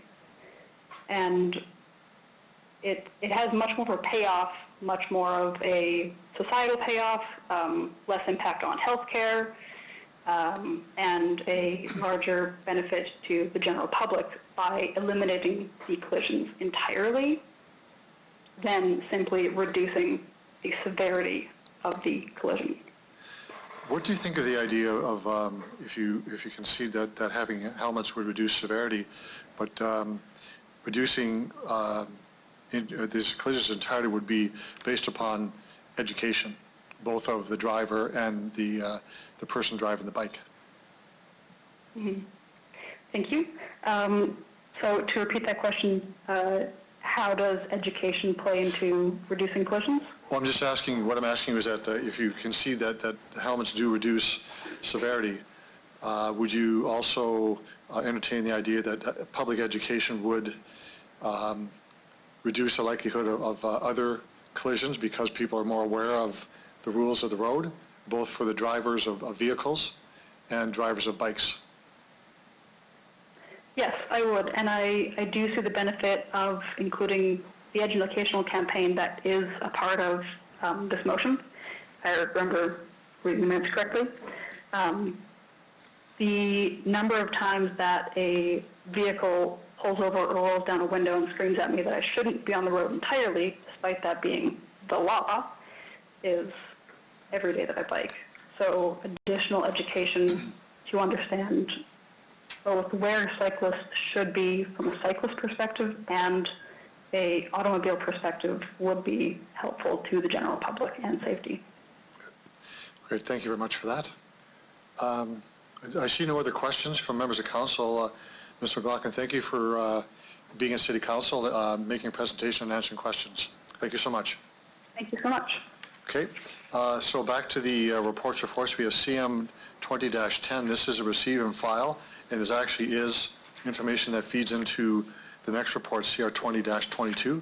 So if I could have a motion to receive and file report 2010, please. That information. So, Your Worship, I'll move the receive and file, following which I'll move CR 20-22. Okay, could I have a seconder for the receive and file on CM 2010, please? I'll second that. Thank you for that. Any discussion on receive and file? I hope not. Okay, anyone opposed to that motion? Okay, so I'm going to. So Councillor Hawkins has just moved concurrence in report 20-22. I have a seconder, please. I'll second that. It's Sharon. Okay, Councillor Bryce, thank you. Councillor Hawkins, once I get my clock going here, I'll give you the floor. You have 5 minutes. Go right ahead. Thank you very much. I want to begin with what I think is the foundational point. The Canadian Pediatric Society, after doing a cross-study study of all evidence available, made 2 conclusions. One, and I quote, there is evidence that bicycle helmet legislation increases helmet use and reduces head injuries. And then secondly, evidence for reduced bicycling and greater risk-taking is weak and conflicting. The Canadian Pediatric Society, the Saskatchewan Medical Association, Canadian Automobile Association, and SGI all endorse the wearing of helmets because they save lives and reduce the severity of injuries.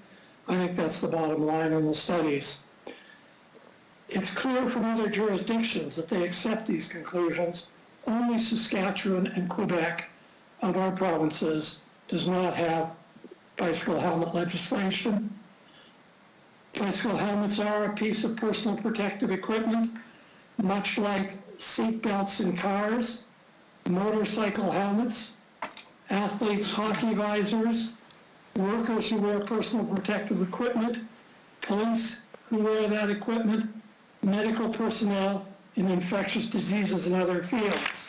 When we as a society have individuals engaging in dangerous activities, we require that they wear personal protective equipment, and that should apply to cyclists. They, in the same way, contribute to all of society, both by staying safe and not drawing on Medicare, and by being able to be productive economic members of society because they're not severely injured. I point out that helmets are meant to protect not just cyclists, but they're meant to protect all drivers on the road who might be involved in an accident with cyclists, with the families and loved ones of the cyclists, and with all of society. Helmets are not expensive. A good helmet, an approved helmet, can be had for about $29. And this is important. Communities like Moose Jaw that have helmet compulsory bylaws have developed programs in cooperation with SGI to supply helmets to those who cannot afford them themselves. Moose Jaw in particular very successful at this. I want to say something about education. I'm a big fan of education. I think it is important. But I also know that one of the most effective tools for education can be a bylaw that requires a helmet to be worn. Bylaws themselves provide education, but they also give an opportunity for parents who are educating their children, for police officers who are watching cyclists on the street, to say, you should be wearing this helmet. It's the law to wear a helmet, and to explain that, why, and to give them perhaps the voucher to get a free helmet if they could not afford one themselves.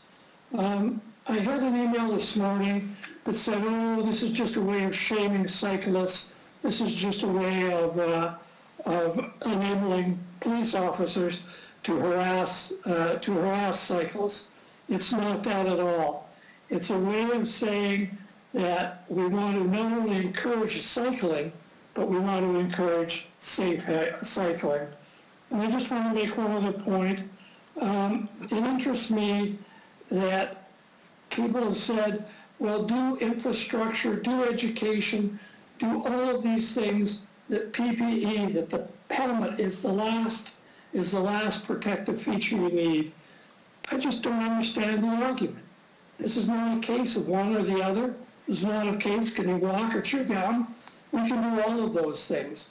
And so I stand with the Canadian Pediatric Society, the Medical Association, the CAA, and SGI, and saying helmets do reduce serious head injury. There is evidence for reducing bicycling is weak and conflicting.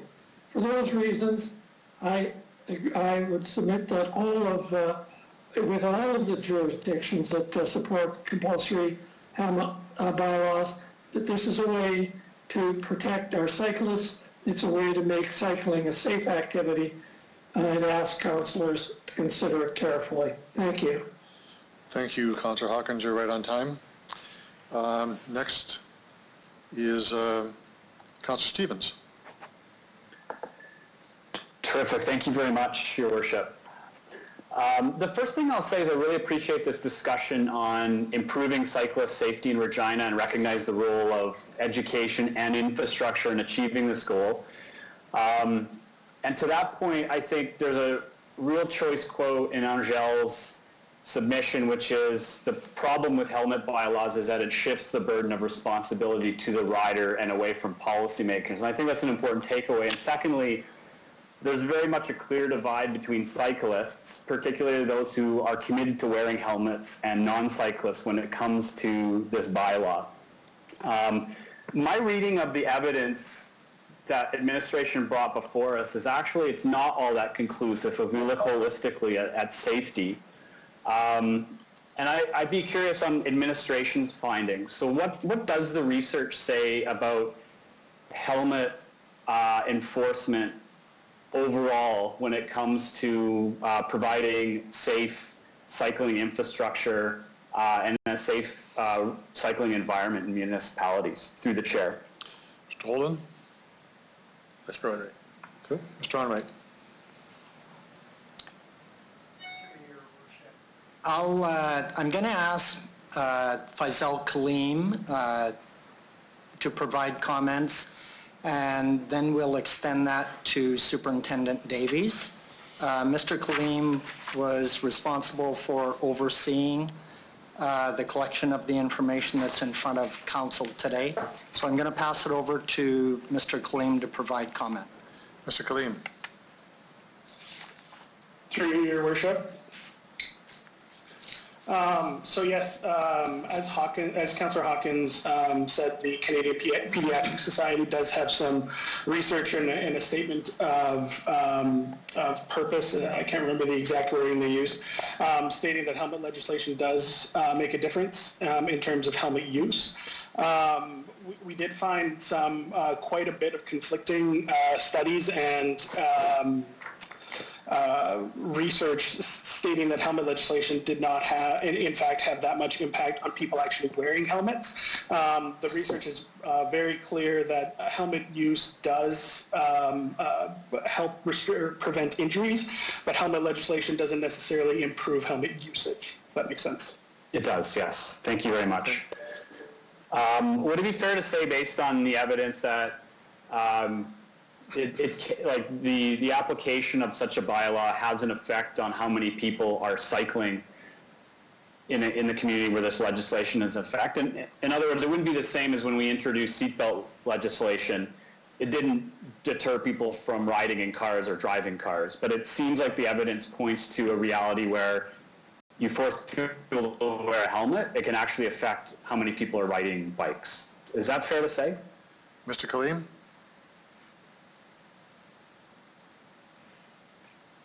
Through Your Worship, yes, we did see within the research that there was a noted decrease in cycling usage if helmet legislation did come about.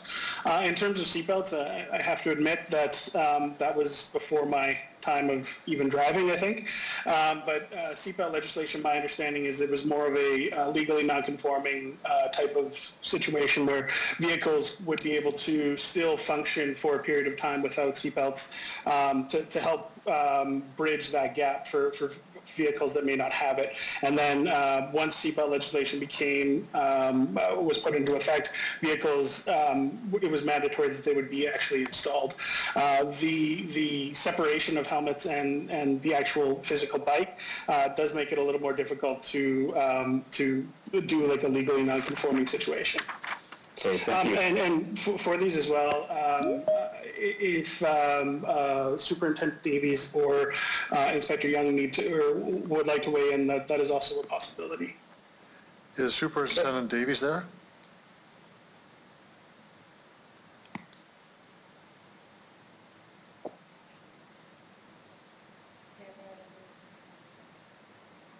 Oh, *6 on your phone. Okay. Superintendent Davies? I guess she's not there. Okay. Councillor Stevens, you want to go ahead? Okay, I can continue. Yeah, thank you. Education is a big part of this. Can the administration tell us where money would come from for the education component, especially in 2020? Mr. Kaleem? Oh, we'll get Mr. Onright. Thank you, through your worship. So the money for the education part would come out of the Automatic Speed Enforcement Fund.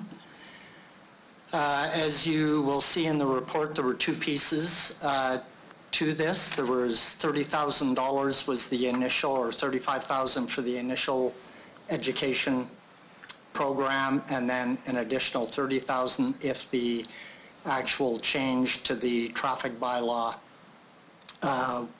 was passed by council, for a total of $65,000.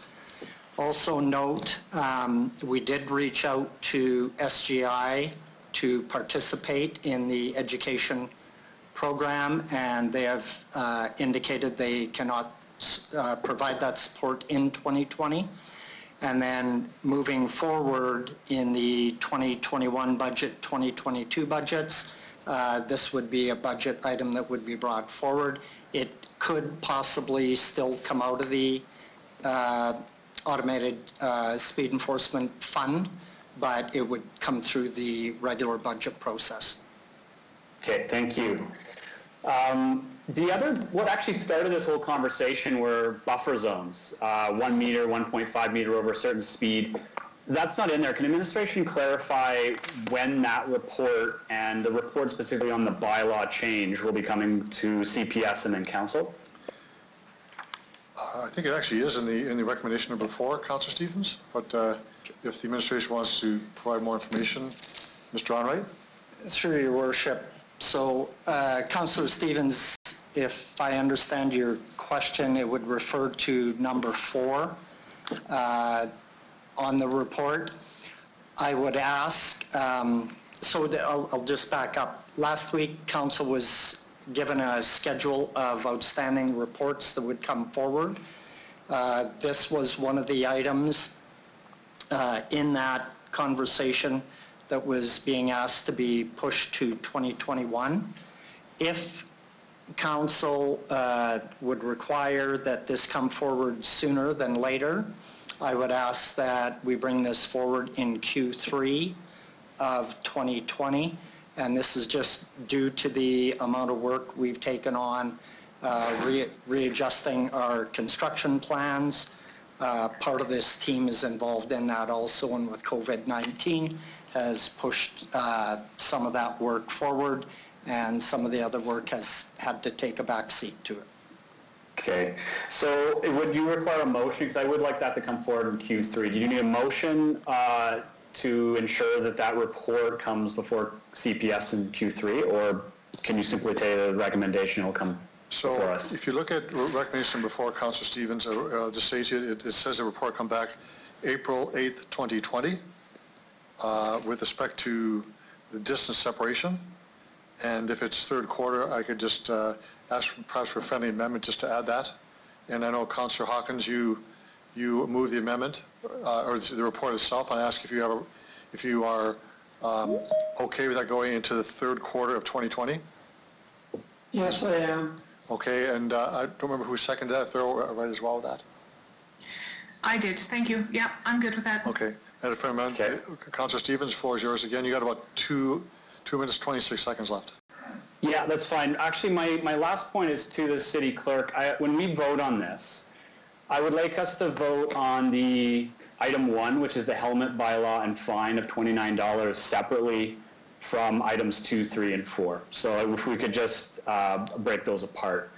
I'm not in favor of the helmet bylaw. I think a lot of the evidence and the testimonies we've heard kind of speak to why. And I'll just leave it with those submissions and the delegates to kind of speak for me. So I think they'd make it a compelling case. But I'd like us to separate those recommendations as we vote on them. Thank you. Thank you for that, Councillor Stevens. Councillor Massanelli, the floor is yours. Your Worship, on a procedural point on the last matter. Yes. It seems to me that item number 1, item number 2, and item number 3 are connected closely. That what the motion here is that there be compulsory helmets with education. Mm-hmm. I actually would agree with that, but I don't know, Councillor Stevens, are you okay with that 1, 2, and 3 being together and then number 4 being separated? No, I mean the bylaw is actually different. So there's an education campaign about motorists and cycling distance. You can go ahead with that before there's a bylaw. You can also go ahead with an education campaign about the benefits of wearing a helmet and additional safety equipment without there being a bylaw. So I support the education campaign wholeheartedly. The bylaw is a bit different, and all it would entail is changing that strategy a little bit. Even if the bylaw fails, we can still have that education campaign. So 1 is probably the most, it's a law. The others are educational. Your Worship, can I reply to that? I'm not sure I want to get into a debate, Council. I'll give you one last chance to speak on it, then we'll have to move on. I'll be very brief. I think the bylaw is part of an education campaign. And I don't think it makes any sense to have the bylaw change without an education campaign. And so I think the two are inextricably linked to both campaigns. Okay. Thank you, Councillor Hawkins. Councillor Massanelli?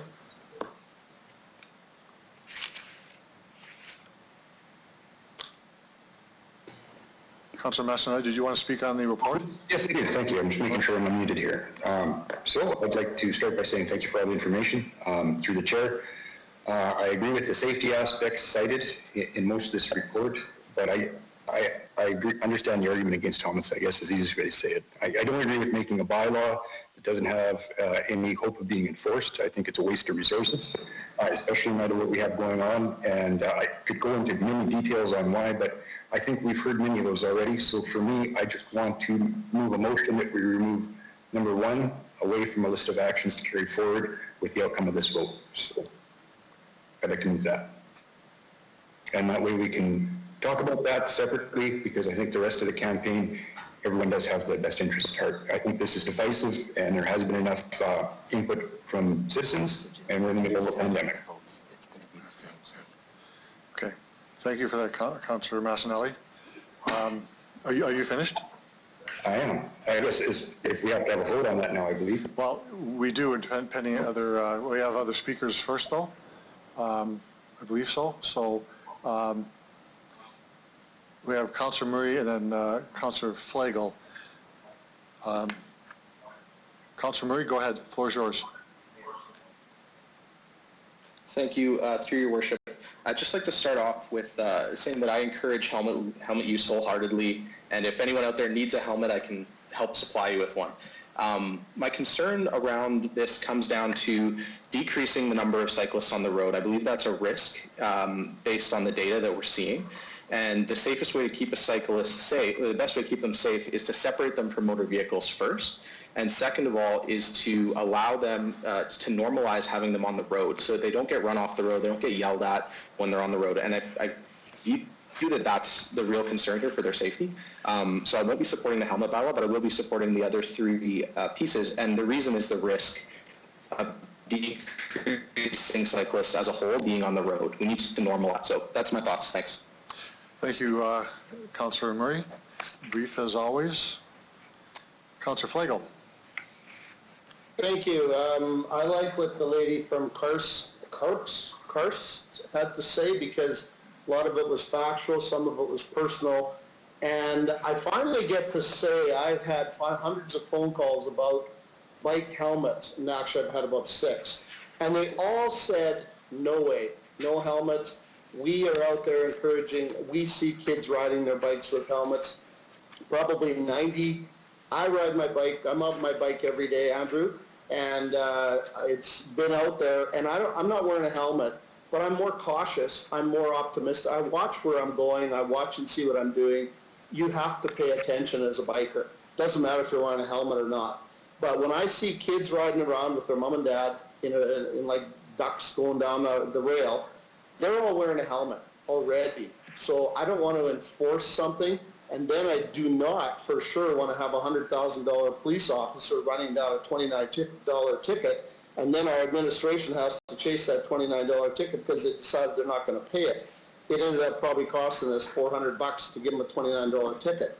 I don't want to see that when we got enough, we got a shortage of police officers as it is, and we're going to have them chasing down $29 bike helmet tickets. I don't see that as a plus for Regina. I think this is the type of thing, yes, there's a safety concern, but when you look at what the helmet is going to save you from, it's going to save you from cuts and bruises. It's not going to save you from a concussion, because if you look at the hockey in the last 20 years, there's been more concussions, and it's due to whipping of the neck, it's snapping of the head. It has nothing to do with the helmet. And the cuts and bruises maybe, but the concussions, nope, it doesn't work, because it's based on a whipping of the head, not a connection to a head to a concrete. Head, concrete, and a helmet, still going to give you a concussion. So I don't buy that at all. Most adults are starting to wear them too. There's some of us that don't. And I would love to see this thing split out. I don't really support either one, because as I've been riding my bike, and I go down some of the major roads, but I've never had anybody come even within 5 feet of me, because they see me. And the more people are out there, the more conscious drivers are going to be about bicycles on the road. Most cyclists, other than the commuter cyclists, the recreational cyclists do not drive down Albert, do not drive down Pasqua, Louvain, very solid. They'll stick to residential roads, they'll stick to the bikeways, the pathways, and that's what those things are designed for. So if nothing else, we need to get another bike route going in the city, or expand it, like up in the northwest would be a good place to start.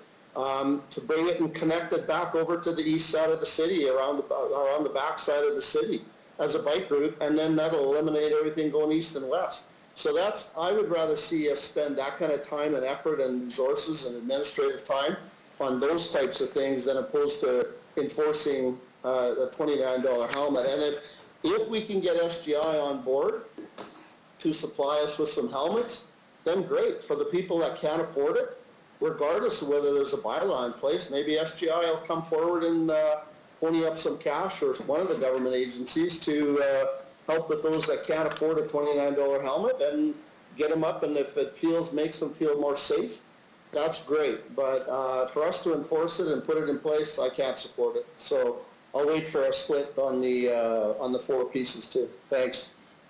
Thank you, Councillor Flagel. Councillor Bryce, you're next. Thank you. I am for this because of the safety issue, and because of the decrease in injury when somebody is wearing a helmet. We wouldn't be having this discussion if we were talking about motorcycles and helmets. And believe me, down in the States, there's lots of places that don't wear helmets on their motorcycles. I understand they go faster, but I've seen some bikes go really fast as well, and they're being hit by big vehicles when they do get hit. So for me, it's a safety issue, and I am in favor of this, keeping people safe. The excuse that people aren't going to wear it, I'm sure they said the same about seatbelts, and I said they had the same argument about motorcycle helmets in the States. So I think for safety reasons, people would never dream about putting their kids out without helmets on, so they shouldn't be going out without helmets on either. I think we need to, for safety, we need to enforce this and have it in place. Thank you, Councillor Bryce. Councillor Young.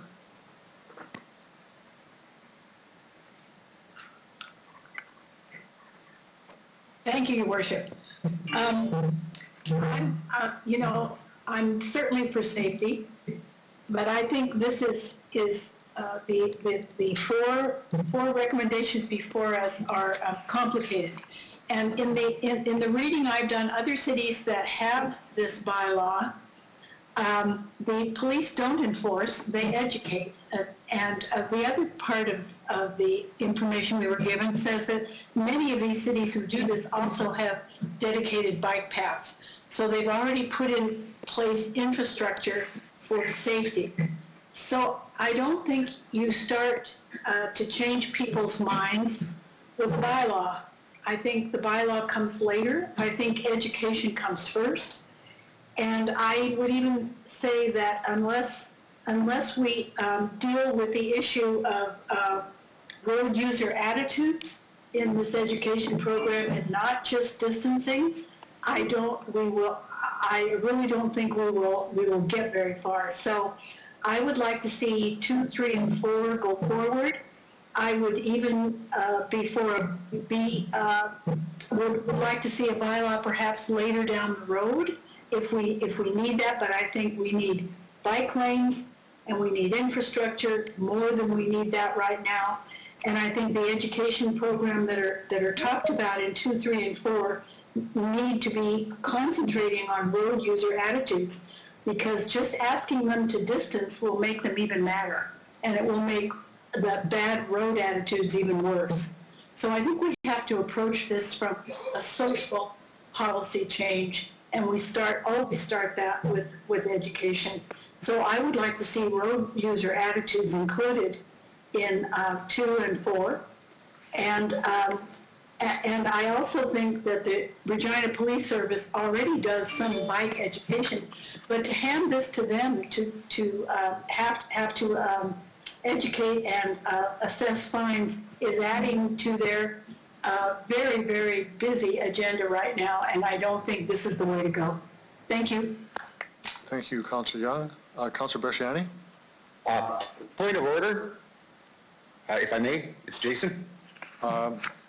Yes. I've just noticed that we're continuing to speak about splitting these apart.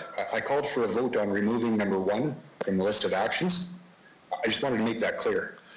Okay, I want to give other people a chance to speak, Councillor Massanelli. In fairness to everyone else, let them speak, and then I'll come back to you.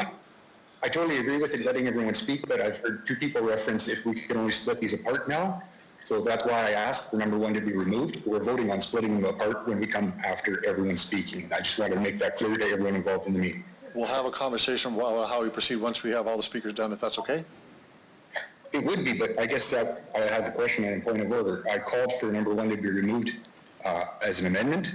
When I do that, aren't we supposed to have a vote on that? I would, in as much as we have motions for referral, I let people speak their mind. I want to have everyone have a chance to speak. I'll go back to you, Councillor Massanelli, when we're finished with this, and we can proceed with what you want to do.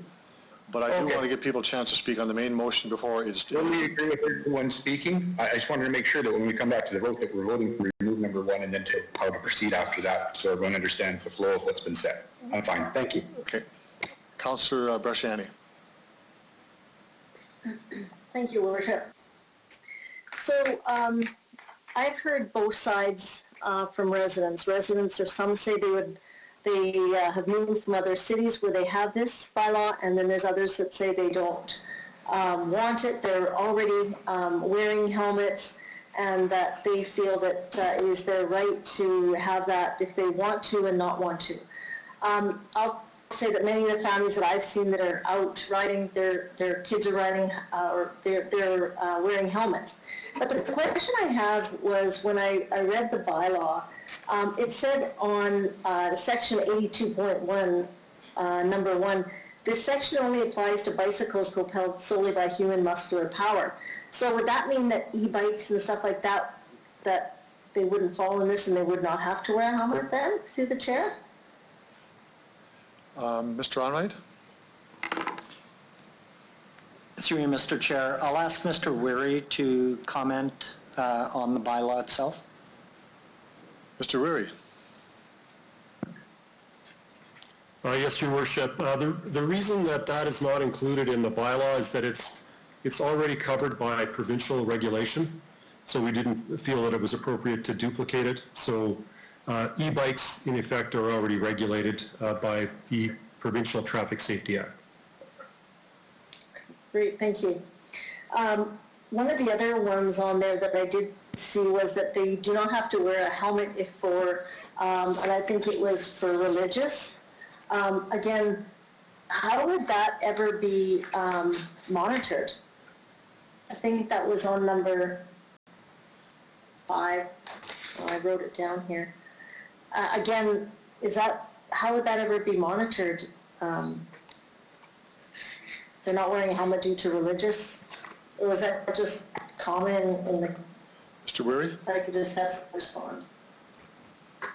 Thank you, Your Worship. Our research shows that there are some human rights issues related to regulating some of those types of headwear, so that was the reason for the exceptions that are contained in the bylaw. So how it would be enforced or how it would be regulated, I guess, would be up to police discretion at the time that someone might be stopped for a possible violation of not wearing the helmet. But how it would work in practice, I think, would be up to police discretion. Councilor Bershani? Okay, and thank you. And when I read through this, would there be a fine? So if there's a parent there and a child they're not wearing helmets, could a fine go to the parent for not enforcing them to wear a helmet and the child as well? Is that how I read it in the bylaw? So they both could get a ticket? Mr. Weary? The bylaw is drafted so that children under the age of 16 would not be liable. It would be the parents that would be liable. For children over the age of 16 that are regulated by the Traffic Safety Act, they would be liable personally for violating the bylaw. But any children under the age of 16 that would be caught not wearing helmets, it would be the parents, responsible parents, that would be liable. Okay, thank you. I want to know, is there any other programs that we know of that happen within the school divisions right now, even through other provinces, that we could work with for education purposes through our school divisions, and also with the school resource officers? Are those things that are happening now, or we could enhance for the education piece through the chair? Mr. Onrait? Through your worship. So as was noted in the report, we would be working with the Board of Education and with those resource officers specifically on the education plan that would be rolled out for the general public, but we definitely would reach out to our community partners to work with them on making sure we're covering all aspects of the program. Okay, thank you. So my thoughts on this is I just don't think right now is the right time to enforce this. We are in a pandemic. We are in a time where we actually want people to go out and cycle or get exercise, that kind of thing. But also, I agree that it should start with education, and if it's with our police force or if it's from our community, I think it shouldn't just fall on the police force. And I agree the fact that we need to really, and I think this council has been very vocal on wanting more bike paths, more infrastructure for people who want to get around the city and they don't want to get on a road like Arcola Avenue. And so I think that that's the next conversation this council needs to have. Collectively, that's where we need to put some of the dollars, and it's connecting the pathways for families to be able to get on these paths. And if they want, I would love them to start in the east and head up, through the Devonian pathway to connect it there and go around the whole city. I think that's where we need to put the effort and the dollars, and maybe it's getting dollars from FCM and programs like that where we're promoting more of a way of transportation rather than car, you're going by bike, those kinds of things. So I'll leave it there, but I think that's where I want to start, is the education piece. And then when we get through this, we've given time for education, then later we could absolutely look at something like a bylaw. But I think to start, the key is education, and I'll leave it there. Thank you. Thank you, Councillor Barshani. Councillor Fundura. Okay, Your Worship, I'm just want to get my camera on. Here we are. Okay, thank you, Your Worship. Yeah, I do follow in the sentiments of the speakers on both sides of the coin here. Education is important, we know that. Forcing someone to do something, that happens. And then just what the bylaws, the laws are stating right now, if a 16-year-old doesn't wear a helmet, it comes to me. Guess what? There's a problem. If there's a rebellion going on, you could happen there. So good to know that bylaw too. So education is important, and don't forget, elementary schools do. And I've been to a few. They have a bike safety week that all the different educators, police, SGRs, and safety come out to the elementary schools and educate, and that's it's there already, right? So, and I do believe, and I've talked to many residents since we had a discussion at Community Protective Services, and I've heard every single one of them that have called me and emailed me not to do the helmet. For their personal reasons. So I do agree that we should separate one and go into the two. The education is already there. I mean, children already wear it, so the parents are already responsible. But again, another thing too, I think Councilor Bushley mentioned about road safety is important, but designation of roads, we have designation of roads where the trucks can go, how heavy they can be on, and all that, but yet we don't have any kind of education on, for instance, the cyclist that got I believe, hurt and deceased on Ross. Pitch black, big billboard in your face, you can't see the road, wearing black clothes, biking down the lane, down Ross Avenue from Winnipeg towards Park Street. That's an accident waiting to happen already. There's more of things that we could do in that aspect of educating and people should recognize where they shouldn't be. Or even when you're on the ring road, riding in the pitch black at night with no reflectors and all that. That should be there. Reflectors, lights, and things like that. And I had another comment made to me, an individual on the call, talking about bicycles not having any warning, or like, for instance, bells or something when bicycles come up to you behind and when you're walking or riding, and you don't hear them.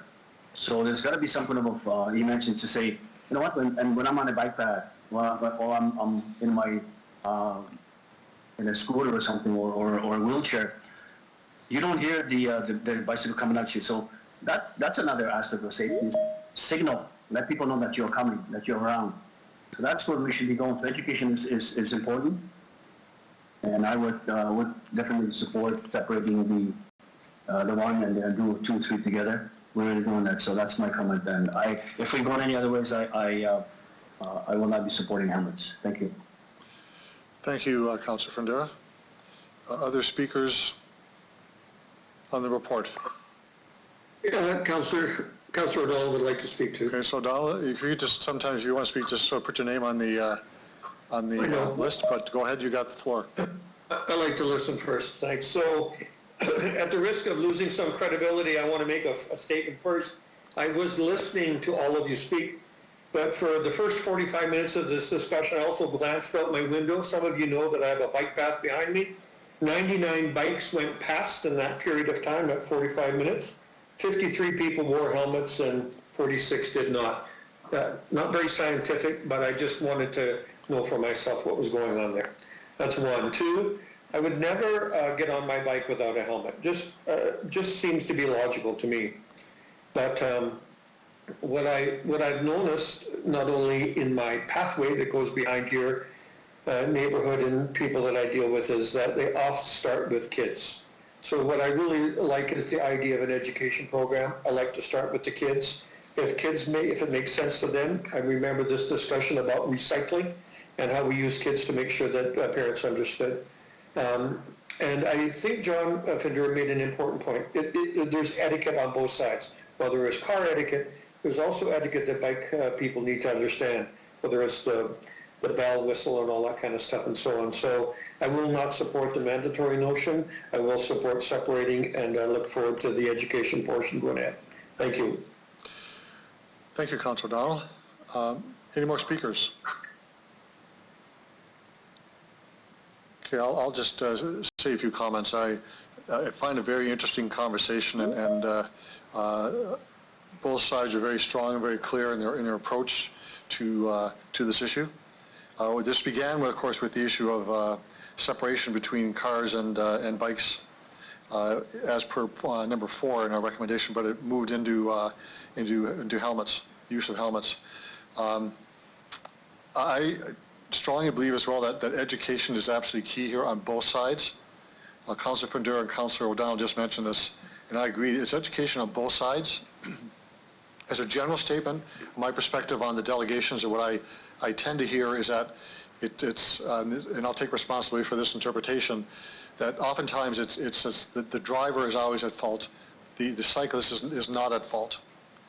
And again, not objective, not a objective study by any means, but I drive around the city a lot, and I see a lot of bicyclists who are very good, but some that treat their vehicle or their bike as if it's a vehicle and then a bike.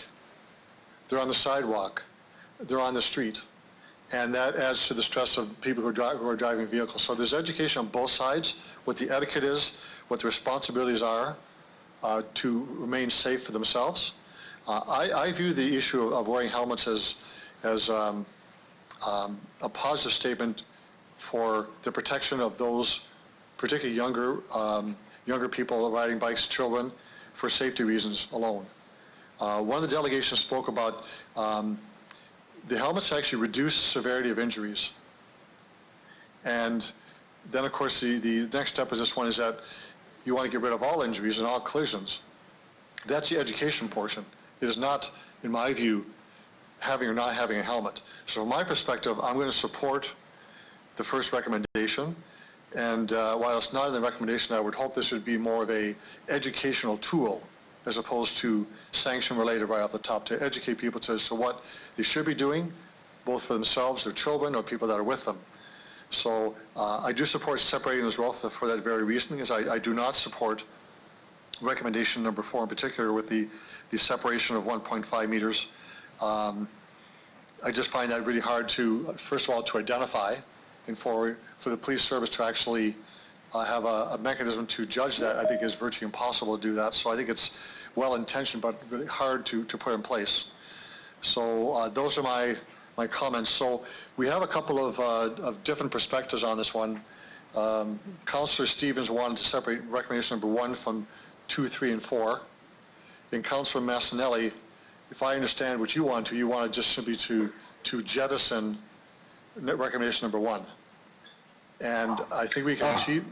I'll give you the floor to explain yourself, because what I understood you were doing would be contrary to the motion, which would be out of order. But I want to give you the chance to explain your position on that.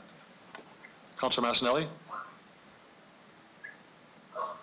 Sure. Thank you. Through the chair. My intention was, it seemed to be condition 1 was the one that was the most divisive. To get it out of the way, we could have had a wholesome conversation on the remainder of what we had to discuss to make sure the programs and everything fit the residents' needs. Number one was divisive, so most of our debate time was used up arguing that point. So I wanted to make sure that the whole report had proper evaluation and say get it turned around on one divisive issue. So that way we'd have a clarity of everything that happened. But however you guys want to vote on it, however you want to put it through, I'm good with that. Okay. Thank you. So I'm going to rule that we vote on recommendation number 1, and then we go into 2, 3, and 4. Although there's education would be clearly for the first one. As I read option 2 on the motorist and cycling distance, that relates to recommendation number 4. So I'm going to call the vote on recommendation number 1 first. And I'll ask the clerk to do the roll call on that. Your Worship, don't I get to conclude my debate? I'm sorry, yes, you do get to conclude. I'm sorry you moved the motion. You have 3 minutes, Councillor Hawkins. I'm sorry about that. Go right ahead. Thank you very much. I'll be brief. On the first point that the compulsory helmets will reduce ridership, I look to the Canadian Pediatric Society and say again that their conclusion on studying all of the studies was that the evidence for reducing bicycling is weak and conflicting. For me, that's decisive. Secondly, on the education point, I think that a compulsory helmet bylaw would increase the effectiveness of the education. I think that without a bylaw like that, the education will be very weak, will have little effect, and indeed may well be naive. 3, on the infrastructure point, it's a funny argument. People say, we'll do infrastructure, and then after we've done all these other safety measures, we'll get around to doing helmets. I'm the exact opposite. I say there's no point in building better infrastructure, there's no point in all the other safety features unless you do the most important one, which is helmets to protect people from serious injuries. I think helmets come right at the beginning, not at the very end as an afterthought. With respect to the police, no one's requiring them asking them to go out and spend all their time and effort tracking down people who don't wear helmets. Rather, when they're on duty, when they're doing the community policing, if they see instances of cyclists with no helmets, they're the ideal people to go up and say, look, I'm wearing a helmet, you should too, here's a coupon if you can't afford it, it's a good idea. So I think the police are the ideal educational tool, and that they need a bylaw to help them with that education. One last point. I'm always amazed at the opposition to this comes from people who start by saying that they wear a helmet. It strikes me as just very peculiar that individuals would make the decision for their own personal safety that it's an absolute must to put on a helmet, and then say, but for others, we're not so sure. I'll leave it at that. Thank you very much. Thank you, Councillor Hawkins. Mr. Clerk, you want to take us through the vote on recommendation number 1, please? Sure. With respect to recommendation 1 of report CR 20-22, I will start with Councillor Hawkins as the mover of the motion. In favor. Councillor Young. Not in favor. Councillor Stevens. Against. Councillor Bresciani. Against. Councillor Findura. Against. Councillor Murray. Opposed. Councillor Bryce. In favor. Councillor O'Donnell. Opposed. Councillor Mancinelli. Opposed. Councillor Flagel. Against. Mayor Fougere. I vote in favor. That is 3 in favor, 8 against. Part 1 is lost, Your Worship. Thank you for that. So we'll go to the rest of the recommendations, 2, 3, and 4. So with respect to 2, 3, and 4 of item CR 20-22, I will start with Councillor Flagel. Can I get a point of clarification? Yes. Okay, sorry. I was just looking at the date of April 8th. I thought we changed it, and I just see that we changed it to Q3. Yep. I'm in favor of this. Councillor Mancinelli. In favor. Councillor O'Donnell. In favor. Councillor Bryce. In favor. Councillor Murray. In favor. Councillor Findura.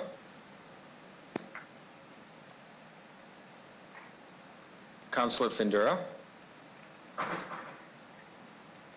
I'll come back. Councillor Bresciani.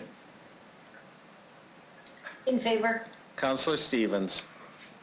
Jim, the sound cut out for a second. I just want to be very clear on what I'm voting on right now. Recommendations 2, 3, and 4. Yes, I am in favor. Okay. Councillor Hawkins. Opposed. Councillor Young. Opposed. Councillor Findura. I'll just take him as not being available. Mayor Fougere. Opposed. The vote is 7 in favor, 3 against. Portions 2, 3, and 4 are carried. Thank you very much. Okay. So we won't proceed with the bylaw. That's right. That's the 26. We'll just a motion to withdraw bylaw 2026. Have a motion for that, please? Anybody want to move a motion to remove that? Stevens. Councillor Stevens, seconded by? Mancinelli. I'll second it. Okay. Anyone opposed to withdrawing bylaw 26? Opposed. Hawkins. Okay. So, Mr. Clerk, I'm going to ask for a roll call on that, please. Okay. So, with respect to withdrawing 2026, which is the traffic bylaw with respect to cycling safety, Councillor Young. In favor. Councillor Hawkins. Opposed. What is the question you're asking here? This is whether we withdraw the bylaw, the Regina Traffic Amendment Bylaw 2026. Thank you. I'm opposed to withdrawing it. Councillor Stevens. In favor of withdrawal. Councillor Bresciani. In favor. Councillor Findura. Councillor Findura. I think we've lost him. Councillor Murray. In favor. Councillor Bryce. Opposed. Councillor O'Donnell. In favor. Councillor Mancinelli. In favor. Councillor Flagel. In favor. Mayor Fougere. In favor. The vote is 8-2 in favor, Your Worship. The bylaw is withdrawn. So Councillor Findura has said that he's lost his feed, so he'll get back on in just a moment. Okay, that's good. Thank you. So that's been withdrawn. So we'll move into the planned end homelessness. We have 2 delegations that are for receive and file, Catherine Gibson and Evelyn Tischer. So if I could ask for a motion to receive and file those 2 communications. Mike O'Donnell, so moves. Thank you, Mike. Councillor Battle? I'll second. Okay. I'll second. Councillor Murray. Thank you, Councillor Murray. Anyone opposed to that? That's carried. Thank you very much. So we'll get into delegations that will be will participate here. So the first one is Peter Gilmer. This is delegation 2024. Mr. Gilmer, can you hear me? If you hit *6, you'll be able to unmute your microphone.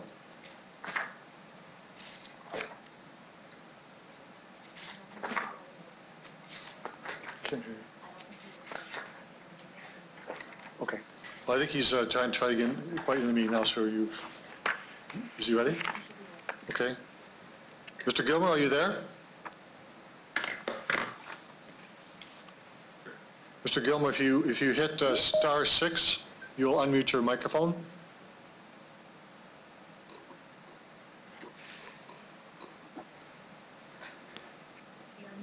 Hello? Hello, Mr. Gilmer, you there? Yes. Good. Can you hear me? Good afternoon, and thank you for joining us. You have the floor for your 5 minutes. I'd ask that you identify yourself for the record who you represent, and members of council may have questions of you afterwards. Thank you. My name's Peter Gilmer, and I'm speaking on behalf of the Anti-Poverty Ministry. The Anti-Poverty Ministry is a social justice ministry of the Living Skies Regional Council of the United Church of Canada. Our office does casework advocacy for low-income people to ensure that they are being treated fairly by the systems that they are dealing with and receiving those benefits that they are entitled to. Most of our casework advocacy relates to provincial income assistance programs, and we've been handling between 2,000 and 2,500 cases per year for the last decade. Every day we come into contact with people who are homeless and many more who are unable to meet other basic needs, partly as a result of unaffordable housing. We also do public education on poverty issues and work with people living in poverty and other community partners to develop and promote public policies that would help move us toward ending poverty in Saskatchewan.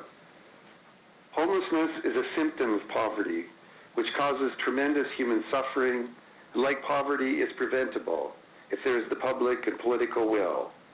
It is the result of massive inequality in our society and an ongoing refusal by higher levels of government to enact legislation that would ensure adequate income assistance benefits, a living wage, and quality and affordable housing and child care.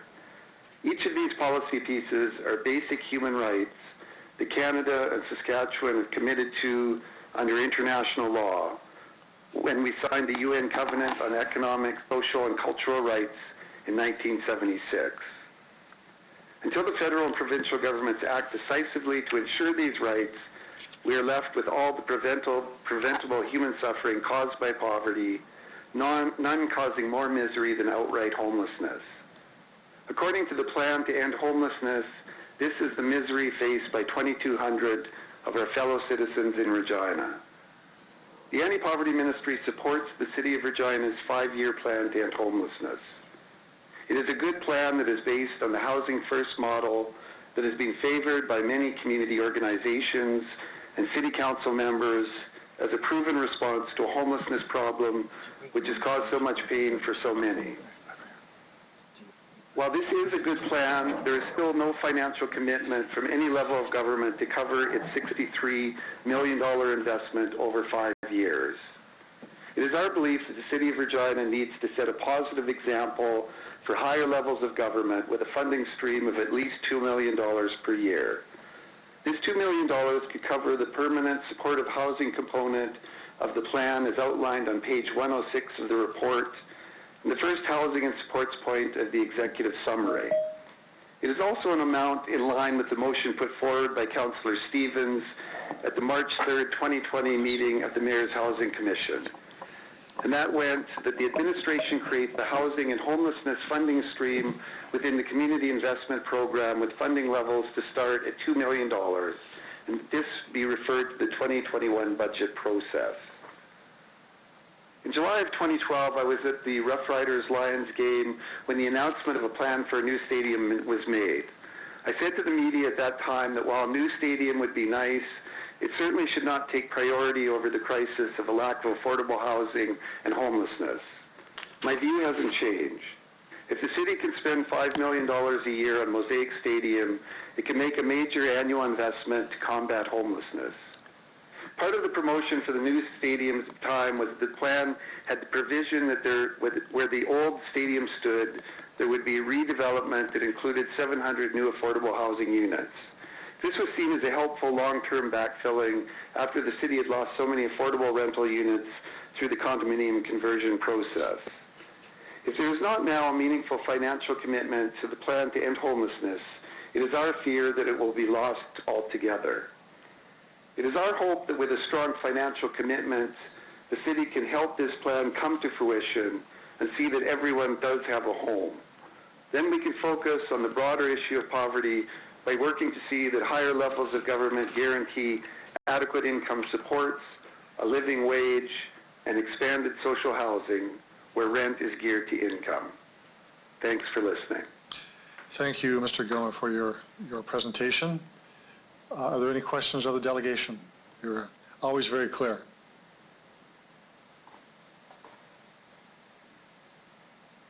Thank you very much for your presentation. You can step away from the telephone and we'll move on to our next delegation. Lori had a question. Oh yeah, I see that. It wasn't, okay. Okay, Mr. Gilmer, could you stay there, please? Councilor Bresciani has a question. Thank you. Is he still there? I hope he is. Yeah. He's still here, yes. Yep. Okay.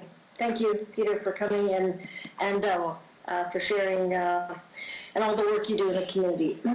I do have a question in regards to, we have now in this report, you see we've got $20,000 that's going to be moved forward to more of the work that's going to be done just for homelessness Regina for a director. So moving forward, we want to see more money come from the city. How much money do you think needs just to start it off? Because we've got no money from feds, provincial, and the city. What would you say that, how could we as a city start it off, kick it off? Is it a campaign? Like, what are your thoughts through the chair? Mr. Gilmer. Yes, I guess that one of the reasons why I think an initial significant influx of municipal resources is important is I think that does indeed leverage the potential for money from other higher levels of government. That being said, certainly joint lobby efforts and public campaigns pushing for the provincial government and the federal government to kick in their share to make this plan work is obviously going to be necessary as well. But one of the reasons that we started with the $2 million as a starting point, and I think that ultimately we would like to see that built on, and I think that the city can do that. But why we saw that as a starting point is that that actually the $2 million in the report for permanent supportive housing is something that's very specific to the plan. It's something that would make an immediate and relevant difference. But I do think ultimately that by putting in some significant resources, it puts the city in a much better bargaining position to be pushing higher levels of government to kick in their share. Thank you. Through the chair, so we also give incentives to developers to build housing and do that kind of stuff to get more housing out there. And that's kind of just been very slow. Other cities have looked at building tiny homes, looking on city property and building little tiny homes, or using different kind of containers, or with the oil industry, they've got a lot of the places where the oil workers stay, and they're now selling them off for cheap. Are these some of the things, do you think, that our city should be looking at, like outside the box, rather than kind of looking at the same things we've always done, or to get some housing kind of off the ground to start? Through the chair. Mr. Gilmer? Well, certainly one thing that's changed a lot since we started talking about affordable housing issues a decade ago is the difference in the vacancy rate. Because a decade ago we were looking at a vacancy rate that was half of 1%, and right now we're looking at a vacancy rate that's above 7%. So the question is no longer so much about availability in terms of housing. It's making sure that housing is affordable for people. And so I think that looking at creative ways that we can move those folks that need a place into those places that are available, and looking at all the possible ways that housing affordability can become a reality for people, I think ultimately is the number one task now. I know that there was a commitment back in 2012 to move to a vacancy rate of 3%, which was deemed to be a balanced market, and that was that was a success for the city. But right now, I think that the real issue is that we still have had rising rents and a lack of affordability, certainly for the people that we work with and many others, in terms of being able to access what's available. So I think that's what we really need to move on, is what can make rental units affordable for low income and middle income folks. Okay, good. Thank you very much. That's all I have. Thank you, Councilor Barshani. Other questions? Councilor Massanelli.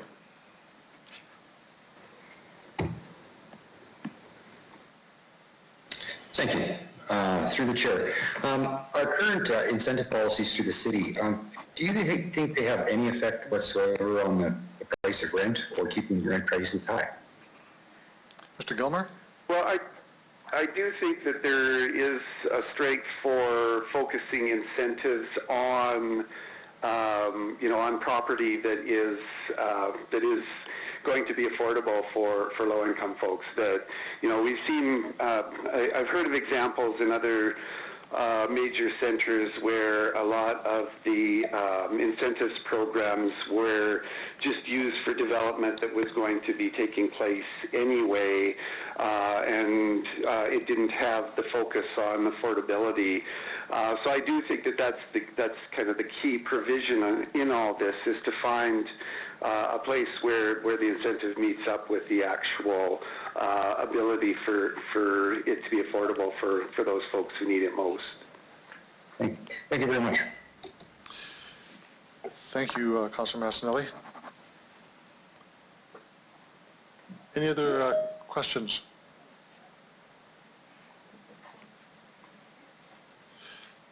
Thank you, Mr. Gilmer. I'll let you retire now. Thank you very much for answering questions and making your presentation. Thank you. The next delegation is Sarah Cummings Trzaskowski. Trzaskowski, if you're there. Okay, you want to unmute your mic? That'd be *6.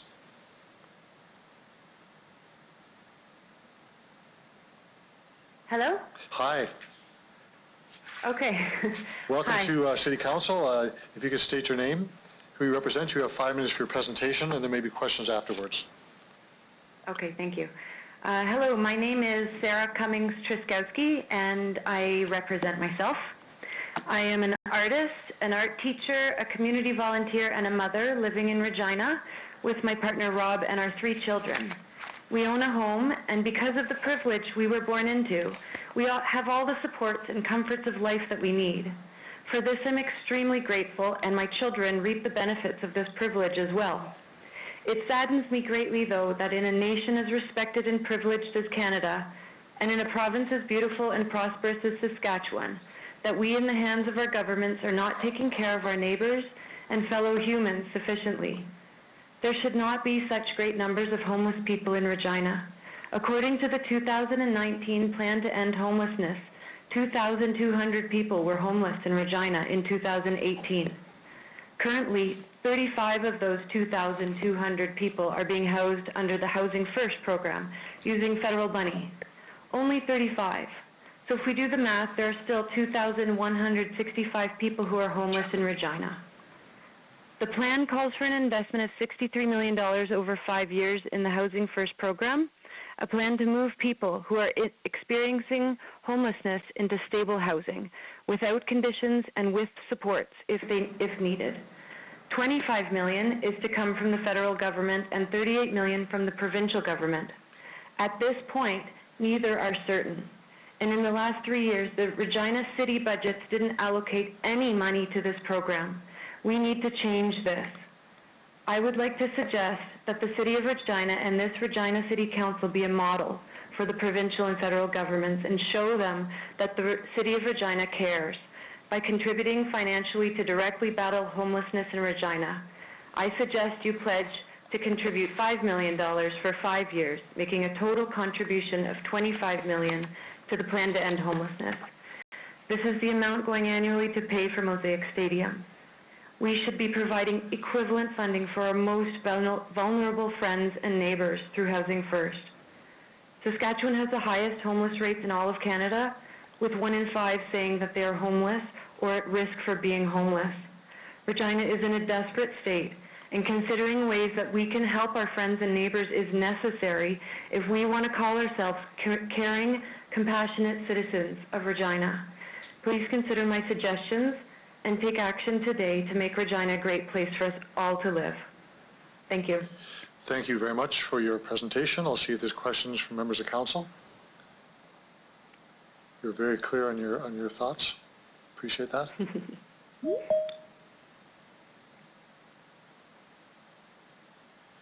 No, there doesn't appear to be any questions. Thank you very much for your presentation. Thanks very much. Next delegation is Sheila Malloy.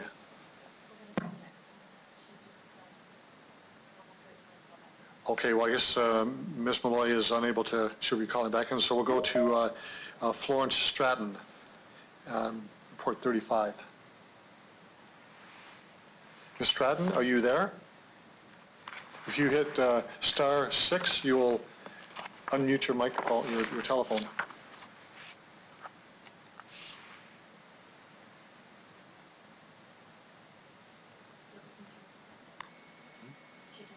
Okay, well, I guess Ms. Malloy is able to contact us, so we'll go to Florence Stratton. She's not there. I'm here, I think. Can you hear me? We can hear you, Ms. Stratton. Thank you for joining us today.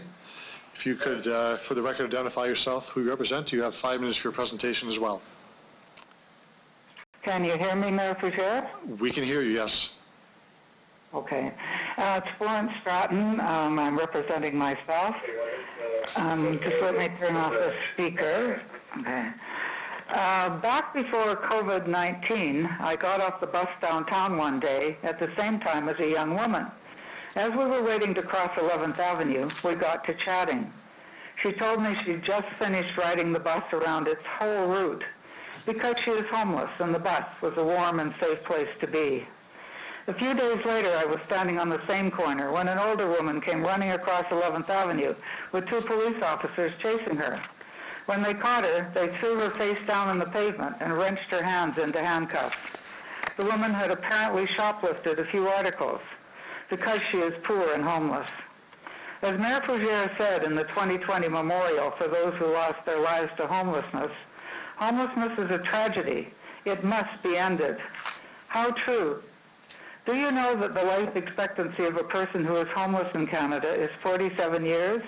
That's 3 decades shorter than the average life expectancy in Canada.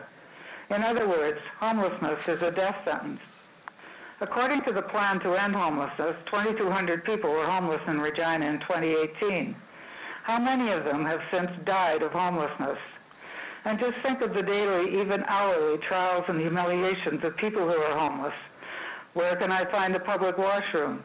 Where can I find some food for breakfast, lunch, and dinner? Where am I going to sleep tonight? Why do we allow this obscene situation to continue? What kind of people are we? Homelessness is not only an economic and political question, it is also a moral and spiritual matter. Why don't we end the suffering and misery, the tragedy of homelessness? It is true that Regina can't end its homelessness crisis all on its own. That will require financial support from the federal and provincial governments. But Regina can and must do its part. $20,000 a year for 5 years, as proposed by the city administration at the March 3rd meeting of the Mayor's Housing Commission, doesn't cut it. It doesn't even add up to the $120,000 of taxpayers' money spent on out-of-province consultants to produce the plan, money that would have been better spent actually housing homeless people. What Regina must do is make a substantial contribution every year for 5 years to the plan to end homelessness. As for the annual amount, here are 3 proposals, each of which would be enough to double or even triple the number of people currently being housed under Regina's federal funding Housing First program. First proposal, $5 million, the amount of city tax dollars going annually to pay for Mosaic Stadium. When the new stadium was in the planning stages, city officials promised that Taylor Field, where the old stadium stood, would be redeveloped to include 700 new affordable housing units. Now is the time to keep that promise, if not by building those 700 units, then by providing equivalent funding for Housing First. Second proposal, $3.6 million, the increase in the 2020 Regina Police Service budget over the 2019 budget.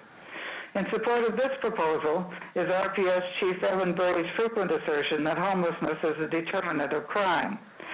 Third proposal, $2 million, the amount included in the proposal Councillor Stevens put forward at the March 3rd, 2020 meeting of the Mayor's Housing Commission.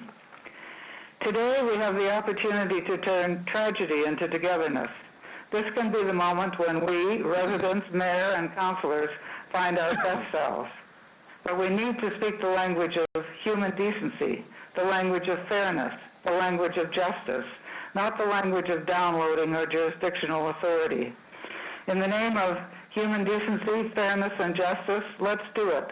Let Regina make a substantial contribution to the plan to end homelessness, so that we who have homes in which we can shelter in place during the COVID pandemic can feel that we have at least done something for those amongst us who have no home to go to.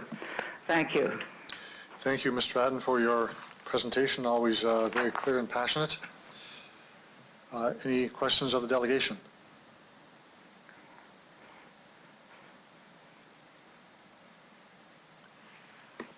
Oh, there are none. Thank you very much, Mr. Adden. You can step back from the phone, and we'll go to our last delegation. Sheila Malloy, you're now on the line, I believe, and if you hit *6 to unmute your microphone, your phone, you will be connected to us.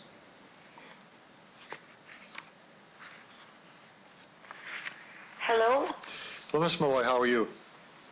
I'm fine, thank you. How are you? Good. You are connected to us also. If you could identify yourself for the record, who you represent. You have up to 5 minutes for your presentation, and then you would maybe questions from council afterwards. Thank you. My name is Sheila Malloy, and I represent myself. And I'm just going to read my presentation because I'm a little bit nervous. I've been homeless more than once in my life. It is a very scary experience. The stigma that is slowly lifting from mental health and addictions is still very present for the poor, and especially the homeless. The terrible housing conditions that I've seen and sometimes had to rent would not stand up to any real scrutiny for health and safety violations.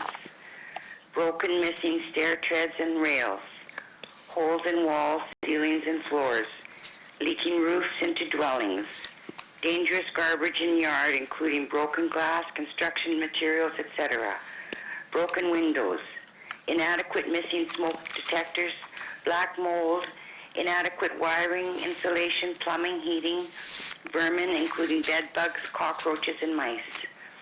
I'm very happy to hear Councillor Hawkins recommend we treat these income property landlords the same as any other Regina business, which require inspections and enforcement of appropriate standards for their enterprises. Otherwise, a good lawyer could argue that the City of Regina is negligent for not performing due diligence on these properties from which they derive tax and utility revenue. I hope Regina shows real initiative and vision for an ever more caring culture. Our civic pride and reputation are at stake here. I suggest we look to similar cities that have made great strides. We can commit significant funds as suggested, $2 million per year for 5 years to the plan to end homelessness. Thank you very much. Thank you for your presentation, and I'll see if there's questions from members of council. Thank you. Thank you so much. There are none. You can set the phone down. Thank you very much for that. All right. Thank you very much. Thank you so much.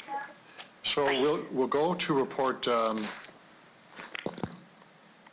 20-23, and Councillor Hawkins, I'd ask that you would take the chair, if you don't mind.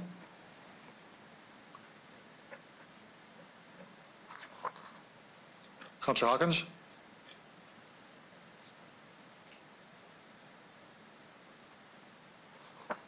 Are you there, Councillor Hawkins? Yes, I am. I'm sorry, my mic was muted. My microphone was muted. Okay. Councillor Hawkins, I'll ask you to take the chair if you don't mind, and I'm going to introduce report CR 20-23. Thank you. Your Worship, would you please introduce the report? Thank you. And could I have a seconder for report 20-23 from the Mayor's Housing Commission? I'll second. Andrew. Christy Hanny will second it. Thank you very much. I first want to start by thanking the delegations for their passionate statements they've made. They're very clear. They show anger and frustration. I think members of council would share that emotional response and very clear thinking as to what we need to do. The report before you came from the Housing Commission, of course, and we debated a long time about what we should be doing here. And I want to go very quickly through the recommendations. Is that we, of course, affirm the plan to end homelessness and the role we should be playing in this. We put in $20,000 a year for 5 years, as per the request from the End Homelessness Regina. This is actually Taryn Kennedy who wrote a letter that's attached to the report.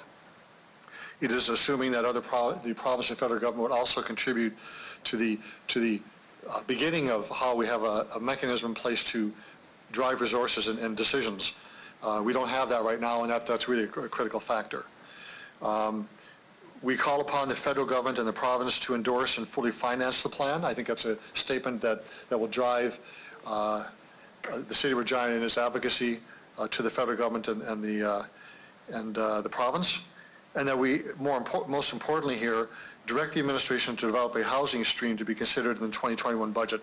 There was a motion for $2 million to be put in there, as has been referenced. The Commission felt, given all things considered by the administration and council, a more open-ended but a commitment to look at funding was a better way to do this in the 2021 budget. So I want to give a greater context to, because this discussion was pre-COVID-19. And I'll be very blunt and clear as I can be, that the financial integrity of the city has been stretched. We just went through a report through council a few weeks ago where we had to find $20 million because of the impact of COVID-19 on our programming, for transit, for recreation facilities, a host of things that have kept us short. We have another shoe to drop here that's going to be significant, and that is the ability of taxpayers to actually pay their taxes in September. And that's a great unknown. So we're going to be hitting a bit of a wall here, and I just want to put that in context. There's no one that wants us to move forward on homelessness than I do in this council. But the idea of us getting ahead of the province or federal government, the downloading that would take place on us, yes, we could probably do this to some degree, but the province would walk away, the federal government may walk away that we're doing it ourselves. We've had significant conversations with the federal government. I'm going to ask the administration to comment on this in just a moment as to the details of this, to provide support for municipalities during this pandemic. And it's important to note that the federal government has provided $1.4 million in Reaching Home. That is their avenue to fund homelessness. And they've, as of right now, an additional $1.4 million to enable cities and communities to support people experiencing homelessness with respect to COVID-19. $100 million they provided for food security and food banks. The City of Regina, as we began the issue of dealing with COVID-19, is now heading an emergency shelter committee with 40 community-based organizations to provide coordination of food, shelter, accommodation, working with the province, providing personal protective equipment for those most in need. If we could do this today and snap our fingers and find a way to have this funding, I'd be the first one to do that. And I take this, and we all do very personally, this is our city. This is why we are a passionate city. But we are simply not in a position to both by policy and by finances, step up and walk beyond and let the province off the hook. Walk beyond, let them get off the hook. We pay for $5 million a year for 5 years.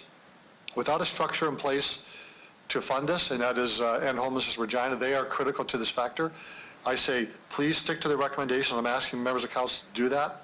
It is a progression of having End Homeless Regina have their infrastructure in place to begin to make decisions on this. This is a next step in the process. We have a new stream that we're going to be identifying in the 2021 budget that will begin to put money in place for this. So I'm asking members of council to support the recommendations that are before you. Thank you, Mr. Deputy Mayor. Thank you very much. And with that, we resume the chair.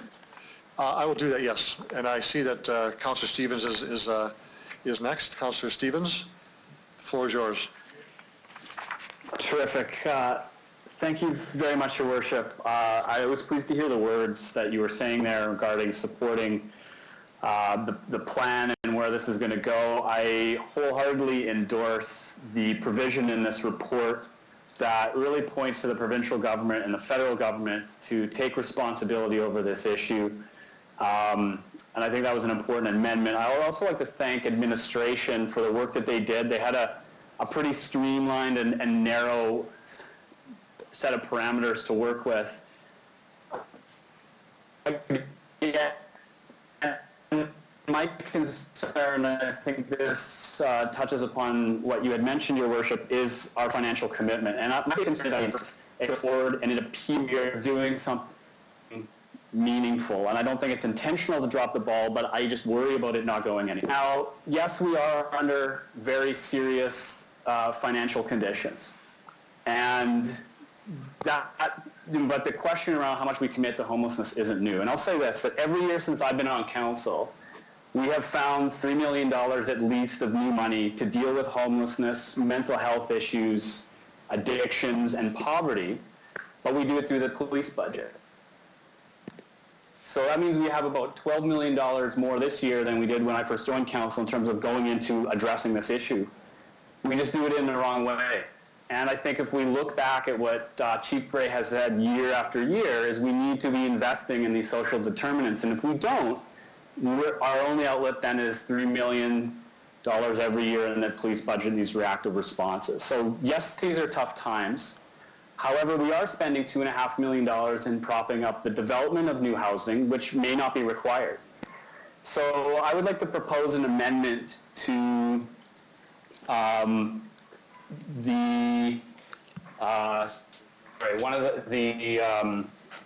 the position here, direct administration to develop a housing and homelessness stream with funding options to be considered through the 2021 budget.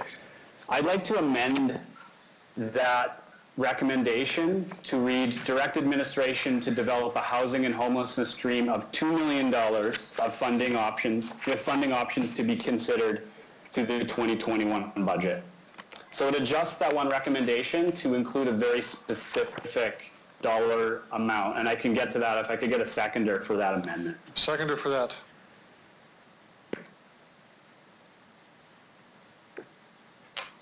I'll second that, Jason. Okay, so do you want to speak to the member before I have other members speak, or are you finished with the your motion, your amendment? Yes. Yeah. Okay, so let me just get my clock started here, and we have 2 minutes on the 3 minutes on the on amendments. So if I have a list of speakers for speaking to the amendment of identifying $2 million as part of that funding stream for the 2021 budget. And I can start? Yes, go ahead. Okay, thank you. So first off, anything that as we know, anything that goes into the budget process is still uncertain. So really all this is doing is giving administration very clear guidance, and we'll have time and an opportunity to discuss this when the budget is actually debated.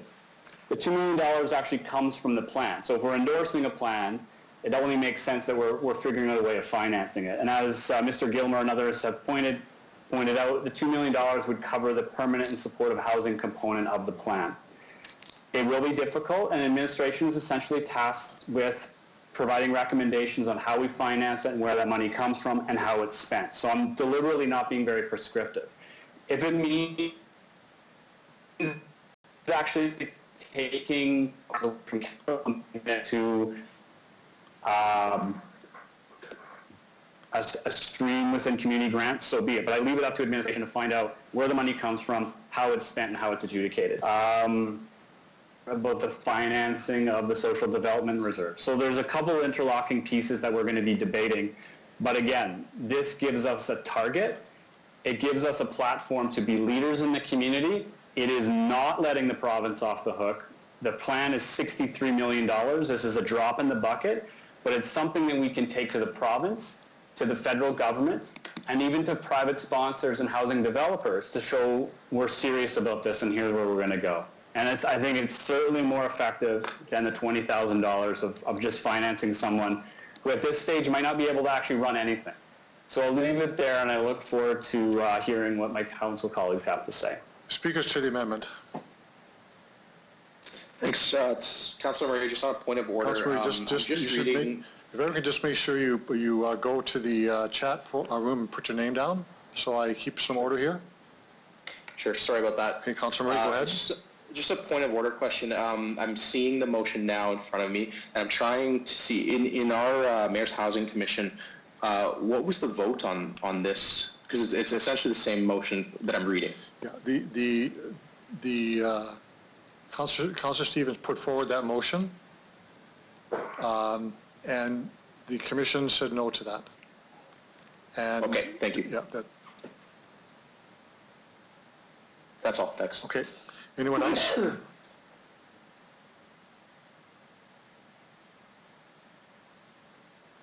I'll speak to the amendment and to someone else. Another. Jason, you want to speak? Councilor Massanelli? Yes, thank you. Go ahead. I just wanted to reaffirm, so this amendment wouldn't say that this money is being spent in 2021. It just becomes part of the budget cycle to plan for it and see how it would affect the budget and the possibilities therein. Just to be clear, is that correct? It would be, as I would interpret this, it would be earmarking that money to be spent in 2021, but it's part of the budget process. The intention is that it would be spent in 2021. Okay, so yeah, so as they put together the budget, they would put this amount together, incorporate it in the budget, and then if we decided the effects were too great at budget time, it could be taken out of the budget. This budget, that'll be set up by the next council, correct? Unless we hear otherwise, I think the next council will finally have the final say on the 2021 budget. So potentially this could become part of an election issue as well, as the information would be out there, as well as the costing and the impacts. Would that be a correct statement as well? Yeah, I guess so. Okay, thank you. Councilor Bresciani? Thank you. Okay, so just 1 second here. Okay. For some reason the screen, okay. So I do have just a couple of questions. In regards to kind of what's gone on with the whole homelessness file. When Mayor Fougere, you brought the motion for homelessness forward, it has taken over, I think, a year and a half at least to get something back to this council. And the reason I'm concerned is that it's now $20,000. That's all that's been contributed. And I just want clarification. This $20,000 moving forward every year is only going to the administration of the employee who is hired through End Homelessness Regina. Like it's not going to, it's going to more of an administration. Is that accurate? I'll ask the administration to answer that question, but just keep in mind that the city actually does provide $2.5 million at least in terms of supportive housing and affordable housing and homelessness as well. So I'll ask Ms. Harlach to answer the direct question about where the $20,000 goes, but also to provide the greater context of what resources we put today into homelessness and affordable housing. Ms. Harlach? Thank you, Your Worship. That's right. The $20,000 that's being requested is to be put towards the system planning organization.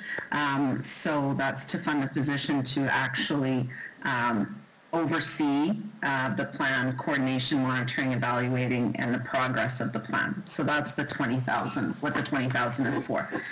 The city sits on, we have a number of things that we do with respect to homelessness and this program. Like we sit as an advisor and we work with the group there. As far as our current program goes, our HIP program, we do provide, since 2013 to 2019, the city has done capital grant contributions of over $14 million. Now, that's not all going to homelessness, but it's looking at the spectrum of housing in the city, which is consistent with our comprehensive housing study, our comprehensive housing plan that we have. In addition, we do municipal tax exemptions for units that meet that program. So between 2013 and 2019, the city has provided over $20 million, so a total of $34 million since 2013, both for capital and tax exemptions. The other things that we have done, not from a financial, but with respect to our policies, we've done ability within the zoning bylaw, where Council's approval of the new zoning bylaw has taken away some barriers with respect to how the zoning was put in place to help meet the needs for the plan. We also have our community investment grants. So some of our funds go to the community-based organizations that actually deliver the programs and projects that meet these needs. And then with the new approval of the housing incentive policies, we've also redirected some of the grants. So we do play, as I said, at the CAB, the Community Advisory Board, we play a role there. In addition, Council just a couple of weeks ago also approved a bylaw amendment in the HIP program to allow us to disperse funds quicker in order to meet the housing needs of low-income housing needs. Councilor Brasciani? Yeah, thank you for that. I understand that those are all programs that we've got. We have incentives there. I understand that through some of the developers that it's been a lot harder to get some of these things going. It hasn't been always affordable for them. So some of the projects have not gone forward or maybe as quickly as we're wanting. But I guess the question I'm wondering is other cities are going to some of these different kind of rail compartments and they're doing other kinds of tiny housing. And when these things are brought forward, and are those things that we would actually look at? If we have city land, could we look at something like that where we start having some of these small compartments? They don't have to be huge, but it offers a place and a home for these people who have nowhere to go. Are we actually entertaining those kinds of requests right now, through the chair? Ms. Harlock. Through you, Your Worship, we would definitely look at any of those opportunities that would come forward to us. There is some regulations that would have to change with respect to the building bylaw for sizes, but we're not opposed to that. Part of our comprehensive housing plan that Council approved does talk about single occupancy units and things of that nature to meet the needs. So we are definitely open to looking at different opportunities to allow different housing forms to be able to meet these needs. Now, in saying that, as I indicated before, we may have to change some policies or bylaws, but it's something that we're definitely open to working on. At the Mayor's Housing Commission last year, we had someone come forward to explore a different model with respect to housing, and we're working with that proponent to do that. So we're definitely open to looking at different options and housing forms. Councilor Brasciani? Okay.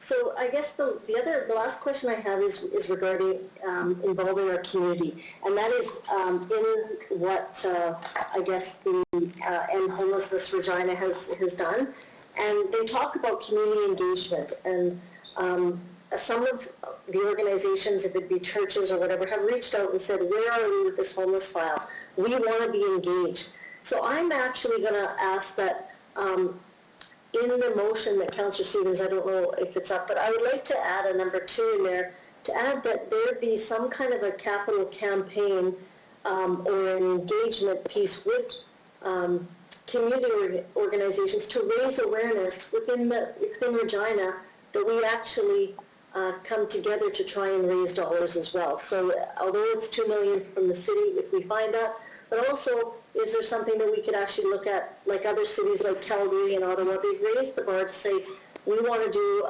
a capital campaign to raise awareness. So, Councilor Brasciani, I'd ask that be a separate amendment. It is materially different than what Councilor Stevens is saying.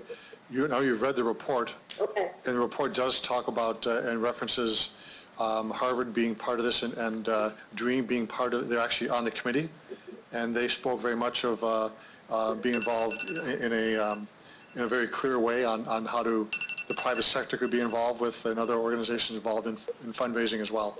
So that is part of it, but if you want to move an amendment, I ask you to do it after we deal with Councillor Stevens.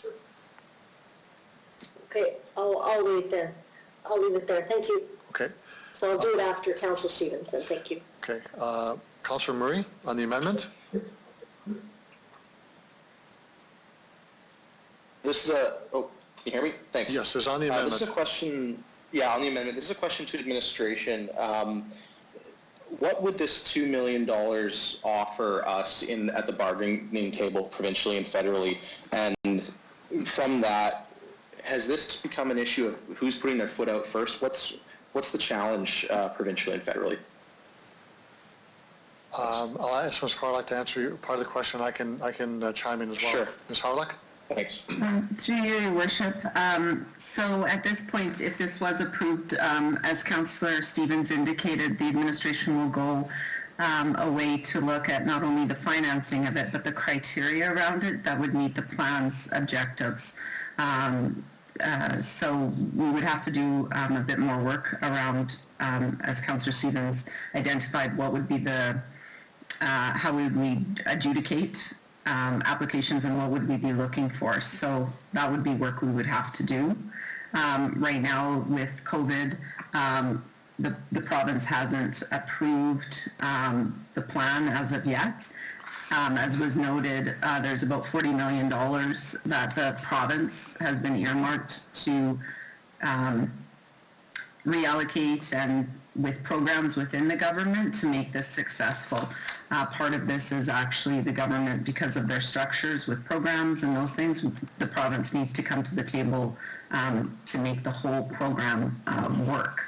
So we're just waiting for that. The federal government, as the mayor indicated, there was a top-up for reaching home, and so the city is receiving, I believe it was $1.14 million in addition to that. That was a top-up, and then we get our funding from the federal government of approximately just over $1.8 million. In terms of the federal provincial angle on this one, the federal government clearly is interested in providing support for homelessness. The Housing First funding that began a few years ago, the inspiration funding for the report that we have before us is driven primarily, but not exclusively, by the federal government. And of course the city paid for the part of the, or I guess half of the cost of the consultant to write the report. But the federal government has been and continues to speak in terms of addressing homelessness needs. And I know I've briefed council in previous occasions about what has been happening on this file since COVID-19 took place, and I spoke to it again just briefly here. The issue becomes, how do we engage the province? And we have a history of the province downloading its responsibility to the city of Regina to our financial detriment. And they have not said they are not interested in this. We need to find a way to engage them in their they have several units in their Sask housing file that could be part of the solution of this too. But they have not been engaged in a way that's meaningful. And that's part of both our challenge and our opportunity to continue to speak with them. Councilor Murray?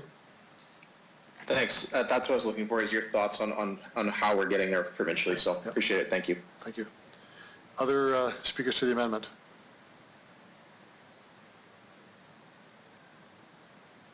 I'll say a few things about this. Won't be surprised, and I would ask that we stick with the original motion, and there's a couple of reasons why. It's not clear what we would use that $2 million for, and if it's for permanent supportive housing, that's exactly what the province is supposed to be funding under the plan. That's one of the key pillars of this, and I just don't want to take the province off the hook.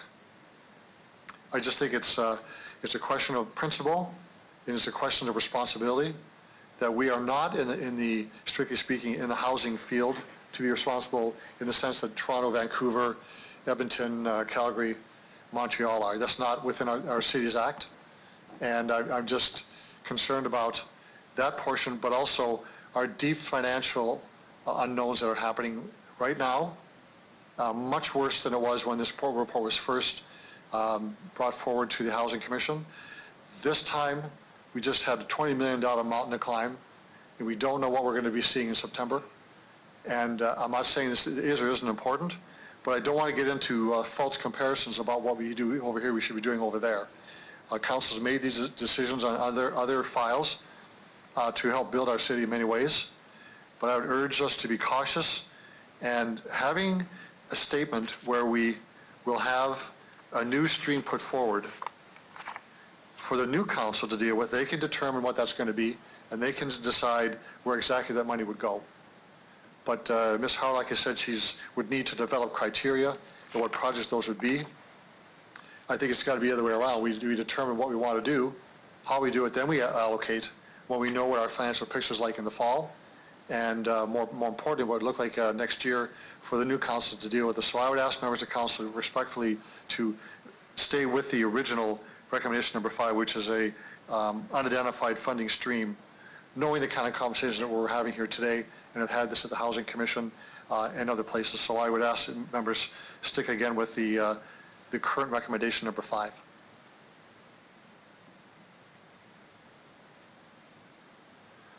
So Councillor Stevens, do you want to close debate on your amendment? Yes, thank you, Your Worship. Just a couple of points. With full respect to the points you had made, you're right, these are tough times. And I'll say, without apology, it's going to get worse, and it's certainly going to get worse for those who are already marginalized. We're already in the housing business in one form or another. What I'm asking here is we shift it in accordance with the plan. The question mark has kind of been removed when we paid $120,000 for a study. So if there are still any uncertainties, we have incredibly sharp people in Ms. Harlock's division in planning who are doing great work already in the community that just need to read this plan and implement some of those strategies. The toolkit is already there. And I don't think it'll be a big stretch to figure out how to spend it. Again, we commissioned a study to ask and answer those questions. We have it. It's attached to this report. And frankly, if it means us getting out of lending money to developers and putting it into the supportive structure for homeless and for the clients that use those services, then so be it. But again, this is a difficult time. It's a difficult issue. And we have spent a great deal of money on the issue and the problem, but we do it in different ways. And again, part of it comes out through how we police poverty rather than address the underlying question. So this doesn't let anyone off the hook, and I hope Council supports it. Thank you. Thank you, Councillor Stevens. You're closing debate on the amendment, and the amendment is before Council. So, Mr. Clerk, I'd ask that you do the roll call, please. Thank you, Your Worship. With respect to Councillor Stevens' amendment, I will begin with Councillor Stevens. In support. Councillor Young. Councillor Young. I'll come back. Councillor Hawkins. Against. Councillor Bresciani. For. Councillor Findura. Against. Councillor Murray. Against. Councillor Bryce. Against. Councillor O'Donnell. Against. Councillor Mancinelli. In favor. Councillor Flagel. Against. Councillor Young. Opposed. Mayor Fougere. Against. That's 3 in favor, 8 opposed. The amendment is lost, Your Worship. Thank you, Mr. Clerk. So, Councillor Stevens, you do have some time left on the main motion. Do you want to use that, or are you finished? No, I'm good, thank you. Okay. Other speakers to the report? I can't hear you. Councillor Bresciani, do you have what amendment you want to bring to the floor? Yes, I do. Okay, then Thank you. just one moment, Councillor Flavor, you'll be next, but an amendment by Councillor Bresciani. Am I next? Okay, yeah, you're next. Okay, so the reason I bring this forward is we've been talking about homelessness for since our term on council. And one of the things that as out in the community talking to people, that residents want to be involved in homelessness and find out more about it and what's happening. And I think the concern is that we have to, as a city, we need to start somewhere. I get that we need the province and we need the federal government with a lot of cash. But I think that we started it with us doing the simple things, and that's starting with the education and the awareness to homelessness in our city. And that would be, I would see our city partnering with the Homelessness Regina and when they get their board on. And it would be very similar to almost like we did reconciliation. Councilor Breshani, sorry to interrupt you. I just want to make sure we know what your motion is before you defend what it is. And I don't, I'm not sure, is that what you asked for? Yeah, okay. Yeah. So can you see it there? So I can get I can't see, for some reason I can't see. Yeah, I just want to make sure we know what you're asking for. It's not showing me. Okay, here's what it says. It says, moved by you, seconded by another councillor, that the administration develop a capital campaign or engagement strategy to help raise awareness and funding. And I'm not sure that's what you really want to say, but I'm not sure. Yeah, okay, so administration of capital campaign engagement. A capital campaign on engagement strategy to help raise awareness and funding for homeless or funding for Homelessness Regina, and that would be with partners such as with community partners. Not only that, would be our First Nations. That would be with. I guess they could add on, other community partners, but all our churches,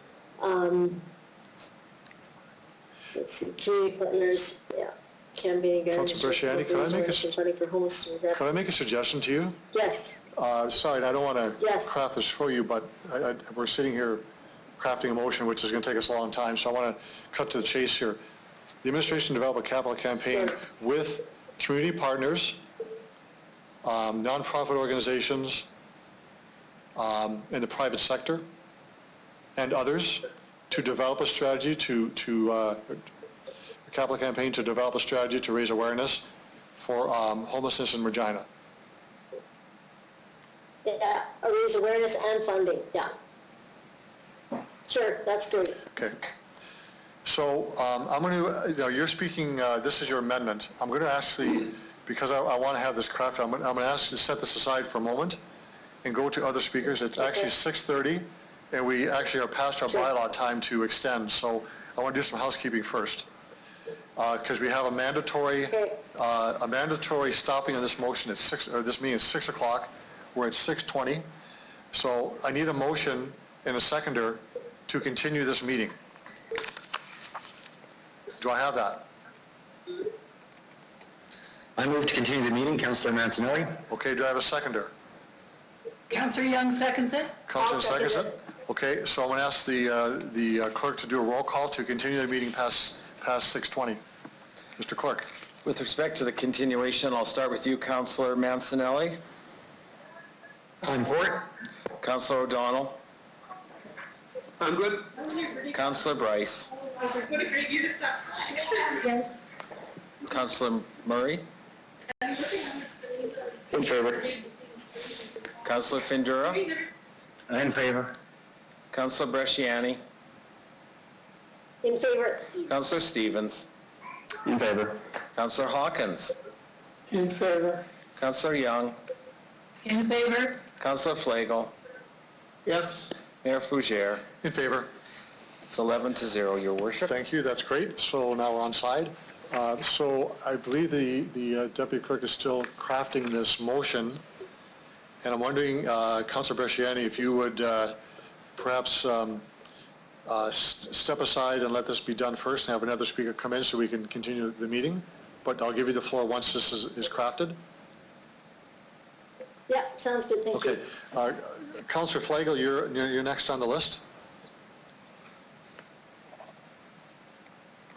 Councillor Flagel? Thank you, and yeah, thanks for that. I'm just looking at all the different things that have been talked about and by the delegations, and I'm really surprised because I've never heard that we have 2,200 homeless people in Regina.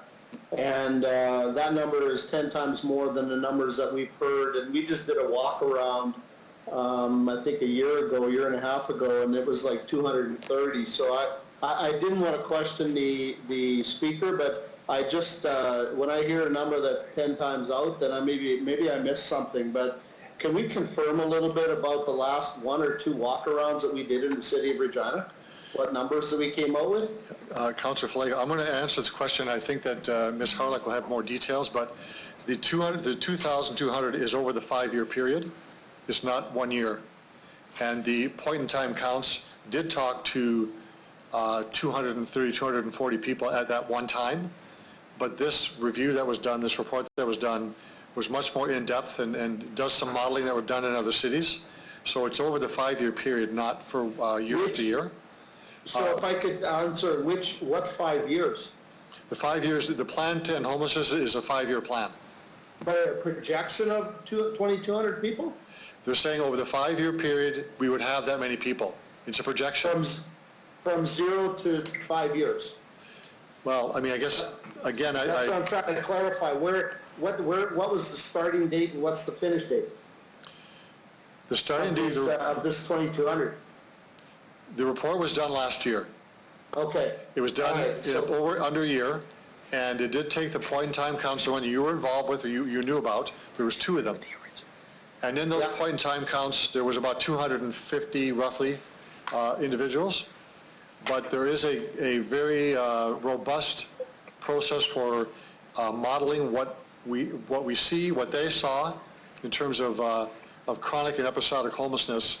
And over the 5 years, in total, it would be roughly 2,200 people that are homeless in our city. But not at any one time, just cumulative over the 5 years. That's a projection. Okay. Yep. Good. What I wanted to touch on was that we have not ever done, and I hate to use the word, and I don't think I will, so I'll leave it out there. But if I look back over the years, and if I look back over the last 7 years, and over the last 40 years, 45, 50 years that I've been in the city, we've had social issues for years. And growing up and going to school, elementary school, I hung out with a bunch of kids in the East End that lived in housing projects and housing areas that, are still, and I'm going back to the late 60s and early 70s, they're still functioning, and yet probably the last housing area that was ever built was probably early 80s, and that might have been Regent Park, and we've got Glen Elm, we've got Argyle Park, maybe that Argyle Park might have been the last one. And yet today, 30 years later, we have not built anything like that I can see, and that seems to have fixed the problem back years ago. I know Councillor Bresciani's talking about these tiny houses and all this other kind of stuff, which is great, but through the administration, what is the smallest lot that we can build a house on in the city of Regina? Is it 14 feet wide? Ms. Harlock? Through your worship, I'd have to pull out the bylaw to find out. I don't have that right off the top of my head. I just thought if you did, but I'm just trying to make a point that we've got all kinds of areas and vacant lots, and we've got different user groups that we've got to engage them, and we haven't done a very good job of doing that, or else as council, I've not heard about it. And the other question I have is who out of council sits on the mayor's housing strategy? Ms. Harlock? Through your worship, sorry, who sits at who on the 11 of us, who actually sits on the housing strategy? Councillor Stevens, Councillor Bryce, Councillor Murray, and me. Okay, I wasn't sure. I didn't look it up before I asked the question, so I just thought I'd find out. So we have 4 people on there that are represented. So I guess all I'm saying is that if we have the opportunity, and we've got land available in different areas of the city, to look at, instead of doing one-offs, what about putting together, I mean, we're doing it all over the city with different condo complexes. Why can't we build another complex like what's in Regent Park, or what's in Glen Elm, or what's in, all of a few of the other different areas? And you might end up with 60 or 70 doors and units, and yet we've talked about Taylor Field as using it as housing. We haven't even scratched the surface on ever even thinking about using it, because I don't know if we're too preoccupied, but I mean, you know what? Now might be the time. I've talked to different developers, and they said they'd love to have an opportunity to take a look at that, but nobody's ever talked to them. Nobody's ever brought up situations. So here we sit with a bunch of reports, and we're getting people involved, but I don't think we're pushing the trigger button to hit go. And whether we don't know if we need all those, or if it's going to be too expensive. We're waiting on the provincial government, which I don't disagree with, and the federal government.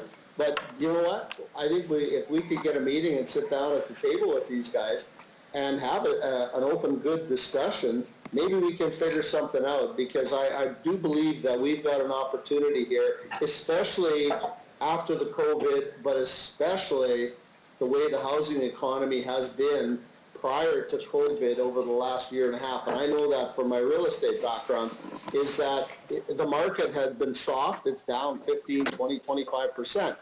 There are opportunities that builders are looking to stay open and keep their people working, and we have the opportunity to give them $30 million, $40 million worth of housing to build right on Taylor Field land. And I don't know if we're just, as a city, if we're scared to crack that door open. I offered to use it as a parking lot, and that didn't work out so well. So let's do something with that land. We've been sitting on it. We've been sitting on that whole stretch of land. And I think now would be a cost-effective way of working with Taylor Field and any other area there is. So I'll leave it at that for now. Thank you, Councillor Flagel. Just appreciate the efforts that everybody's put in so far. Thank you for that. So I'm going to go back to Councillor Bresciani. You do have an amendment. I think it's, can you see it on the screen? Councillor Bresciani? Yes, I can. Yeah, sorry. Yeah, I can see it on the screen, yeah. Okay. So I'm going to ask that, that if members of council have seen this and they understand it, then if you get a seconder for that amendment. Barbara will second it. Second it. Okay. So on the amendment, Councillor Bresciani, you want to explain what this is all about? Yes, thank you.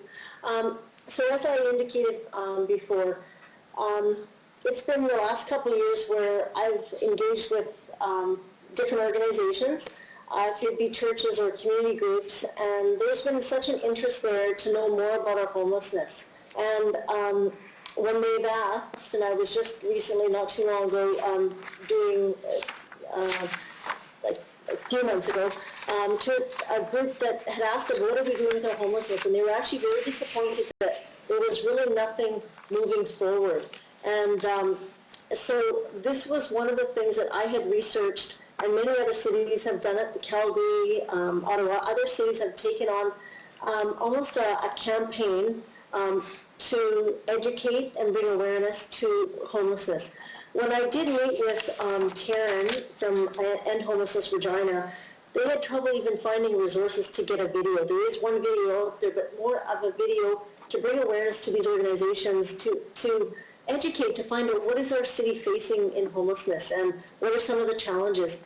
And I think when people can relate to what's happening, many would say, what can I do? Like, yes, I'll donate, but who do I donate to and how does it work?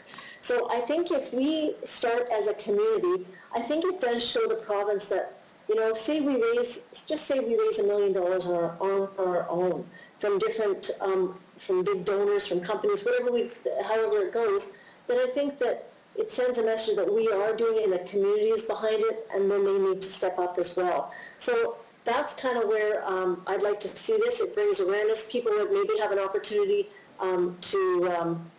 it'll be education, but also even at some time down the road, volunteer. I'd like our administration to kind of look at what other cities they've done, and then kind of look to what we could do. This shouldn't be cost effective. I would see it very much with reconciliation. And I also see us working with our Indigenous partners, our community partners, because homelessness, when I did the timing count, I think it's 88 or 90% are Indigenous. So I think there would be a real value in them being at the table as part of this as well. So I'll leave it there. If someone wants to change the wording with this as well, or has any questions as how they want to see that, I would be able to respond to. So I'll leave it there. Thank you. Thank you, Councillor Ashani. There are some speakers to the amendment, and I just remind members that amendments you have 3 minutes, not 5 minutes on the amendment. So I'll go to Councillor Flagel first.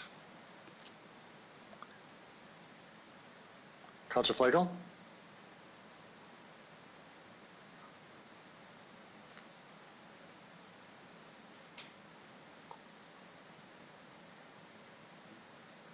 Councillor Flagel. Oh, hi. I was just waiting for my network to come back here. This amendment, I don't dislike it at all, but I guess my point on this one is, I mean, we have been sitting here over the last years raising awareness, raising this, doing that, getting all these engagements. If Z99 and CC and those guys did their radiothon and said, hey, we're just raising money, but they didn't say for the neonatal and they didn't say for specific items and exactly what they were going to spend the money on, it probably would not be as successful as they've been over the last 32 years. I think this amendment needs to have a pot of gold at the end, where we're going to say, hey, we have a plan that not to end homelessness. The plan is, if you think about doing just a plan to end homelessness, well, how are you going to do that, and what's it going to look like, are going to be more important to the people that are going to throw $1 million into this than, okay, yeah, good, here's $1 million, go end homelessness. Well, what does that look like? If we can come up, and this is where I go back to saying, hey, we're going to take $30 million, we're going to take $20 million or $5 million or whatever the case is, I think this needs to have a carrot at the end of it to enhance people to be more interested in it. Because we've been talking about doing this, ending homelessness for however many years on this through this whole strategy, and we have never put a project or a pot of gold at the end of it. We've always said, and we heard from the delegations, end homelessness, but what does that look like at the end if we ever get the funding? And that might be part of the one of us councillors, sort of said, we have to put our foot out there first. Well, maybe by us putting a project out there or a housing development or a something physical, somebody might in the governments, both levels of government, might look at that and go, wow, that actually will work.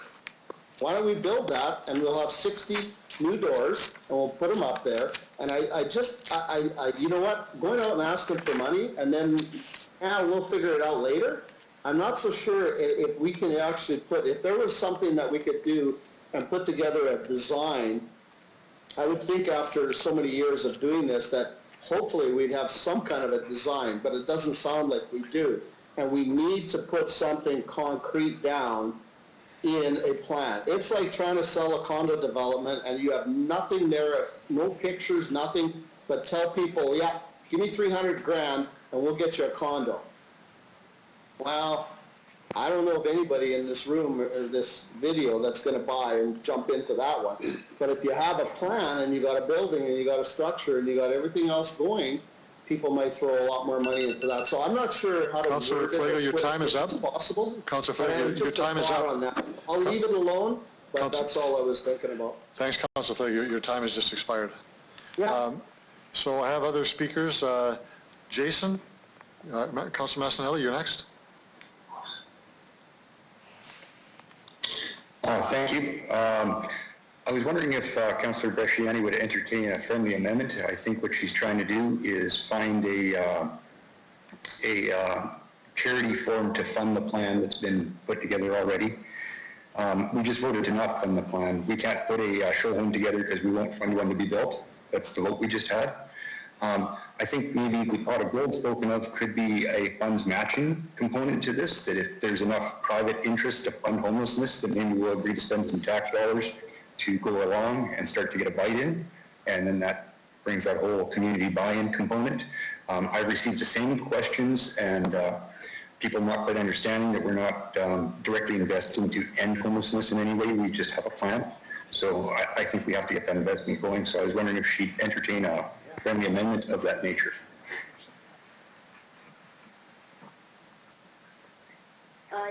Yeah, for Councillor sure. Bresciani? Well, the other thing is, yeah, thank you. Yes, I would do that. I'm open to leaving it with administration to come back to. You know, I would do it either way. I mean, they may have to go back and see what others and bring back some options, but I'm fine. I would be fine to entertain that. Well, if I could just float an option boldly. We've already talked about how much it costs over 5 years. We have some costing ideas. Councillor Stephen mentioned a $2 million startup, so I would think that if we're going to commit to a matching campaign, if half the money was donated through charity to show the interest we seem to need to move forward, then maybe the other half, up to that $2 million mark, would be put forth by our funding mechanisms as the volume needed. Would that be entertainable idea? If I might, I'm going to ask that we just, if this passes, have the administration come back and design a program, a capital campaign, whether it's matching or not. They could come back and say that. But if we're going to craft this on the floor, Council, we're going to be here all night doing this. I agree. As long as my ideas are taken and brought back, and if they're agreeable, I should say, I have no problems. I don't want to craft anymore either. Yeah. And I'm fine with the amendment. Thank you. Thank you. Thank you, Councillor Massanelli. Councillor Hawkins, you're next. Could I just have confirmation that was clear to the administration? I didn't hear that, Councillor Massanelli. What did you say? I asked, when I let the matter go, I just asked that I have confirmation that my intent was clear to administration about the ideas I expressed. That's all. Ms. Harlock, did you understand the thread of thought here? Through you, Your Worship, that is, we do understand what Councillor Manson was asking for. Yes. Part of this is working with the role of end homelessness Regina, because that campaign is something that they'll need help with doing, but it's really their lead, so we can support that. But we can bring this back for council after consulting with them. Okay. Thank you for that. Councillor Hawkins, you're next. Thank you, Your Worship. I really appreciate the sentiment in this motion, but I think it's misguided.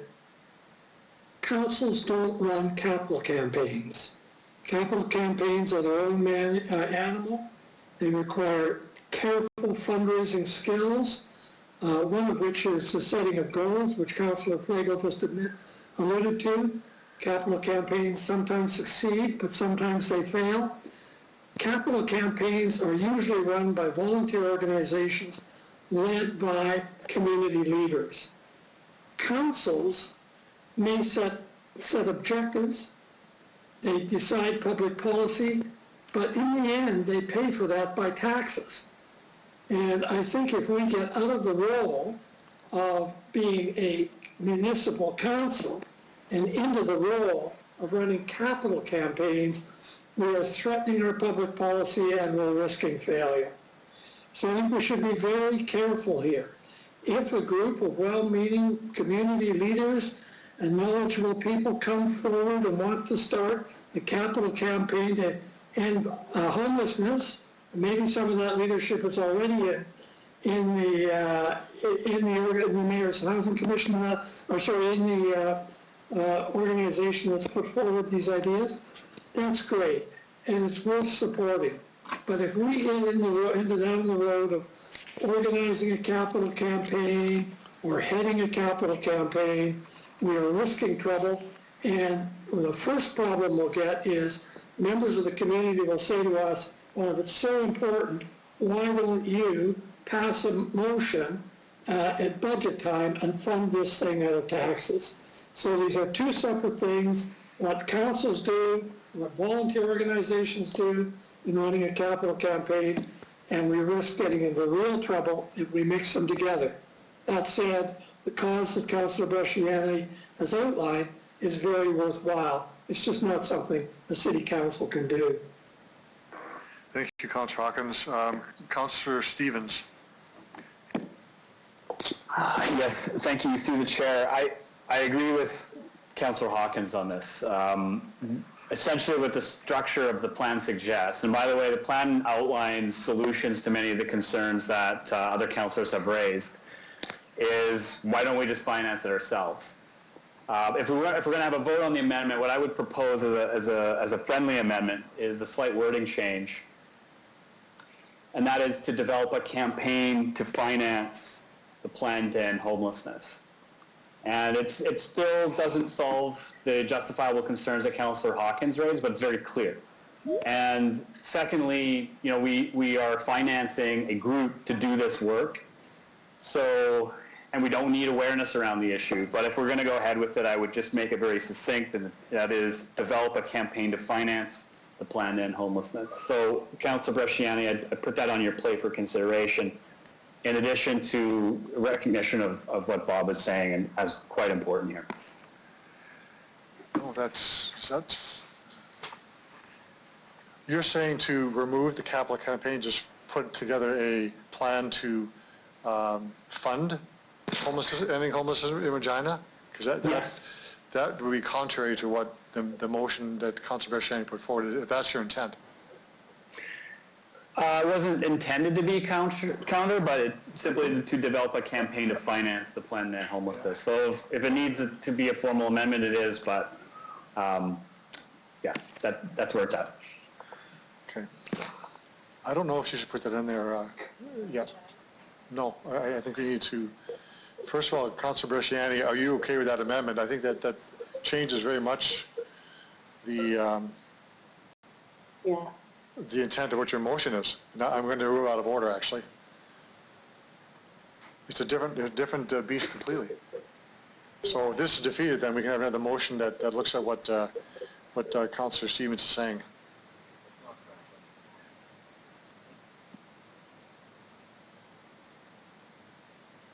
Okay, I'm not hearing any agreement, so I'm going to move on to... Oh.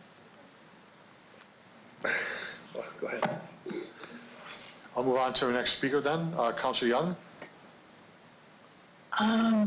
Thank you, Mayor Kucher. I was really excited when Councillor Bresciani first started talking about this, because when I was on the Mackenzie Art Gallery Board, there was a project someplace in the U.S., I believe, and artists came together to work within the homelessness community to get to know the people, and they told their stories, and there were storyboards and all kinds of interesting things to engage the community in learning more about homelessness and who is homeless and what they're like and their stories and who they are. So it put a face on it without saying who they were and showing their pictures. And I think having a campaign to help raise awareness about homelessness would be okay. I don't think having a campaign to raise money for it is going to help us put the provincial government on board with this. I think they'll say, well, they can just get it from the community, and it won't become a priority for them. So I would love to see something happen to help raise awareness about homeless people. and at a place like the art gallery might be one of the community partners to start with. Thank you. Thank you, Councillor Young. Councillor Bryce, I missed you. Sorry about that. That's okay. So having been on the library board for a number of years now, we've been looking at capital campaigns for fundraising for libraries and the renewal and branches. This is not in our wheelhouse as a city to do a capital campaign like this for homelessness. I 100% agree with Councillor Hawkins on this. I think that it's just not in our wheelhouse, and I don't think it's appropriate for us to be doing this. Okay. Thank you, Councillor Bryce. Other speakers to the amendment? I'll just say a few words about this, and I'm going to say that Councillor Bresciani's perspective is well-intentioned, and she spoke very well about that, but I would agree with Councillor Hawkins, who first raised the point. This is really outside the wheelhouse of the city, and it would just be, why don't we fund it ourselves versus doing this? So the intention is well done, but I think that we could certainly talk about how we as a city could support the promotion of homelessness and how we deal with this. And with the report itself, if you read between the lines, if you talk about the commitment we have to talk to the urge that the province and federal government become involved, that we re-engage with End Homeless Regina with the funding we're going to put in place, it's fair to say that we would actually be a part of promoting ending homelessness in our Regina. We would be one of the lead groups to do that. So I'll leave it at that, but I would say that I can't support the amendment as it is written, but the intent behind it is certainly well-intentioned. Councillor Bresciani, do you want to close debate? Yes, I do. Thank you. Go ahead. Thank you. So, you know, when we say it's not in our wheelhouse, when I researched and did kind of what other cities have done, Calgary being one, you know, they did a foundation, they had a Resolve campaign, Ottawa, like there's other cities that have done this, and maybe I just haven't worded it properly, I don't know, but really what it is it's to help, and I would see us helping Homelessness Regina get off the ground, because we are the city, we have the resources, we have a website that people can go and, you know, make a donation to, if it's Hearts for the Homeless campaign, whatever it would be. But it would be a campaign that we would be able to say, listen, we have started to raise funds. It's going to go to, of course, to the homeless fund, but it's just a way to engage residents that we are doing something as a city. And just even to get a video, we have the connections with the university that probably maybe End Homelessness Regina doesn't have, for them to even get a video together that's not going to cost them an arm and a leg. So it's kind of partnering with all these, and then like I love Councillor Young's idea with, you know, the expression of homelessness and bringing it in different to different facets or organizations within that to raise awareness, because I just feel we have, you know, we've given money out to so many other organizations in this city, but it's so hard because homelessness, they don't have that same awareness or that voice that cancer has and all these other organizations. So again, I just think that we as city leaders need to start somewhere, and this would be a good start. And I think it's a good message that we're sending to the residents of Regina that we are doing something within this campaign, just to start, and it might just be small, but it doesn't matter. That's kind of where things start, and that's where they flourish from, and you build volunteers, you build connections with or other community groups in the city. So I'll leave it there. Thank you. Thank you, Councillor Bresciani. I don't want to extend the debate, but I just got a note from the city manager, just mentioned this, that the Community Advisory Board, which is part of Homelessness Regina, they're the ones that are responsible for the source of funding for End Homelessness Regina, and we certainly would support them and what they're doing to promote ending homelessness in Regina. So we're a partner with them as well. We sit on that committee, and we will do that as well. So that would be certainly something that I know the administration will do as a takeaway, just so we have that information. So on the amendment, I'm going to ask the clerk to do the roll call on the amendment. Thank you, Your Worship. With respect to Councillor Bresciani's amendment, I will begin with Councillor Bresciani. I in support. Councillor Flagel. In support. Councillor Mancinelli. Against. Councillor O'Donnell. Again. Councillor Bryce. Opposed? Councillor Murray. In favor. Councillor Findura. In favor. Councillor Stevens. In favor. Councillor Hawkins. Against. Councillor Young. Opposed? Mayor Fougere. Against. It's 5 in favor, 6 against. The amendment is lost. Thank you, Mr. Clerk. Other speakers to the main motion?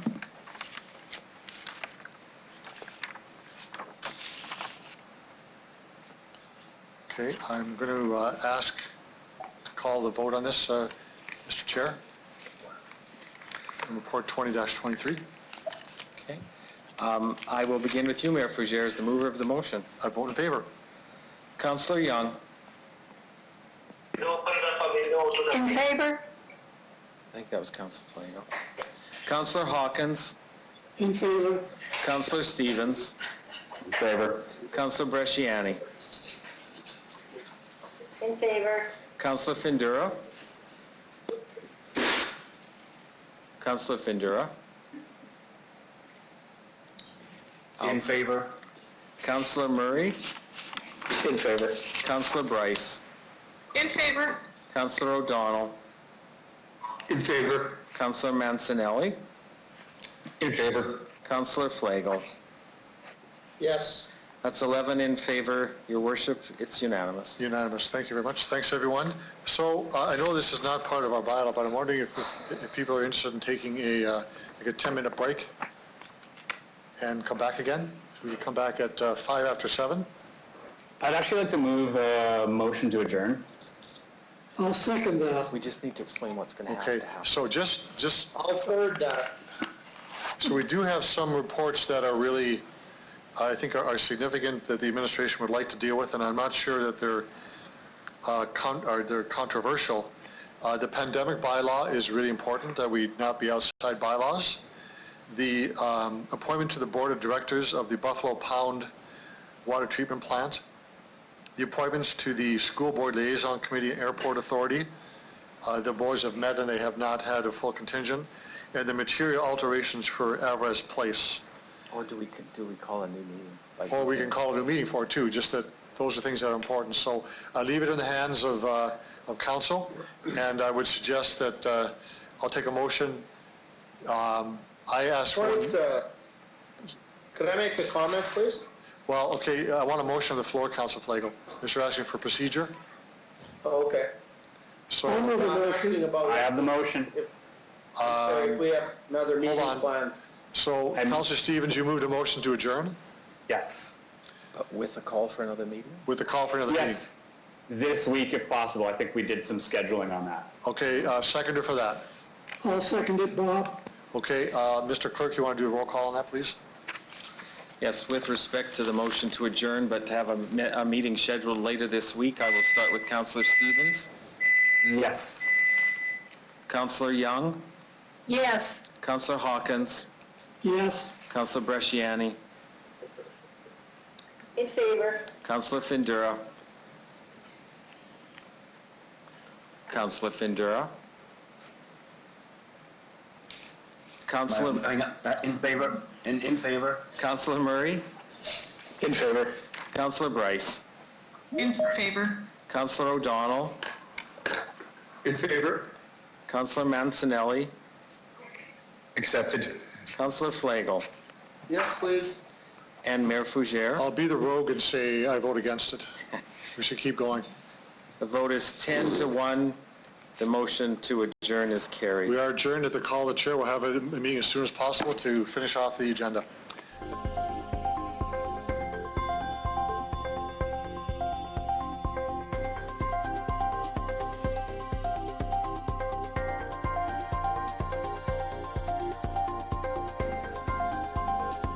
So I'm going to begin by, we'll start where we left off. We finished the Housing Commission. Now we're on to the Co-op Refinery and Unifor issue, the communications. And we have two delegations by teleconference. The first one is Nick Skalski.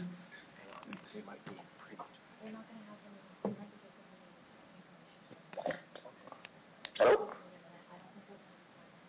The delegations have to link up, Okay. so maybe we should do another item. Well, that's it? Oh, okay.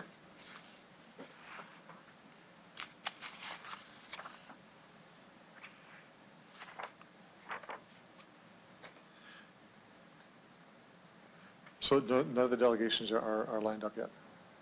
No, Your Worship, I've heard the delegation speak. He's ready. Is he ready? Okay, so this is Nick Skalski.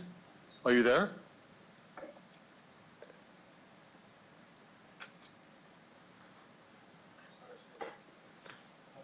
Hello, can you hear me? Yes, is this Nick Skalski? Yep, this is. Well, good morning. Thank you for participating in City Council meeting by way of teleconference. If you could identify yourself, who you represent, you'll be given 5 minutes for your presentation, and members of council may have questions afterwards. So the floor is yours. Sounds good. My name is Nick Skolsky. I'm with Unifor 594.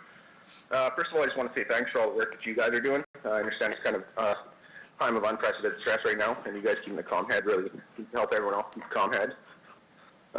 Right now, I'm sitting at home with 5 cats, 2 dogs, and a 24-day-old baby girl because the picket lines are all shut down. But really, I'm not unique in that situation. There's about 730 brothers and sisters that are in the same boat as me. This lockout's really hammering down our community. It means that nearly 800 people in the city are out of work. That's roughly 1% of the households just about, or without a source of steady income. You can tell this is obviously going to affect local businesses in Regina, as none of those workers are spending any money in the community. And right now, for me personally, it's kind of heartbreaking that it's supposed to be a happy time of my life, and I got a brand new daughter and can't really do anything I want to do, spend any money on her. So it's tough that way. My next big point of contention is the safety of the community as a whole. The refinery itself is already inherently a risky place. Right now, we're letting guys run it that are probably undertrained, overtired. They're working like a minimum of 3 days, 3 nights, 3 off, which ends up being about 8 hours a day, every day with none off.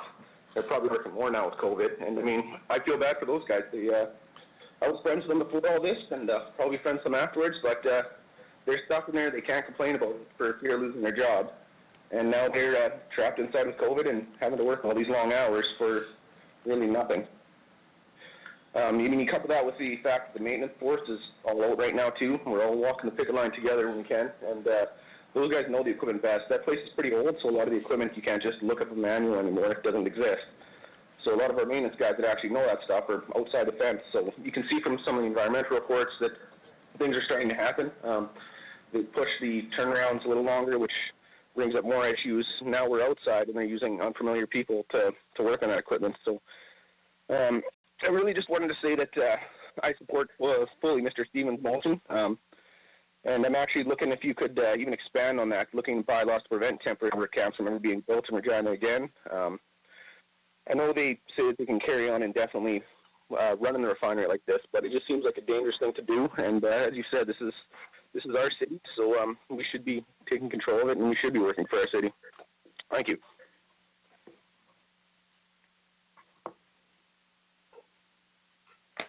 Is there any questions? Thank you very much for your presentation. I'll see if there's questions from member of council. Thank you so much. Any questions of the delegation? There are. Councillor Stevens. Great, thank you. Through your worship. Nick, if you could, the motion before us is really asking the government to take another step. Could you comment on the motion and what that means given the vote that took place yesterday?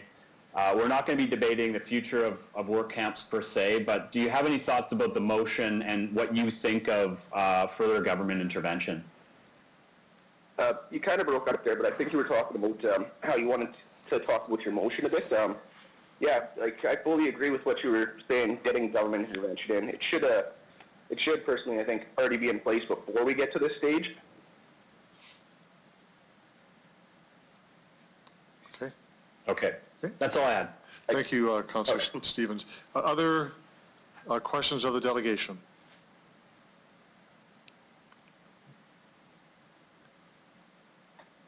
There appear to be none. Thank you, Mr. Skalski, for participating by a telephone call. You can hang up now. We're going to go on to our next delegation. Thank you for having me. Thank you very much. Carla McRae, you're next, if you're on the line.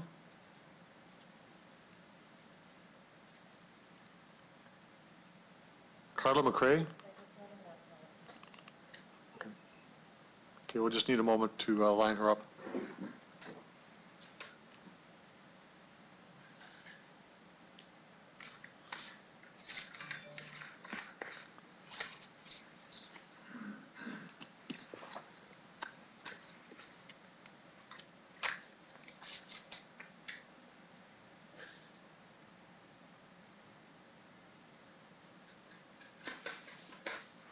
While we're waiting, Councillor Verdura, can you hear me? I'm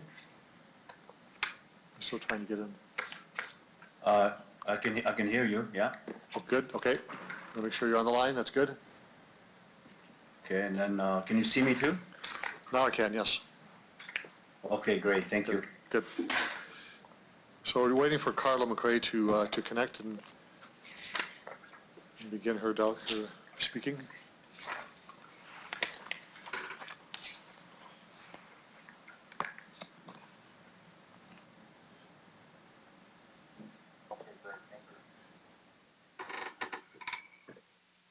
Hello. Is this? Hello. Yes, Carla McRae? Yes, sorry, I signed in under the new meeting code. Okay, perfect, good. Thank you very much for participating by way of a teleconference.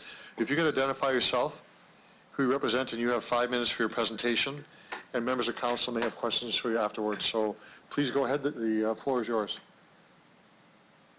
My name is Carla McCree. I'm a member of Unifor 594, and I've worked for the Co-op Refinery for 15 years. So I just want to start by saying good morning to everyone, and thanks for taking the time to speak with us about this issue. Regina City Council cannot afford to sit idle any longer regarding this labor dispute. Regina is ground zero for this lockout, and our elected representatives need to stick to their vision for what this city should be. Our vision is to be Canada's most vibrant, inclusive, attractive, sustainable community where people live in harmony and thrive in opportunity. Currently, this dispute does not help further the vision this council has for its city. We need to be reliable, sustainable spending in our city to promote a stable local economy and to prepare for growth in the future. We want people to live in harmony, but this dispute is having the opposite effect on our community, and it's pitting neighbor against neighbor. This lockout has large, far-reaching impacts that the city of Regina bears the brunt of, and as such has much to gain by having this dispute end. First, our members live predominantly in Regina. In 2019, the University of Regina did a study on the economic impact of our local, and here's what researchers found. Local Unifor 594 members generate $25 million in government revenues, $52 million in personal expenditures in the local economy. Total gross impact of member spending amounts to $66 million, and we have $39 million to the GDP. And 3/4 of members' incomes are spent locally. Now imagine how having 730 Unifor 594 members on a picket line changes these numbers. Lots of our members are just scraping by now that the lockout is nearing the 6-month mark. They don't have money to spend on extras, let alone disposable income to spend on big purchases like a new home or a car. And this is having a direct impact on local businesses. Unfortunately for these local businesses, the COVID restrictions and those effects on the economy are all happening at the same time. If our members were back at work, the economic impact or the economic contributions that we make in the community could help ease the pressures being felt by local businesses now and in the coming months. The longer this dispute goes on, the longer the financial recovery time for refinery workers. So our members can't infuse money into local charities like they normally do. Unifor National has generously donated to the food bank, Sophia House, and Carmichael Outreach on our behalf because Unifor 594 cares about maintaining the community we live in, but we all wish there was more that we could do. The management workers locked inside that plant for the first 4 months, along with replacement workers from across Canada still locked in the worker camp. They aren't spending money in Regina. Secondly, Co-op has strategically pitted neighbor against neighbor. Fuel truckers, Co-op grocery and gas workers, and farmers are being used to ramp up the pressure against the refinery workers in this dispute. Co-op Refinery, along with Federated Co-op based in Saskatoon, has used over 2 dozen billboards around Regina to try and drive a wedge between our community and the workers of the Co-op Refinery. For example, billboards that say, "What is Unifor striking for?" and "Unifor won't pay into a pension, would you?" are part of the Co-op PR campaign. Co-op knows that this is a lockout, as they issued lockout notice. Co-op knows that Unifor 594 offered to pay into the pension, but it's the Co-op that had no interest in that offer made by the union. So a campaign of misinformation is dividing our community, and it has to come to an end before any more damage. Co-op has specifically pitted neighbor against neighbor. Fuel truckers, Co-op grocery and gas workers, and farmers are being used to ramp up the pressure against the I'm getting some feedback. Lastly, the increasing expenditure of city resources caused by this labor design is hold on for a moment, please. And the workers of the Co-op Refinery. I'm getting a lot of... Yeah, we understand. If you just... Thank you, guys. Lastly, the increasing expenditure of city resources caused by this labor dispute is shouldered by Regina alone. There is a cost to closing 9th Avenue North for private use and staffing that closure around the clock with police officers on overtime. Regina police drive by our lines many times a shift and at all times of the day and have issued over 350 parking tickets, a job normally done by a bylaw or parking enforcement officer. Our members have peacefully picketed in over 15 communities in 4 different provinces, and this city is the only place where the involvement of the police has escalated. This dispute reduces the number of available officers and their response time to more critical incidences in our community. So the union has made an honest effort to come to the bargaining table. The most recent was the acceptance by 98% of our members of the special mediator's recommendations on what a fair package would be to preserve both company sustainability and maintain benefits for employees. The Co-op rejected these recommendations. The City of Regina should not want this dispute to go on any longer and should call upon the provincial government to use the power at its disposal to end this dispute by legislating the members of Unifor 594 back to work under the provincially appointed special mediator's recommendations. Thank you for your time, Mayor, Councillors. Thank you, Ms. Curry, very much for your presentation. Very clear what you're asking for. I'm going to ask if members of council have any questions.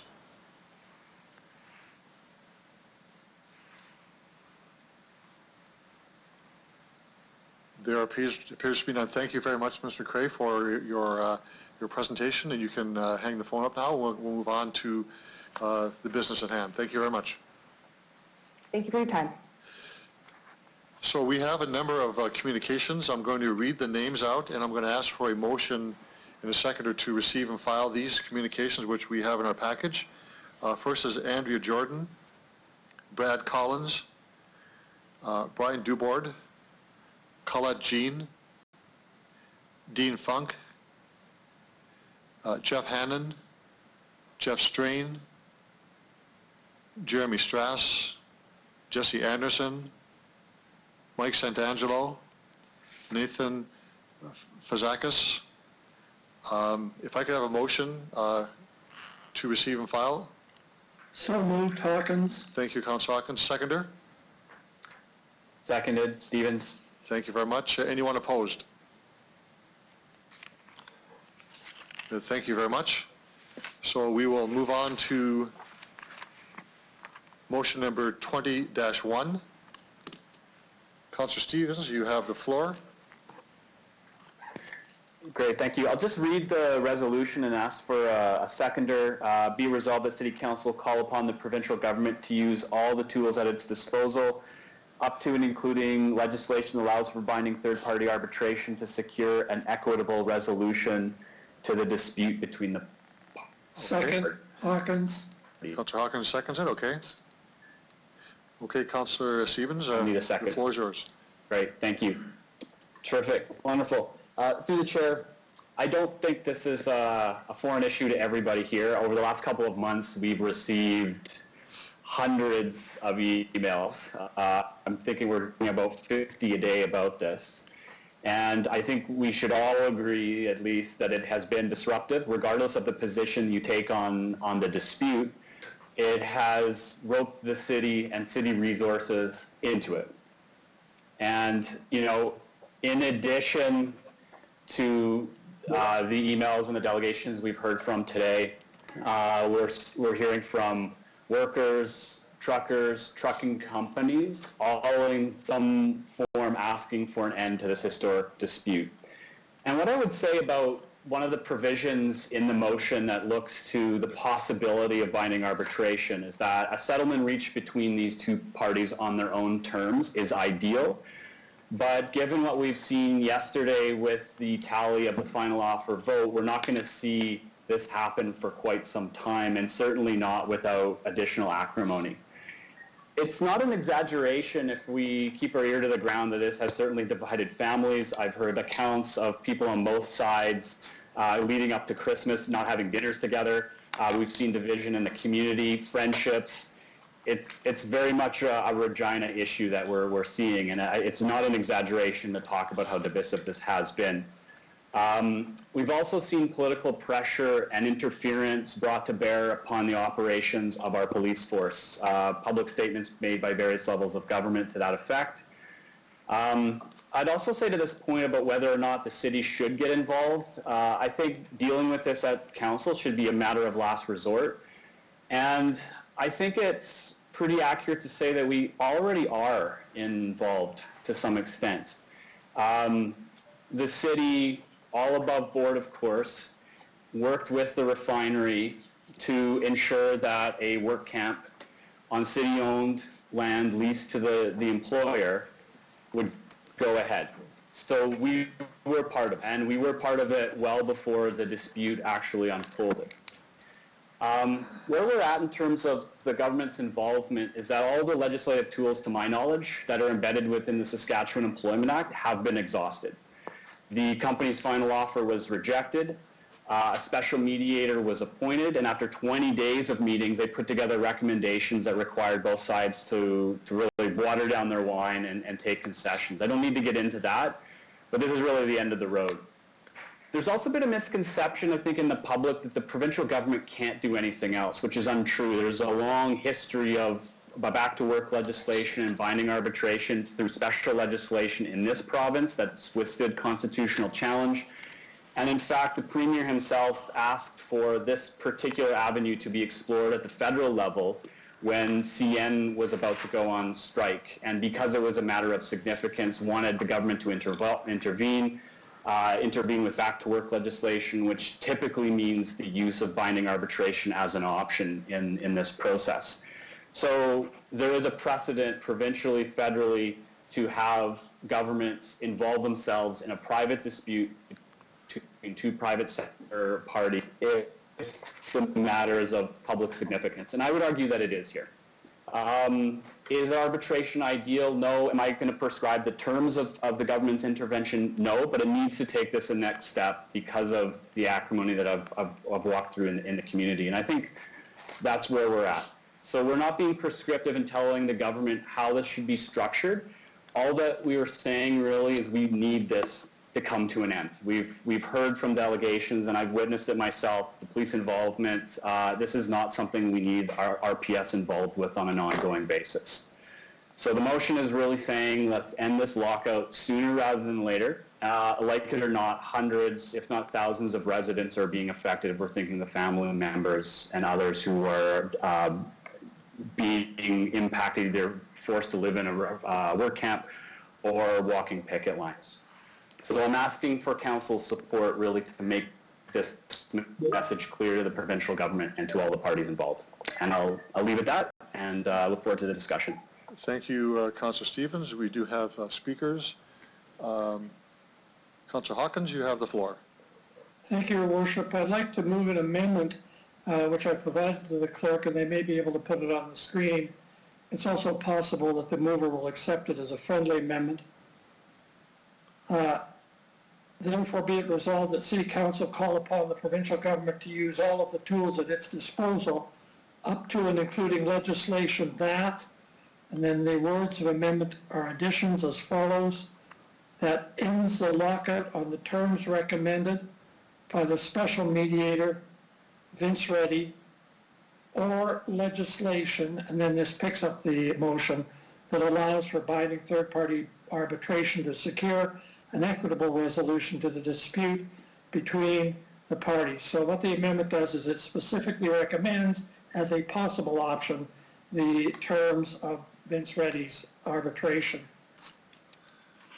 And if that's all right, I'll then go forward with my remarks. Just, are you asking, just order for a moment, Councillor Hawkins, are you asking this to supplant or replace Councillor Stevens' motion? No, I'm asking if the addition of those words be added into Councillor Stevens' motion, and I'm asking whether he will accept this as a friendly amendment. Do you accept that, Councillor Stevens? Yes, I accept it. Okay, so we'll continue on with the amended motion. I'll accept that. And Thank you, Your Worship. Okay, just go right ahead. Thank you. Councillors make three kinds of decisions. They make political decisions which reflect what the residents want us to do.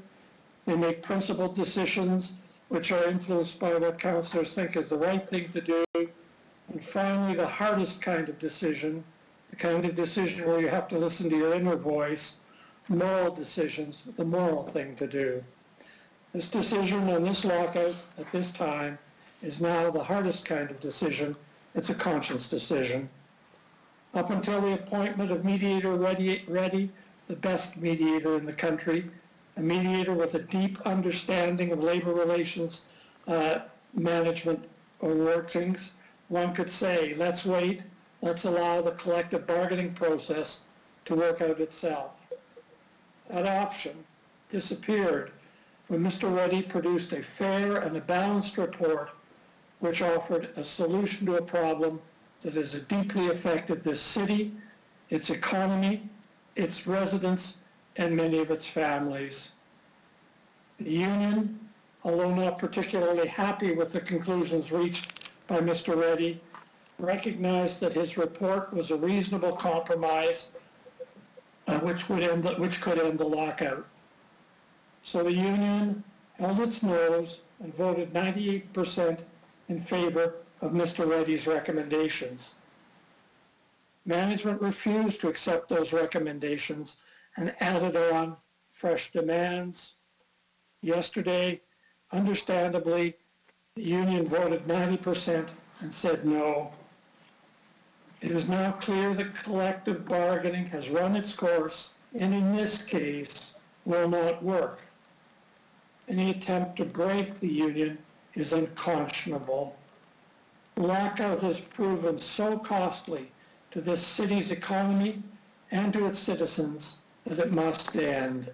The harm of continuing to wait is now too deep. Special mediator Reddy has offered a solution for resolving this impasse.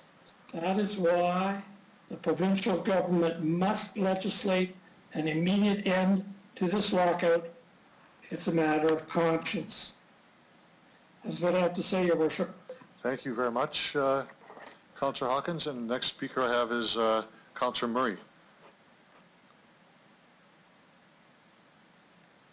Councillor Murray?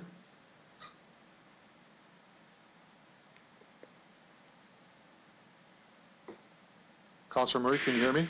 Can you hear me now? Hello? Hello, Councillor Murray? Hi there. Yeah, I'm here. And don't forget to turn your video on, please. I have it on, but for some reason I'm not showing up. So my question is for administration, and I'm looking to know if we have any reports or data on the cost of policing as well as on our bylaw enforcement since the start of the labor dispute that we have on our hands. Mr. Holden. So through your worship, we don't have information related to the RPS.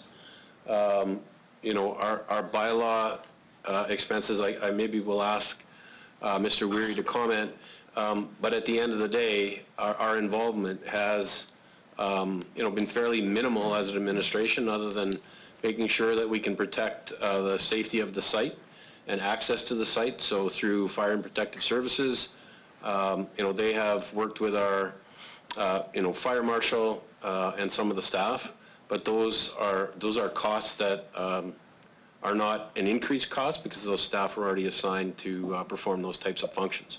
But Mr. Weary may have a comment on our bylaw expenses. Okay, please do. Go ahead. Well, thank you, Your Worship. Bylaw enforcement has not incurred significant expenses in connection with this. My understanding is that the biggest expenses have probably come from the police service and probably secondarily from the fire department in terms of the enforcement and monitoring the Fire Safety Act provisions and our bylaw, but not anything out of the ordinary for bylaw enforcement proper. Thank you. Thank you, Mr. Weary. Okay. Councilor Murray, go ahead. Yeah, just confirm, we don't have anyone from the Regina Police Service representing them here, correct? I don't believe so. Okay. All right, I appreciate that. Just one moment. They're coming on the line, I think. Just a moment. Okay, great. Okay, maybe we'll come back to that question. You want to continue on? Yeah, no problem. Thanks. Do you want to continue your comments? No, that's all I'm looking for is from the Regina Police Service on the number of man hours that we've spent. I know it's significant from the Regina Service. That's all I'm looking for. Okay. Okay. We will. Mr. Onright has some information on parking. Mr. Onright, go ahead.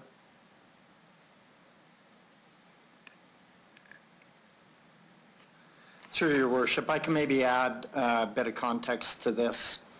Through our traffic division, they work very closely with Unifor in terms of issuing the permits for items that they do have on city property, but that was through our normal process. There was no additional costs incurred there.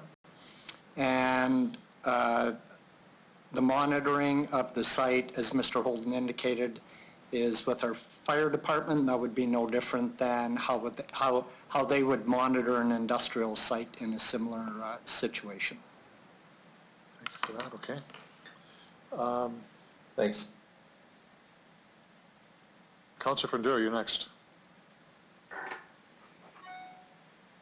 Okay, Worship, I'm just going to get myself ready here. Okay, you can see me and hear me? Yep, go ahead.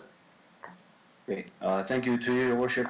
I'm going to start my conversation with this statement that I 150% and 200% support the motion to say to the workers, these workers are our citizens. They are residents of Regina.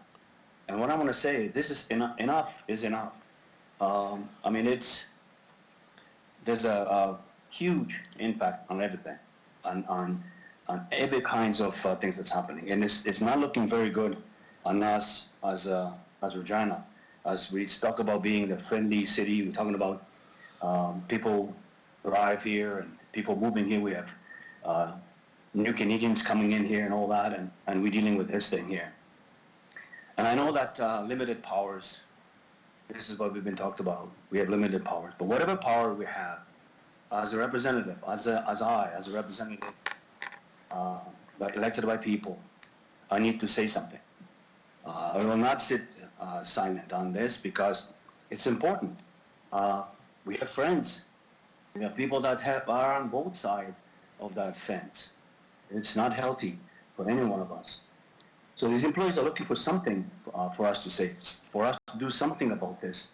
The impact on all of that, the families, the mental health, the families, the disruption of all kinds of things.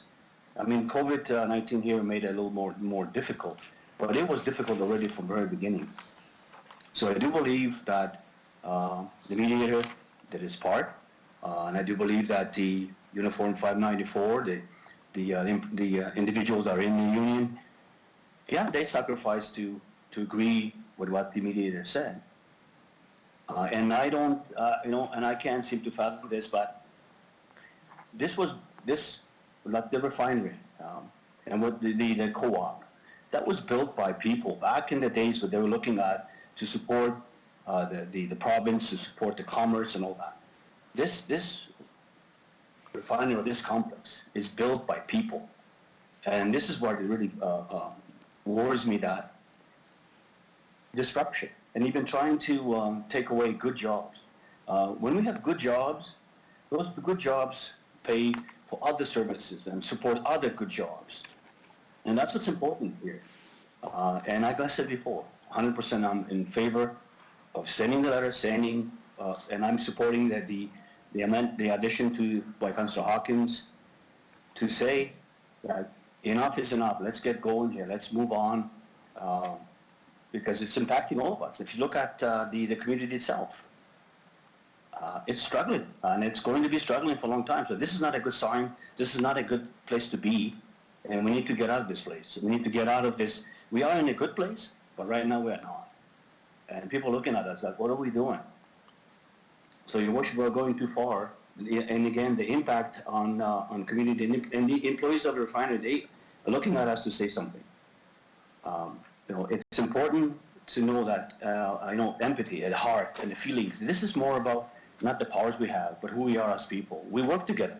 We look after each other. We say, shop local, do this, help your neighbor. We're talking about sweeping, street sweeping program, and say people at home, help each other. Ask neighbor for the driveway, and so this is where this whole thing about. It's more of a human sacrifice. It's a human thing now. It's got nothing to do with politics. It should not involve in politics. It is a human thing because we're all in this together. Like we're talking about this the pandemic. The big words, we are in this together. Well, we are. Well, you know what? Let's do something about it. Don't just talk about it. Let's make the legs walk. Do it. So I'm in favor of this motion. I'm in favor of the government to go and do something, end this thing, because it's not healthy either for any of this, that side of the fence or this side of the fence. And again, I'm going to ask for this whole cooperative started by people. And I don't think the people are being listened to, and that's the problem. So I will end on that, Your Worship, and thank you for allowing me my comments. And I'm hoping that this will go through. And let's just say whatever, something, and this is something we want to say, and that's what I want to say. So thank you, Your Worship. Thank you, Councillor Fundera. Next speaker is Councillor Mancinelli. Hi, thank you very much. Through the chair, I was wondering if I could ask administration, one of the delegations had comments on the work camp that was in the co-op complex, our new zoning bylaw. Would this situation arise today the same way it did in the past? Could this happen again, or has our new zoning bylaw had an effect on this type of Mr. Holden. Thank you, Your Worship. I'll ask Ms. Harlock to comment on the impacts of the new zoning bylaw. Ms. Harlock? Through you, Your Worship. So with the existing permit, it came under the old 9250 bylaw, which was a temporary development permit. Under the new bylaw 2019-19, what would happen is a permanent permit would be issued, because we wouldn't have the temporary development permit, which was what the original permit was issued under. Councillor Mancinelli? Okay, so following that up, we would issue a permanent permit for this type of living quarters and set up at a upgrader facility? Ms. Harlock? Through you, Your Worship, so we would review the application and go through the process. This is deemed to be an accessory use to the operations for the need to be able to keep the business going. So we would evaluate it under that and then go through the process for issuing that permit. Okay, so just to make sure I understood, we no longer would have a temporary permit process like the one that was set up. If they wanted to redo this type of a situation, it would have to be with permanent structures under a permanent permit, and all of the necessary features would go through in that way. Okay, I understand. Thank you. I guess my comments on this are, as a councillor, I don't believe I have any direct influence on what could happen or control over it in labor negotiations and disputes. But I think this is very apparent that it affects all the citizens in my area that I represent, or the city at large. And in the middle of a pandemic, after recommendations by a respected mediator brought on by the provincial government, to walk away and refute them and to keep on moving in that manner at the campsite and endangering those around us in a pandemic for the sake of a strike or a lockout, I support the motion. I'm all for it. Thanks. Bye. Thank you, Councillor Massanelli. Before I go to Councillor Flagel, we do have representatives from the RPS on the line to answer Councillor Murray's question. And I'm not sure who that is, but they could just unmute their microphone and speak. Okay. Superintendent Davies. Hi, can you hear me okay? Yes. I'm sorry, I just joined in, so I'm not aware of what the question was. The question is the cost to the RPS in terms of man hours and just in terms of budget, the impact of the strike. Well, I can tell you currently we have a officer assigned every shift, so it's a supervisor to the for the north end that goes by there several times through the course of their shift. They give us a daily update on terms of activities that go out there. In terms of a dollar cost, in terms of hard costs, so obviously we had costs when we had members out on 9th Avenue North for that period of time. If you give me a little bit of time, I might be able to dig up that number, but I don't have it at the top of my head. I apologize. No, that's fine. If you could also do if you had a sense of the person hours as well, would be helpful. Certainly. If you give me about 5 minutes here, I can probably get you an answer. That's fine. You continue on and let the deputy clerk know you're back on, and then we'll insert you in the discussion. So I'm going to move to Councillor Flagel, your next speaker. Thank you, and good morning, everyone. I just wanted to know, and I mean, there's been a lot of emails that we've all gotten, of course, but when people are starting to say things that we're taking kickbacks and we're getting the city's getting extra money for this and we're breaking the laws and we're not following the rules. Could I get a couple of comments from administration on what exactly are we doing wrong, if we're doing anything wrong, and have we amended that and fixed that? Mr. Holden? Through your worship, the city's role in this has been, first of all, to process development permits and building permits, ensuring that whatever facilities were and structures were put on site at the refinery met National Building Code and met our fire code.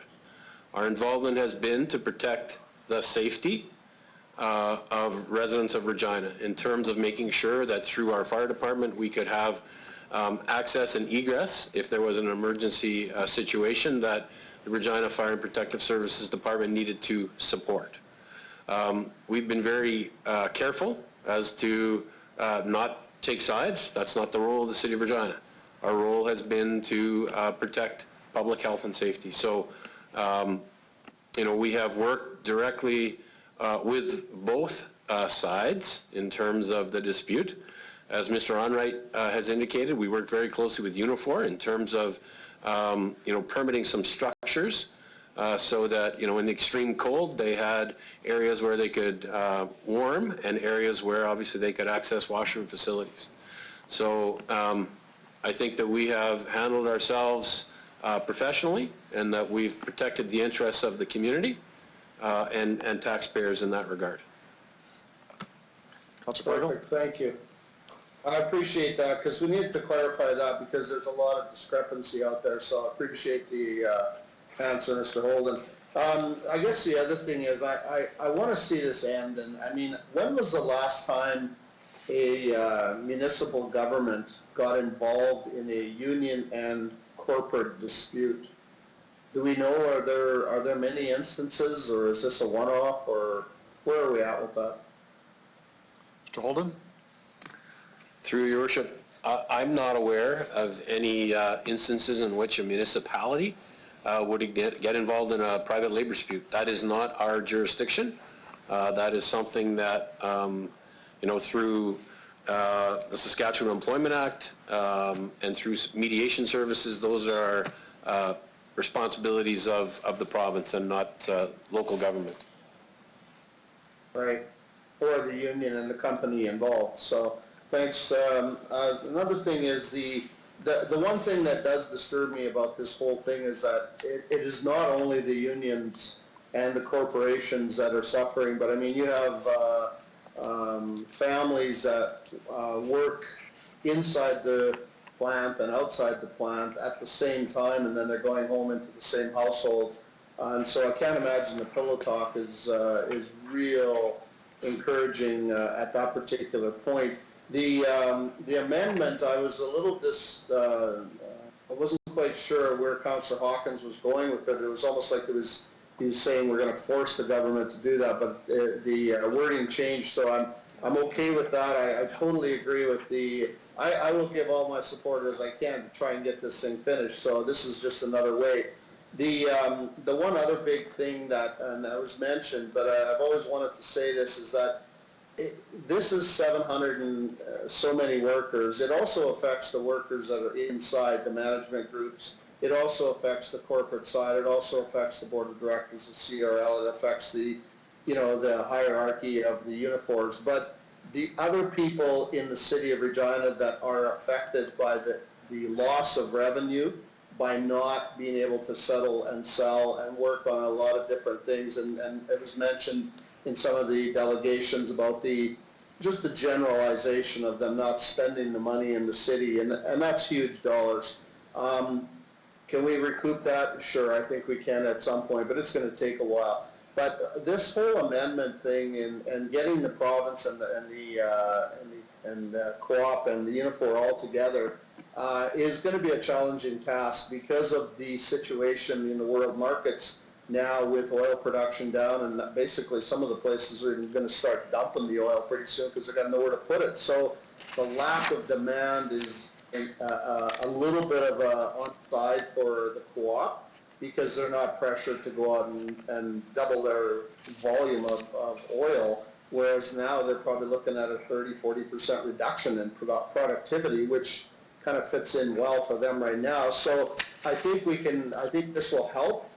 Whether it does anything to, I'm going to show my support for the union workers and for all the other workers that are non-union that need the unions to go back and get this thing done, and the companies to go back and get this thing done so that their businesses can survive as well, whether it's restaurants, parts supply places, labor, scaffolding, any of these types of businesses that utilize the refinery every day. So I'll support the motion, and I hope this will put a bug in the ear of the provincial government and maybe help things out. So thanks. Thank you, Councillor Flegel. Councillor O'Donnell.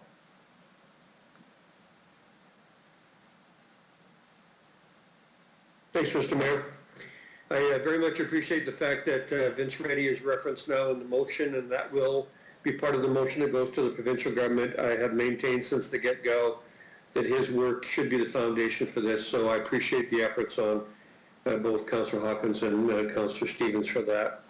The part, I guess, that I've wondered about from months ago is how this is going to be resolved at the end and what it's going to be like when people actually go back to work. I was encouraged by one of the delegations and comments he made about some of the people that are currently working there, and perhaps, and I'm not sure I'm using his correct phrase, but extending a hand to them after. So I appreciate hearing that. Obviously, the very best thing that could be done here is a negotiated settlement because in the end, folks are going to have to face one another. I'm hopeful that the provincial government will listen to what council has to say, what our community wishes, and that we can get a resolve to this. I'll be supporting the motion. Thank you. Thank you, Councillor O'Donnell. Other speakers to the motion?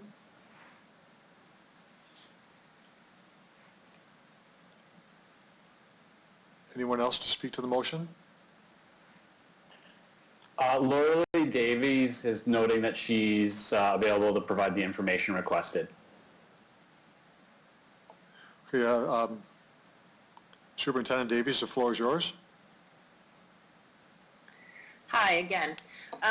So I guess I would ask for your forgiveness in the fact that this is just a quick calculation, and this is actual hard costs. So this is overtime, actual money out of budget in terms of hard expenses, and this is as of the beginning of March, and that is $111,000. We have not yet broken down how much person hours in terms of the time that people are dealing with the labor dispute during the course of their workday. So this would be, I would say, a very small fraction of costs, but certainly just an idea of our actual out-of-pocket costs at this point. Good. Well, thank you very much for that. I appreciate the information. No problem. Thank you. Thank you. And we'll move on to our next speaker. That is Councillor Young. Thank you, Your Worship. No one wants to interfere in a collective bargaining process, especially municipal level of government, which has no power to bring it to a close. However, I was really pleased to see Vince Reddy made part of this motion because I was really hopeful, as most of us were, that this would resolve the issue. And I think it was the best chance for people to be able to speak and have all their issues heard during that process.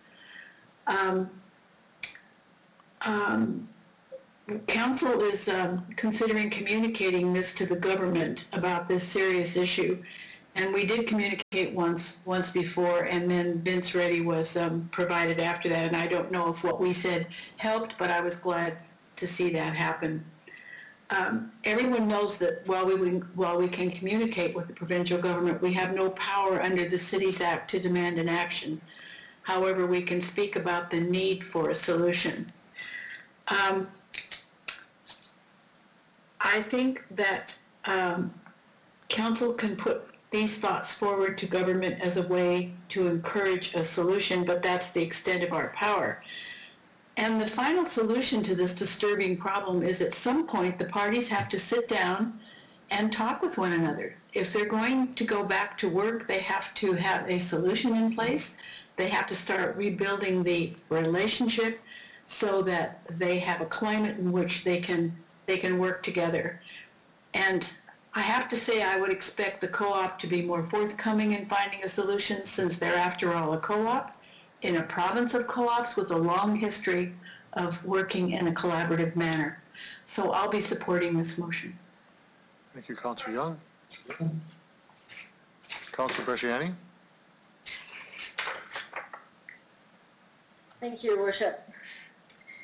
So I have spoken with people on both sides, and I think that's the particular problem that we're in, is we don't want to take a side.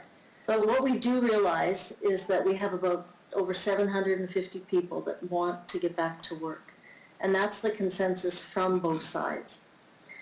One of the things that concerns, I think, and the workers that I've spoken to in my ward, that with binding arbitration, sometimes there's a winner and there's a loser. And so it always doesn't end up with what you're hoping for. I am glad to see that we've now put the recommendation in there for Vince Reddy's recommendations, because that's a better start rather than starting over. I will also say that this has affected so many families in our city, and as much as council, we cannot tell the next level of government what to do. We can make a recommendation, as in the letter, in that format. But as others have said, there's also not just a financial impact here, but there's also the impact on people and how it's affecting them mentally and physically. And that's the concern that I have. When people have been out of work for over 5 months, And we want a solution. Everybody wants a solution in this city. It doesn't matter who you are. So to find the resolution, if this is what it's going to take, we move it forward in this for not only the workers, but for the company as well, for the city, for the businesses that surround. And speaking to some of the workers, this is my home, and this is my job, and they've given so many years to working there, to their commitment to this organization. So when we talk about listening to the residents of Regina and hearing them, I guess when we do that, we take this forward in that manner.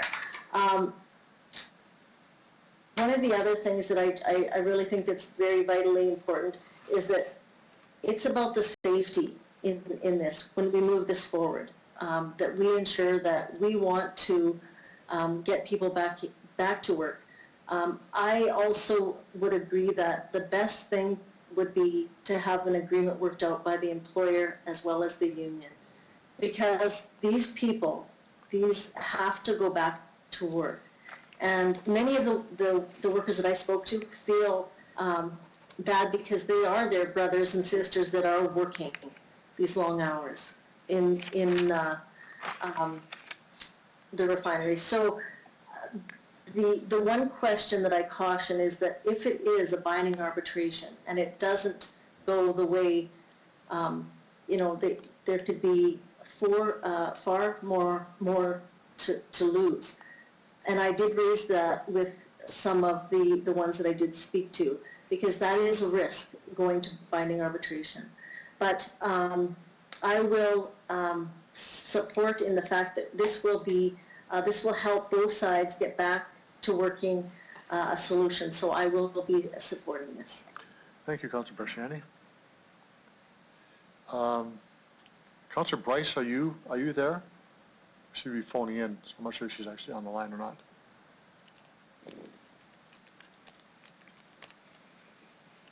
She's not, okay. So I will weigh in. Everyone's had a chance to speak, and I first of all want to validate all the statements made by members of council and delegations in the 1,759 emails I received in my office on this issue from workers. I certainly understand this is a corrosive, disruptive, and a painful exercise for our community, for our citizens, employees, and everyone. Before I get into my other comments, I just want to, I know we're not voting on the whereas clauses, but I want to refer members of council to the third whereas clause with respect to the Regina Police Service, and to correct that portion that that the RPS involved was escalated as a result of political pressure. It is not the case. That actually is a result of a court order to be involved, and that's important to have that distinction be made. That all being said, I'm struggling with this, and I have been since the beginning of this labor dispute. I agree, as I say again, with the statements made, the impact made on the employees and our community. This has gone on for far too long, and both sides need to get real, to go back to the table and negotiate a settlement here. This is the only way that we'll have labor peace in my view, is by both sides agreeing to go back to the bargaining table. So council has been, for the last several months, the City of Regina has been put, in my view, in an untenable situation, because it would appear in terms of much of the dialogue that council can use as moral weight or emotion to affect the change, make a change, or have the province go for institute binding arbitration. We cannot do that. We don't have the jurisdiction. In a private labor dispute, we have no levers at all. The motion, if this passes, would be symbolic at best, but we are choosing to enter negotiations on the floor of council. And I don't think it's the role of council to be involved with the terms of a labor dispute. In my time on council, I have never seen a issue of a labor dispute come to the floor of council for an opinion or for direction in any way. So I do not believe we should be interfering in the collective bargaining process, be it binding arbitration or Vince Reddy's terms. Recall that the Premier said yesterday he will not move forward with binding arbitration. He said that very clearly. So the motion that we have before us asking for that, I think, is just well-intentioned, but I can't support that. Is Vince Reddy's suggestions the right way to go? I don't know that. We don't know that entirely. Certainly it was for the union, but not necessarily for the company. This motion will likely pass. I will not be supporting it, but I was hoping that if it didn't pass, I would have a motion simply urging Unifor 594 and the refinery to get back to the bargaining table immediately and not leave the table until they have a resolution to this. So I understand the foundations and the backdrop for the motion, but I won't support it because I think it sets a precedent that we can have other disputes come to the table, and I worry that we would have someone interfering with our collective agreements in the future, where we would say this is our sandbox, we're dealing with what we have to do, and we have someone come in and say no, we direct you to do something different. I think our reaction would be, as it should be, a bit indignant. So I will not support the motion. It is, I understand the intentions of that, but I strongly believe we should stay away from this, but have a general statement urging the parties to get back to the bargaining table and resolve the dispute to the satisfaction of both parties and for our community as a whole. Those are my comments. So I would ask if Councillor Stevens, if you want 3 minutes to close the debate. No further comments. Okay, well, let's do the roll call, Mr. Chair, or Mr. Clerk. Thank you, Your Worship. With respect to Councillor Stevens' motion MN 20-1 as amended, I will first call upon Councillor Stevens as the mover. Support. Councillor Young. I support. Councillor Hawkins. In support. Councillor Bresciani. In favor. Councillor Findura. In favor. Councillor Murray. Favor. Councillor O'Donnell. In favor. Councillor Mancinelli. In favor. Councillor Flagel. For sure. Councillor Bryce, are you on the line? Mayor Fougere. I vote no. That is 9 in favor, 1 against. The motion carries. Motion carried. Thanks everyone for that. So we'll move on to our next set of issues here is a CNIB brand building proposal. And we have a receive and file for delegations report. Ron Filloy, I believe it's how you'd say that. And if I could have a motion to move this receive and file. So moved, Hawkins. Michael moved that. Okay. And also, Michael second. Okay, Councilor Down seconds that. Anyone opposed? Okay, move on to the delegation that will be on teleconference. Bob Huber. Yes, I'm here. Okay, Mr. Huber, thank you very much for taking the time to appear before council. If you could identify yourself, who you represent. You have 5 minutes for your presentation, and members of council may have questions afterwards. So the floor is yours. Thank you. Thank you. My name is Bob Huber, H-U-B-E-R. I am a client of the CNIB and a volunteer.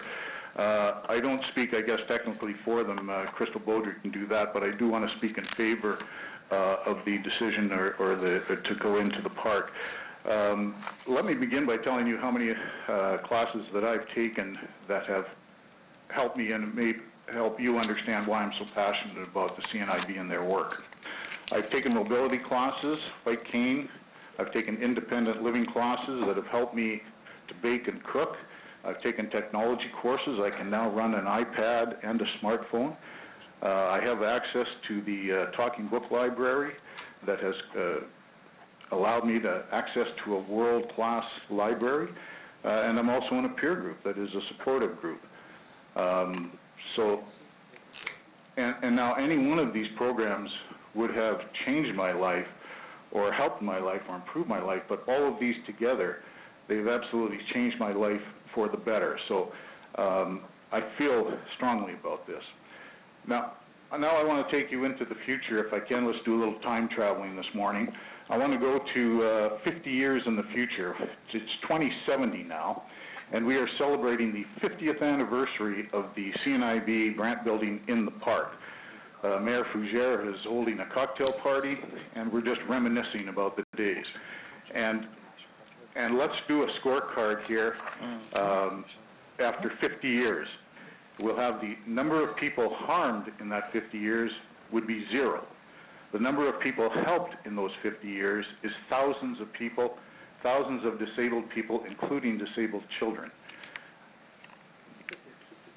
So if you're keeping score and you're a sports fan, thousands and thousands to none is pretty much a blowout. Now I want to take you back to 1955 when we were originally put in the park. And Tommy Douglas, the premier at the time, put us in there, and there was a need.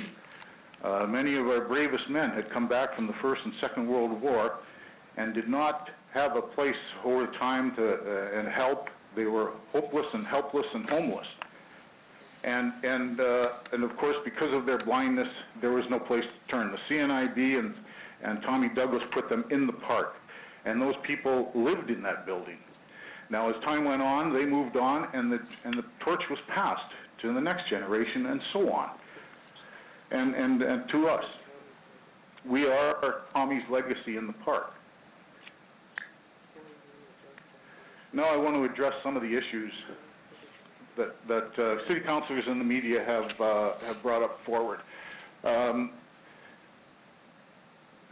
Number one, we've been told that we do not have enough space in the proposed building.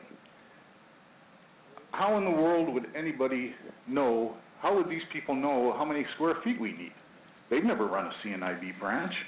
But yet they're telling us we got taken on this deal somehow. And the insinuation being that not only are these people blind, they're a little slow in the uptake. And that's not true at all. Let me make it very, very clear here. Under the proposed plan that we have with the Brandt Industries, we have thousands of square feet in the park. Under any other proposal I've seen, we have no square feet in the park. And some of these proposals that have come up are just fantasy. Fantasy buildings with fantasy money. Well, the blind people don't live in a fantasy world, they live in the real world, and it's a very tough, hard world. And now we had a protest to counter the protests out there. They've been going on for 3 years trying to block us from going back to the park. And we had a protest out there, and we were sort of mocked because only 6 of us showed up. But let's try something here, because those were 6 blind people that showed up. Let's see how many of the protesters that have been out there for 3 years would show up if they started their day with a blindfold on. I don't think as many people would show up as they've got. Now, let's just talk about that. Maybe for awareness' sake, we could all have a 3-hour blindfold session this Saturday. In your comfort and safety of your home, put a blindfold on for 3 hours. Even do it while you do it over lunch. And Mr. Huber, you have under half a minute to go on your time. Oh my God. Well, I don't know what to say. This has gone on for 6 years. 6 years of process. You know what else took 6 years? The Second World War. It was all wrapped up, start to finish, 2 theaters, 6 years. We've had enough process. We need leadership. And I wish I had had an opportunity to give you more of the information that I think would help you make that. But I heard Councillor Hawkins talk about a moral vote, and I couldn't agree with him more. Mr. Huber, I'm sorry, your time is up. I hate to do this, but we do have a standard time that is 5 minutes per delegation, so thank you very much. I'll see if there's any questions from members of council. Your Worship, I didn't put my chat thing there. But, yeah, you should do that so you get on the in the queue. Okay, first will be Councillor Stevens.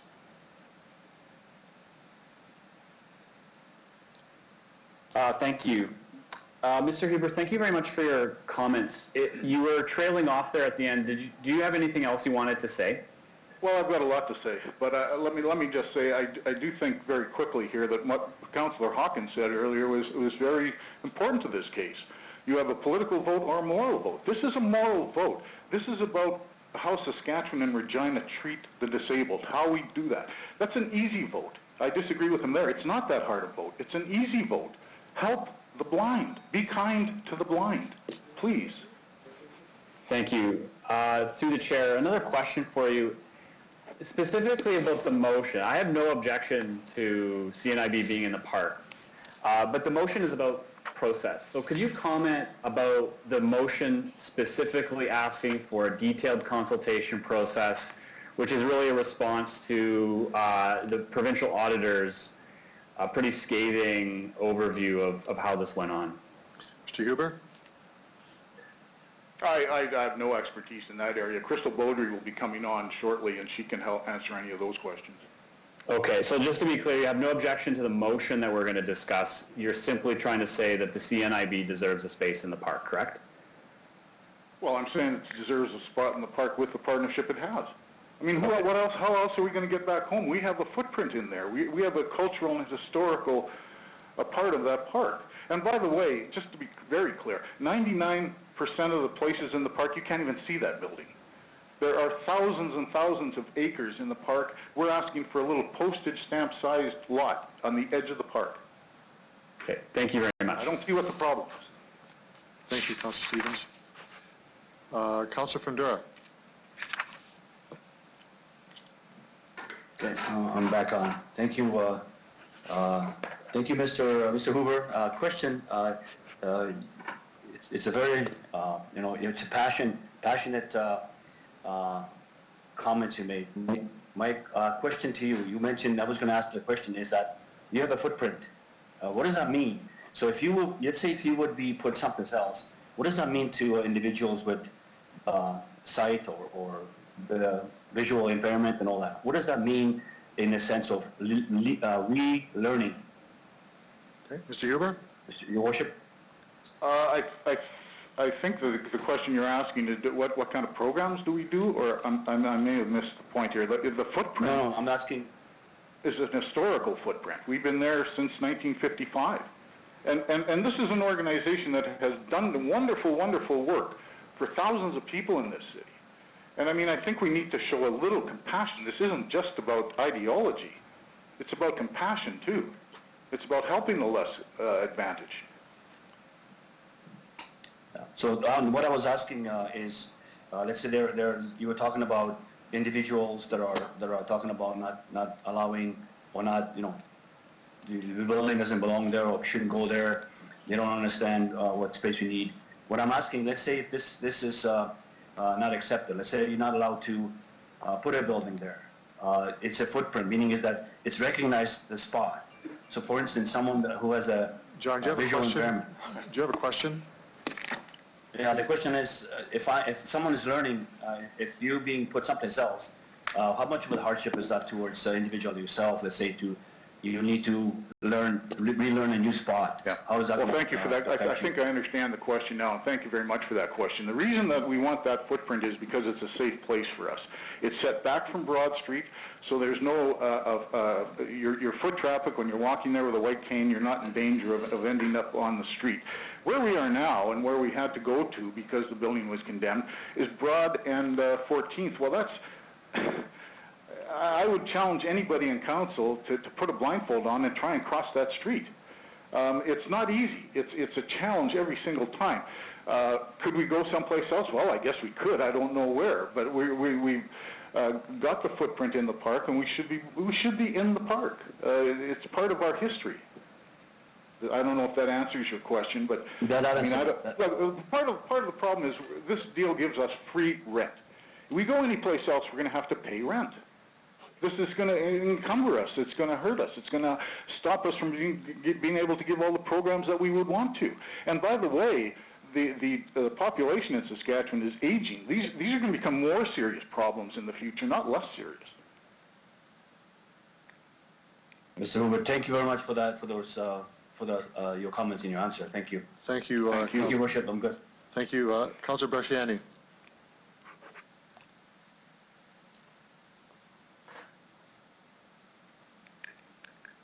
Councillor Bresciani?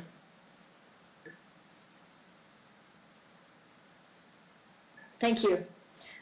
Through you, Your Worship. Thank you, Mr. Huber, for coming and speaking and giving us your insight today. I want to know, with the plan that has come out from CNIB, were there individuals who have sight loss, vision loss, or blind? Were they consulted in the plan? And if you could just share on that, please. Mr. Huber?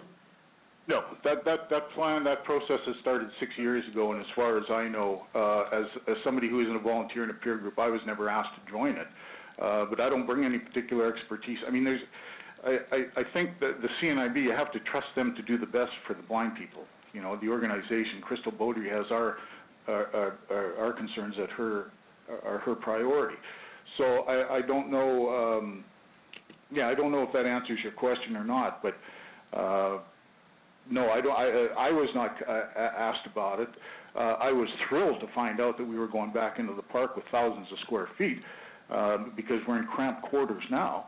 But no, I personally was not consulted about the plan or the arrangement. Okay. And through the chair, so one of the things with having vision loss is having obviously a place that you can go that's safe. And that corner of the park is very quiet. And there was talk at some time of even maybe doing some kind of I'm not sure, a little cafe or something there where people could also learn about vision loss, and it could have different technologies. Would you see that as something as value to our community, to educate and awareness around blindness through the chair? Yeah, I can't think of I'm sorry, I'm so excited I'm interrupting. I can't think of a better place to do it. For instance, a mobility class. Where better would you go to have people practice with a white cane? In a quiet part of the park, there is some pavement. There's also some grass, so you get an opportunity. There's some up and down, so that you understand the vertical aspects of walking with a cane. All those sorts of things. It's a great place to do all of that, and that is done on a consistent basis. But it would be much better and much safer in the park. Okay. And the last question I have through the chair is, now, do you know there's a few floors? I haven't seen the plan for a long time. I'm not sure if that's the plan moving forward. But is CNIB, are they going to be on the main level or on another level, or do you know? Are you aware? My understanding is we're going to be on the fourth. I'm sorry. My understanding is we're going to be on the fourth floor. And somebody would say, well, that's a terrible thing. They should be on the main floor. The reason, or one of the reasons we're okay with being on the fourth floor is visually impaired people and blind people have to learn how to run an elevator. And it's a great way to learn that in the comfort and safety of that building, you know? I don't think being on the fourth floor is I'm sorry, I don't think being on the fourth floor is a problem. Good, thank you. Thank you, Councillor Bresciani. Councillor Flagel. Thank you. Welcome, Mr. Huber. Jerry Flagel here. Hi. I thought I was listening to a sportscast on CTV with the way you were talking. You're so smooth, so keep it up. I wanted to ask you, and I think Councillor Bresciani touched on it, was the decision, the fourth floor, and I was glad I heard the answer because I believe it to be true.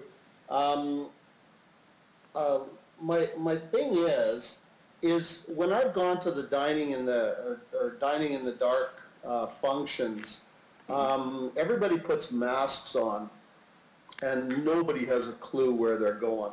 We got food all over ourselves. We got everything. So, what kind of a training facility is this building going to look at to help those that are slowly being challenged, like yourself, into not having some vision?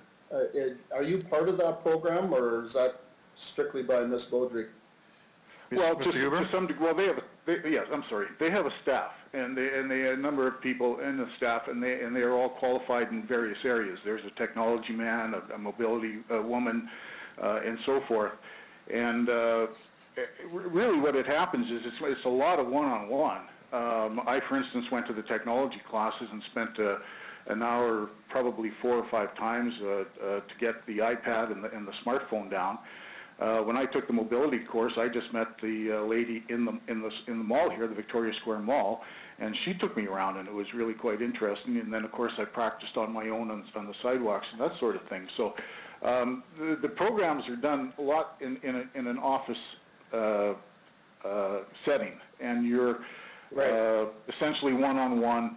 And I just can't stress enough how helpful it is when you learn these skills. I went 7 years without any help from the CNIB after I've gone blind, and my life is completely different now. And that's the thing that these classes do.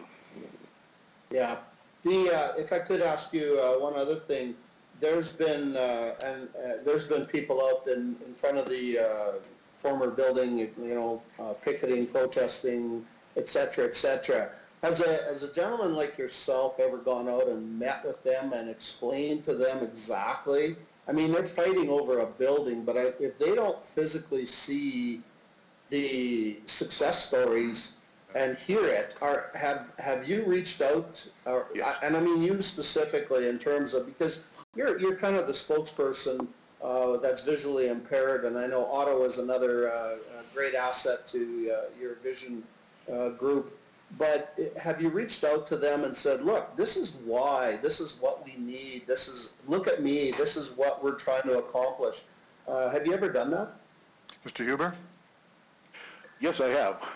Before the pandemic, we went out and did a protest the protesters.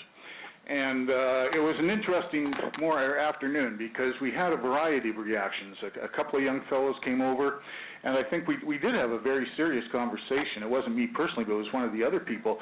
And they seemed to be quite moved. It did give them pause to reflect on what exactly they were doing.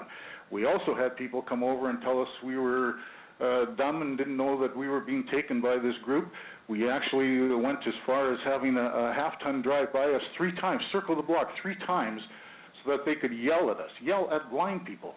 It was just stunning. So I haven't given up hope on changing some of those hearts, but for some reason some of these people are dug in ideologically, and they just have no thought of compassion or heart.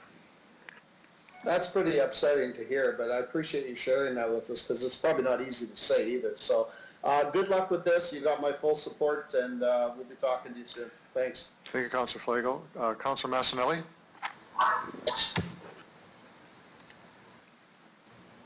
Thank you. Through the chair, first I just want to say that I support the CNIB being in the park for all the reasons you specified. Your first-hand knowledge goes a long way. I don't have the experience, so I take yours. Having said that, would you agree that government should be transparent? Mr. Huber? Yes. Okay. In the evolution of this process in the park, would you agree that transparency has been questioned and has caused questioning in the public? Mr. Huber? I don't think so. Okay. As a councillor, I haven't really come to understand a lot of the decision-making on how this came about. Have you had information on the decision coming about? Mr. Huber? No, you want to talk to Crystal Beaudry about that. I just know I'm trying to get back in the park, that's all. Okay. Well, like I say, I want to support you in the park however I can when the time comes. These questions and this motion are most so for the transparency aspect. And I do have one more question to ask. But sorry, I forgot it because I got talking there. I can leave it there. That's fine. Okay. Thank you. Thank you for your time. Massanelli. Other questions of the delegation? Mr. Huber, thank you very much for your presentation and answering questions. I really appreciate the hardest working city council in Canada taking the time to hear me. Thank you very much. You can hang up now. We'll go on to our next delegation. Thank you. Crystal Beaudry, are you on the phone? Hello. Hello, I'm here. Hello, welcome to City Council. You can identify yourself for the record, who you represent. You have 5 minutes for your presentation, and there may be questions from council afterwards. So the floor is yours. Thank you. I'm Crystal Beaudry, Executive Director for the CNIB in Saskatchewan. On behalf of our clients, our board, and our volunteers, I would like to address a few matters that may have motivated motions that Council is considering today. CNIB wants to rebuild our facility in Wascana Park, where we've been for more than 62 years prior to the Wascana Centre Authority Act.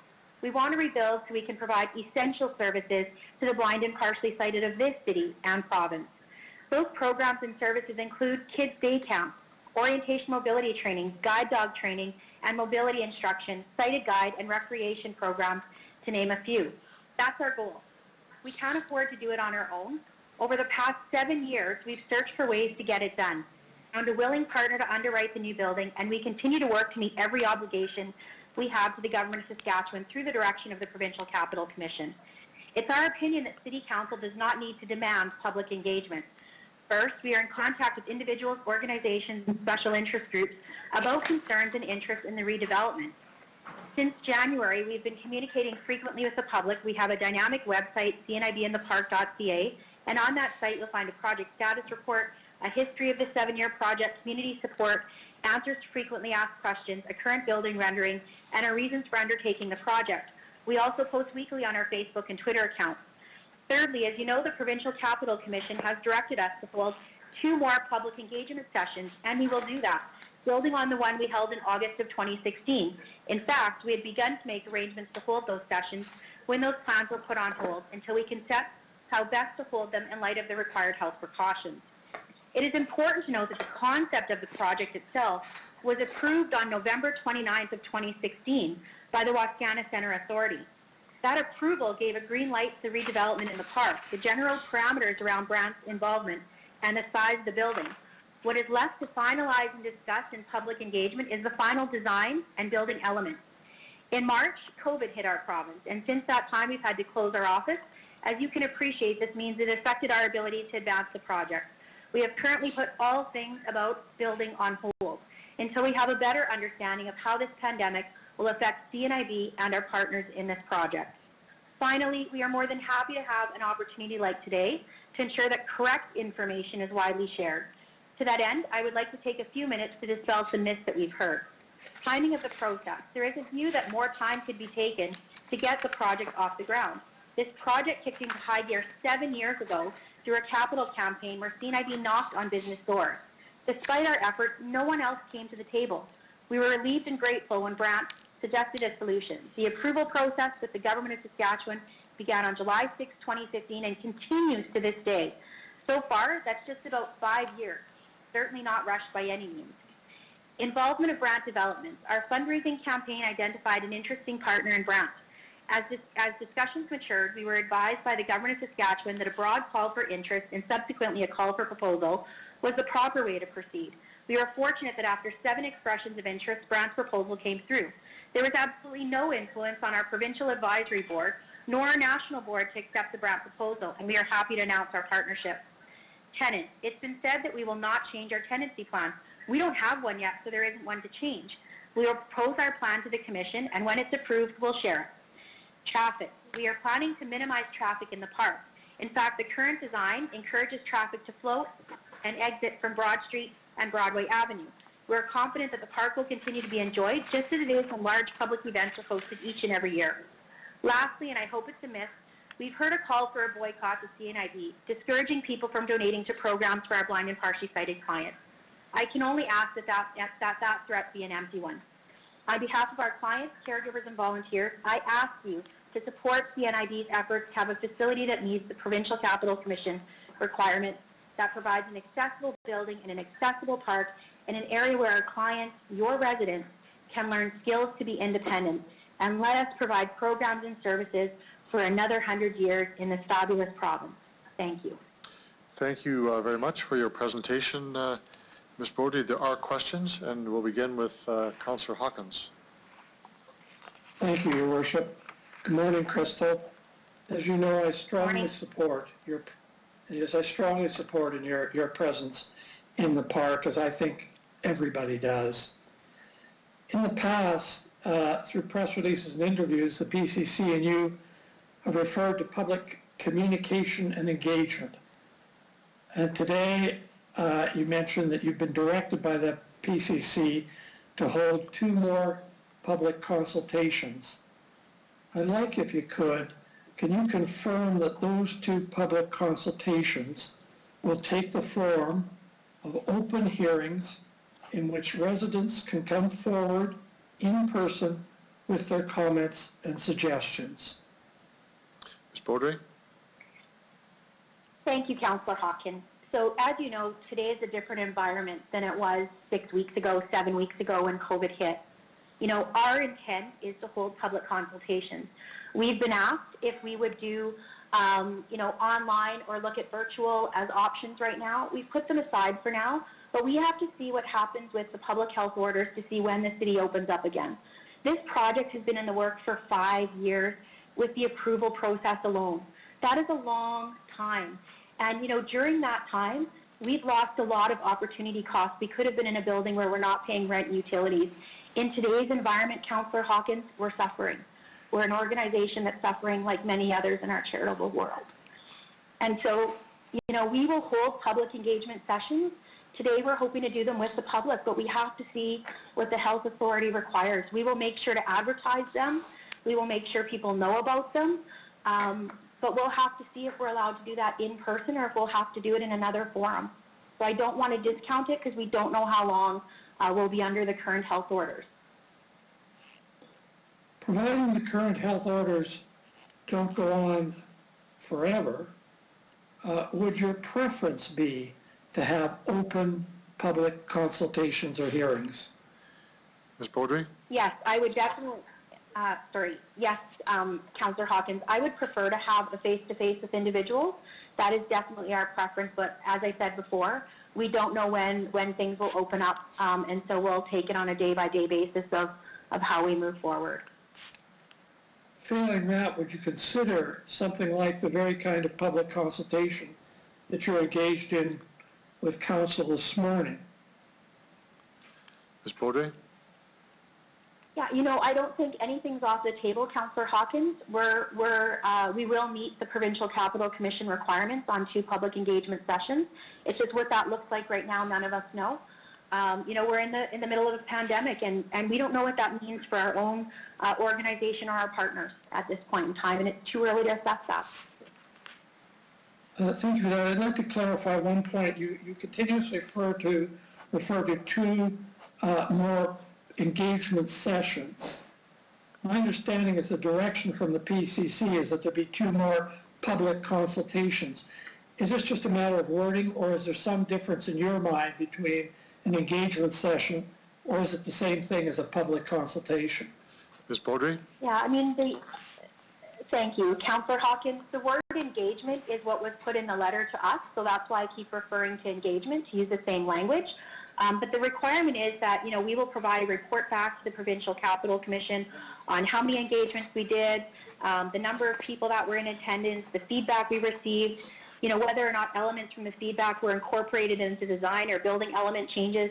So those are the things that we're going to have to report back on. So whether you call it engagement or consultation,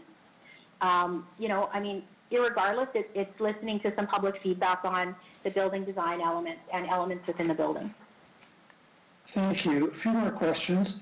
Will the public be able to comment during the public consultation on the entire building, or just the CNIB portion of the building? The CNIB portion being, I think, about 4,000 square feet of a 77,000 square foot building.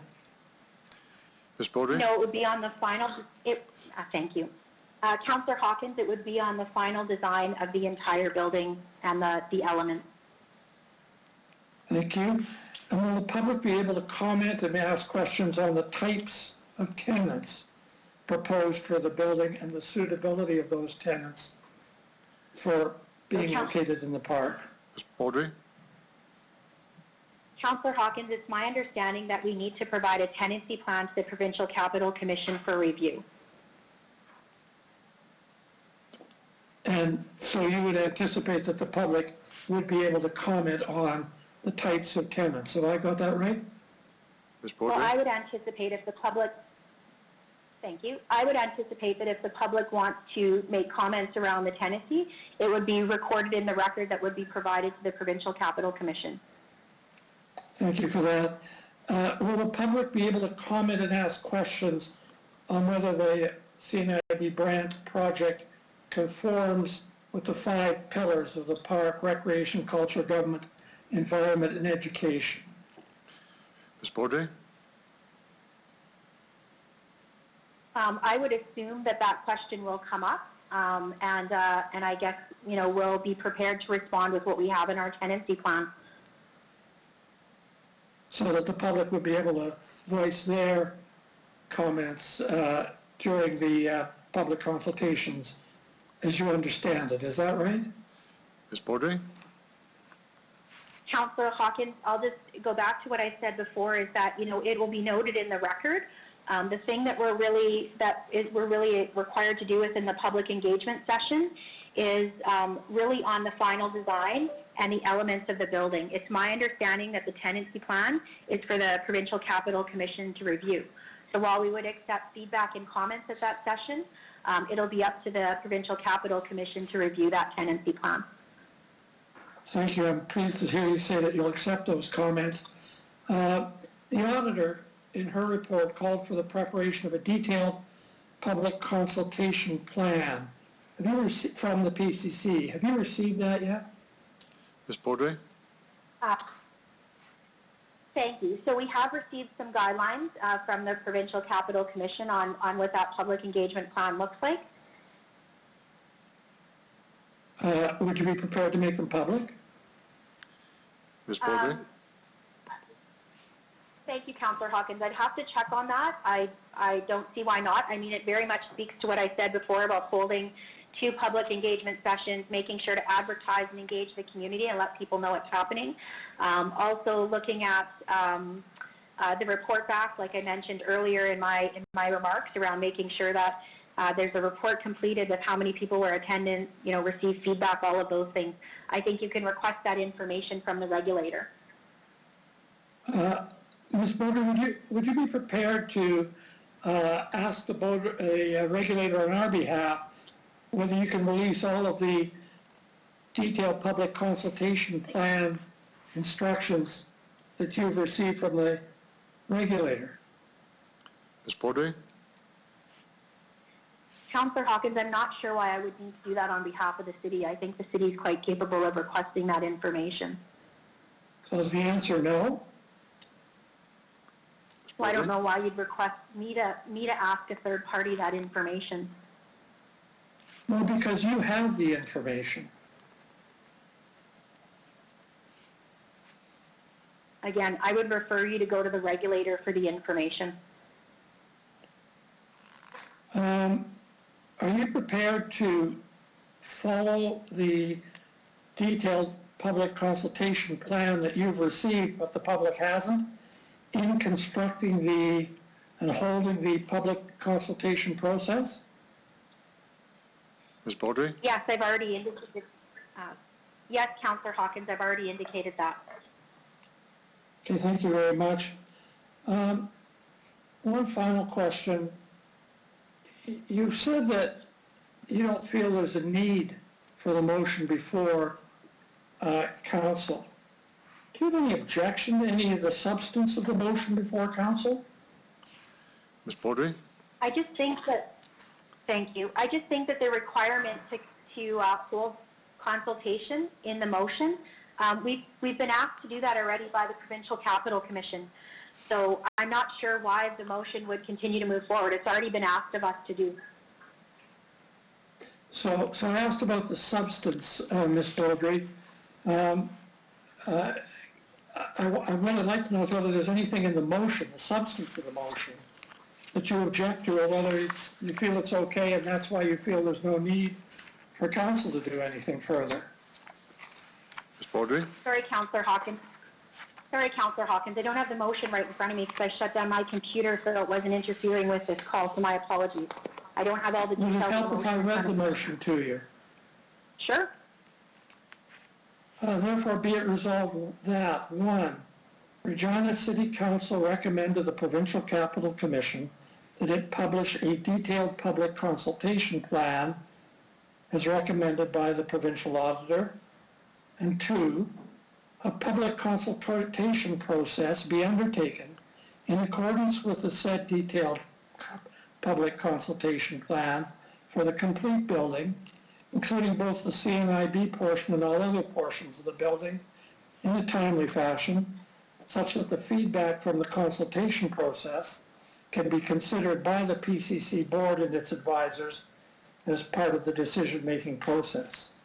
My question, Ms. Bobry, is this: is there anything in the substance of those resolution clauses that you have any trouble with or that you don't agree with? Ms. Baudry?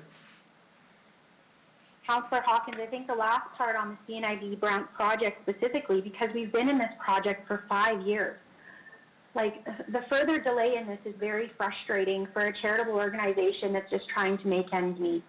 Our end goal is to get our clients back in a place that's safe. So the answer to the question, is there anything in the substance of the motion that you disagree with, is what? Is the end part about the CNIB Brant feedback again. Like, I struggle with the constant need. We did a consultation process in 2016, and we followed the guidelines that were given to us by the authority and power at that time. And so, now we're being required 4 years later to do that yet again. Like, appreciate it's a very frustrating process. Your Worship, with your indulgence, and I won't press this any other time but this, there's nothing in the resolution part of the motion which refers to this, the Brant role in this. The motion says, for the complete building, including both the CNIB portion and all other portions of the building. Brant's not mentioned. So I'll try one more time. Councillor Hawkins, with respect, Councillor Hawkins, we're getting too close to being a debate between you and the delegation. I want to avoid that. She has answered your question more than once. I'm not sure you're going to like my answer. What is the answer, Your Worship? I think she has, unless you're changing the question. She's answered this. Maybe let me ask just one more time. The question is straightforward. Is there anything in the resolve clauses that she disagrees with in substance? Before I let her answer the question, I want to take note that she's answered the question already more than once, and either you change the question you have or move on to something different. She's already answered that question, Councillor Hawkins. Are you making a ruling to that effect? I'm just suggesting that how many times can you ask the same question if you want a different answer? She's already answered the question. I don't want a different answer. I want the answer. I think she gave you an answer. Question. I'll give her one more time. Councillor Hawkins, order, please. Order. I'll let her answer one more time, and this will be the end of that question. Ms. Brody, if you want to answer the question, you have something to say, go ahead. I will go back to my answer from before. I really think that last part around the feedback on the project delays us even more. And I'll say the answer again. We did consultation in 2016, and we're being asked to do it again 4 years later. Very frustrating. Thank you, Ms. Baudry. Thank you, Ms. Baudry. I wish you good luck in getting into the park, and thank you, Your Worship. Councillor Flago, you're next. Thank you very much, and Ms. Baudry, welcome. You and I have spoken a few different times, so you know my position on this whole thing, and I agree totally with you that this is enough. We've got to get this thing going.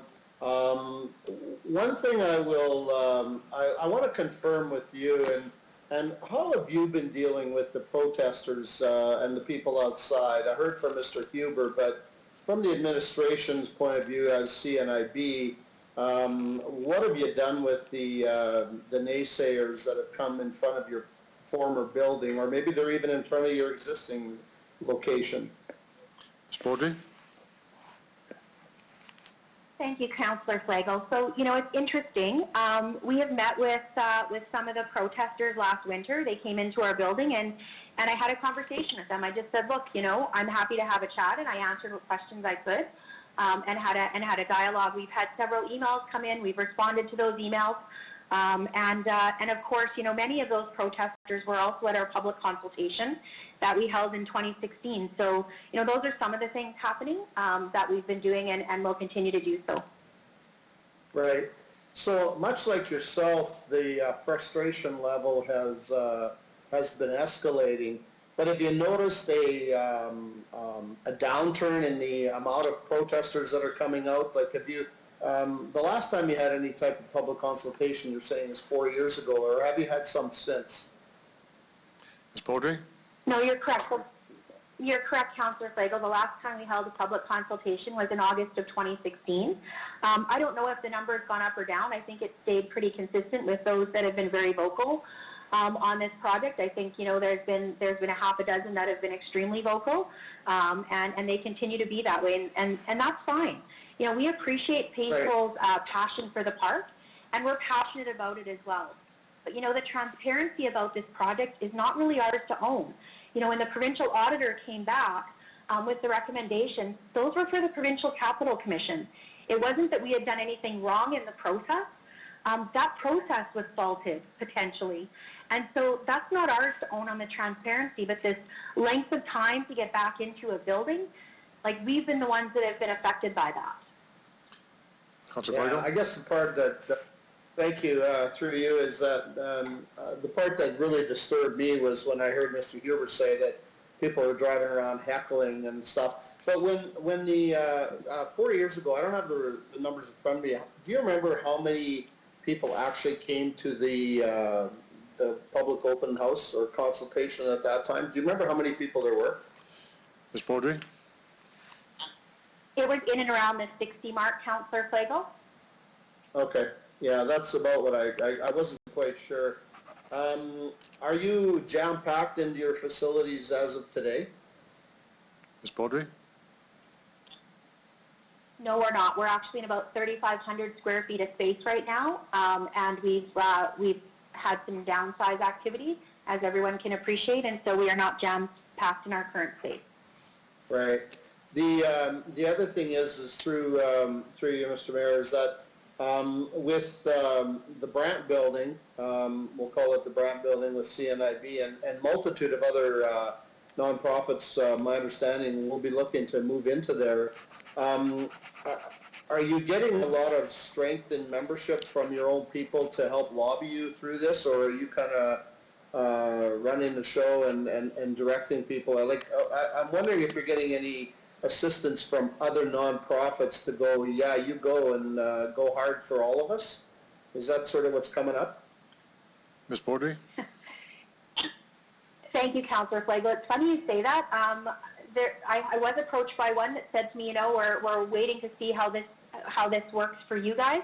I said, well, you might want to look at someone else right now because this hasn't exactly been fun. So I will say on our clients, though, when we talk about the engagement, our clients were invited to the public consultation and were present there as well and vocal. We have clients on our board that are in support of this project and have been right through. So, we continue to forge through because we have client voice and they're interested in this project and want to move forward. Right. Would you say that the proponent is still 100% go, or do we know anything different? Ms. Baudry?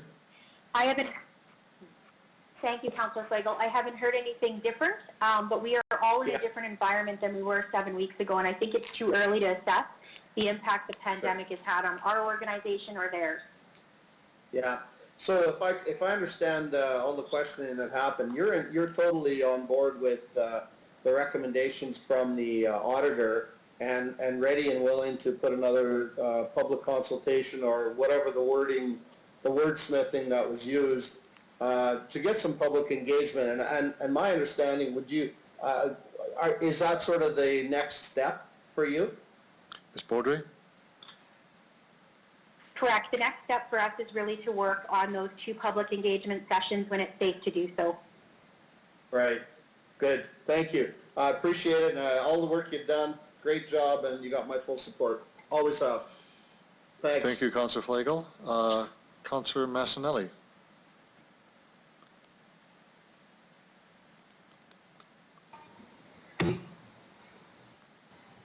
There we go. Thank you, and through the chair, Ms. Beaudry, thank you for representing. Now, you mentioned consultation in 2015. I'm just wondering, in between time from that consultation, has quite a bit changed and a lot of controversy come up? Ms. Beaudry? So since that consultation, I guess, we were pretty far along in this project, and there was another project that also came to light at that time, so there was some controversy. I'm not quite sure what your question was, Councillor Fizer, if you can repeat, and I'm getting a lot of feedback. Oh, sorry, just Councillor Massanelli, and just what I was asking... Councillor Massanelli, on a point of order. You may have people have their microphones are on, so if you could, those who are not speaking, just make sure you have your microphones turned off. Sorry, Councillor Massanelli, go ahead. No problem, thank you. What I was asking is consultation taking place in 2015. Seems to have been some changes or public perception views in the in-between time and a lot of controversy. Would you say that's a true statement? Ms. Beaudry? For sure. Yes, absolutely, Councillor Mancinelli. Okay. Once again, I just want to mention that I am totally in support of the CNIB being in the park. So, has the government reformatted any committees and the powers of those committees alongside this unveiling of a project? Ms. Beaudry? So, Councillor Mancinelli, I'm sure the City of Regina is aware that the government of Saskatchewan transitioned the overall park from the Wascana Centre Authority to the Provincial Capital Commission in 2017. We've also seen transitions within the Architectural Review Committee. We've seen transitions within ministers and ministries, for that matter. And so there's been a ton of transition over the last 4 years that have certainly impacted the process for this project, or at least the timelines around this project. Totally agreed. And some of them nothing to do with this project even, but just offshoots, and they have been occurring. So thank you for your answer. Do you think this is probably one of the most valuable properties in Saskatchewan, if not our city, but Saskatchewan itself, a very sought-after location? Ms. Beaudry? Thank you, Councillor Mancinelli. I mean, certainly any property in the park, I think, would be an attractive location. For us, it's about access and about mobility, and it's about being transit adjacent and centrally located and safe where we can deliver programs and services. It's about being able to teach orientation mobility in a safe space. So for us, it's not about dollars and cents. For us, it's about the ability to enhance our programming and actually engage our clients in great activities outdoors. We use that space for kids camps in the summer.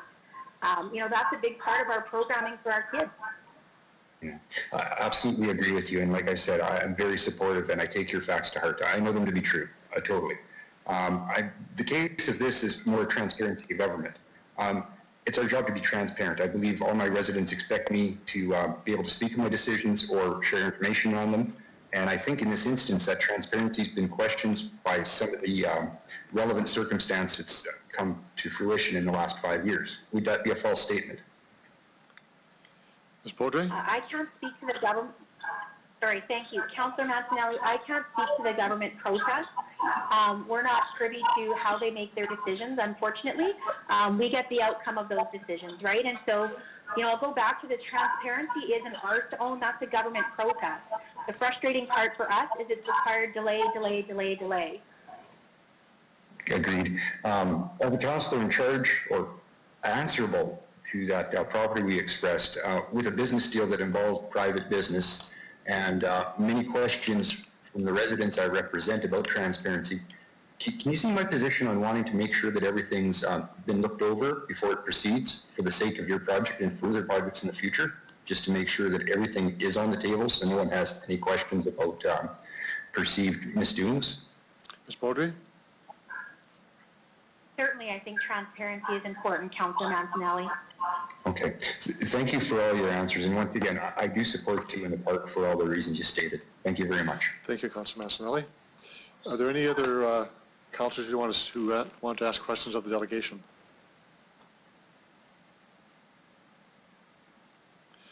There are none. Thank you, Ms. Brody, for your presentation and taking the time to answer all these questions. Thank you. Thank you very much. We now want to move on to motion 20-2. And just before we get into that, Councillor Young has asked that her motion, which is at the end of the agenda, be pushed up because it's the same issue, but she also has to leave for a Provincial Capital Commission meeting. So I'm going to give the floor to Councillor Hawkins or Councillor Stevens. Who wants to speak on that first? It's a joint motion. Thank you, Your Worship, I will. Okay, go ahead. You got 5 minutes. Go ahead. Thank you. This is fairly straightforward. We all agree, I'm sure we all agree that the CNIB building should have a building in the park that's suitable, excellent for their needs, and that fits with the requirements of the park pillars. That we agree on. I hope we all agree on the point that Councillor Mancinelli was trying to make, that transparency in public business is really important. Transparency improves public plans. Transparency is something, and public meetings are something that we value highly in the city and engage in. The auditor has suggested that the one meeting that was held in August 2016 in connection with this building was inadequate for a number of reasons which the auditor spelled out. She asked that detailed meeting standards be prepared, and she asked that further public consultation go on with respect to the Brant CNIB building. There's been talk, as I mentioned, about sometimes from the PCC about communication and engagement, but recently the PCC has seemed to clarify that by saying that 2 more public consultations would be held. The point of this motion is to try and understand what those public consultations are and to make sure they're full and fair public consultations, complete, robust, like the kind of consultations that we have in the city. I was encouraged by some of the answers that I got today that that'll happen. Really only leaves the question is, well, why do we need this motion at all? We need this motion for 3 reasons. 1, to show our city's commitment to the idea of a public, transparent process.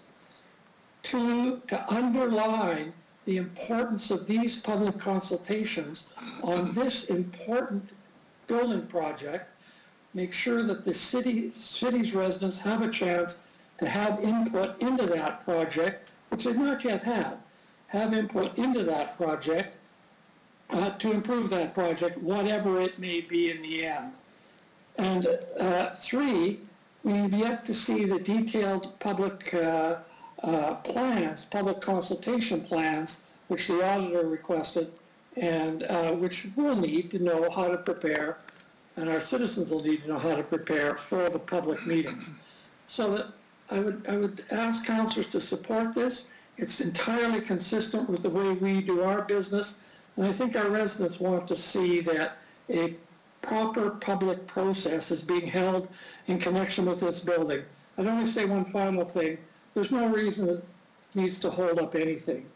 The provincial government has said there's going to be no public consultation of any kind until after the COVID emergency has been lifted. I don't know when that'll be, but there's no reason why the public consultation process, the public hearings on the Brant CNEB project couldn't take place quickly after that. And indeed, I would imagine this time would be used to help both CNIB, the PPCC in declaring their consultation plans, and the public in getting ready for these. So it's just a straightforward motion asking for the kind of public process that we in the city do in all of our projects, and I'd ask your support for it. Thank you, Councillor Hawkins. Councillor Stevens. Terrific, thank you. Through the chair. I agree with what Councillor Hawkins said in terms of the importance of this going forward, some clarity and assurance to the public and others that we want to see an open process and to ensure that the auditor's recommendations and their concerns are taken forward in the future public consultation process. I have a question either for my colleagues who sit on the PCC or city administration. who typically shoulders the responsibility for advancing public consultation related to projects taking place in the park? So for instance, we're advancing Wascana Pool onto the next step. Is it the city's responsibility for any kind of public engagement related to the project when it's situated on that respective party's land? Through the chair. So I will ask Mr. Holden to speak, and I'm going to ask after he's finished whether Councillor O'Donnell or Councillor Young want to add to that. Thanks. Mr. Holden. So through your worship, it is the individual landowner that advances projects through the PCC process. So the consultation is a requirement of, in the example of Wascana Pool, it is the City of Regina who will lead that process, and then of course we go through the approvals, Architectural Advisory Committee, etc., that the PCC, their governing processes and committees that they have in place. Councillor Young or Councillor O'Donnell, do you wish to add to that? Councillor Young will add to that. Councillor Young, go ahead. You have correctly defined that the proponent is the one that leads the public consultation, just as the city did with the pool. But if the pool goes forward to the Architectural Advisory Committee, for instance, and they decide that it doesn't fit the master plan and it's a major amendment to the plan, then the PCC would hold a public consultation. So there are two levels of public consultation. The one that CNIB is being asked to do is the same one we did for our pool and that Connexus did for its building. And the auditor's report said that was not, sorry, I didn't turn my camera on. The auditor's report said that it was not adequate. It wasn't as robust as it should have been, and so that is why they are being asked to do public communication. That's terrific. Thank you. Yes, through the chair. That's very helpful. A remark to that point, what I find peculiar about this whole process is that the CNIB is at the head of the public relations element of this project, when in fact the developer is Brand and on government land. So the CNIB seems to be, and I understand why, a pretty convenient public relations front, when in fact it should be the developer who is before us talking about this. And my impression here is that the CNIB has kind of been unfairly put in the crosshairs, if you will, of this project. This is not a CNIB building. This is a Brant development project, and the CNIB is a tenant. To my council colleagues who have sat on the PCC, what's your impression and your perspective on the consultation that was outlined by the CNIB in the past? Do you feel that it was sufficient, or were you satisfied about that process in the past before the auditor's position came forward? Councillor Young, Councillor O'Donnell, if you want to answer that. I would like to speak to the first part of Councillor Stevens. The PCC is the regulator, and the regulator properly should be working with the owner, and in this case the land has been leased to CNIB. It is CNIB's building. They have engaged someone to be the developer of the building, but CNIB has to be accountable for that building, and so that's why they are being asked to do the public consultation. And the second part of your question was, I think, to others. So, well, whoever could comment on what you perceive to be the quality of the public consultation process advanced by the CNIB. Mr. Mayor, I'll give an answer to Andrew, if I could. Councillor O'Donnell, go ahead. Thanks. I just want to reiterate what Councillor Young said. The lease between the provincial government and CNIB means that they are, in fact, the lead on this. That was, I think there was some debate about where Brant stood and all this kind of before. In my opinion, it is a CNIB project, and they should be in the lead. I just want to agree with that sentiment. The second one was that at the time of Wascana Centre Authority, and the call for, in this case, this particular public consultation probably did meet all of the requirements at that time. I would also suggest that the processes that were in place at that time were not complete and not wholesome. And I would suggest to you that in due course you will see that the Provincial Capital Commission has taken that to heed, and hopefully soon you will see more of that information. Okay? Okay, thank you very much. Mr. Stevens? Yeah, just a final remark. In response to what some of the delegates had said, I think a boycott of the CNIB is actually quite shameful. I was very much looking forward to visiting the CNIB and talking with many of those who use their services about city politics and issues before COVID struck. And to denigrate protesters in support of that project who are drawing from the services of the CNIB is also quite shameful. So I just want to make that clear, that I have no problem with the CNIB per se being in there. It's the nature of the process and the scope of the project itself that I find questionable. Thank you. Thank you, Councillor Stevens. Other speakers to the motion?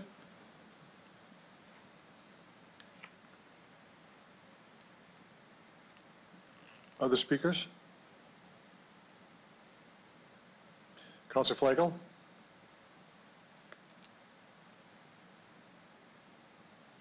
Councillor Flagel? Yeah, I'm here. Just a sec. Okay, cool. Thank you. Thank you. And I've got a few comments. And there's some discouraging things that I heard today that and Councillor Stevens just touched on the one, and it's about the public perception. And basically, in my books, they're targeting the CNIB for 4,000 square feet out of 7,700 or 77,000. I think it was unfairly done. When I hear of trucks driving around and yelling and screaming at the blind people standing, you know, hoping to have a new building and a whole new home, I think that's an embarrassment to our city, and I don't appreciate it at all. I have no trouble saying that. My biggest thing about this whole thing is that, and for more than 50 years, I've lived in this city. I grew up in this city. I lived in the East End. I've lived in the central area. I've lived in the north area. And it's always been about community and growth. And when I start to hear things like this going on, and we have, and no disrespect to anybody, but we have councillors that are not willing to look at the bigger picture and not willing to take on this. If I see that if this was the T.C. Douglas building in the park today, I wonder how big of a rally we would have if the government wanted to build a building within the park.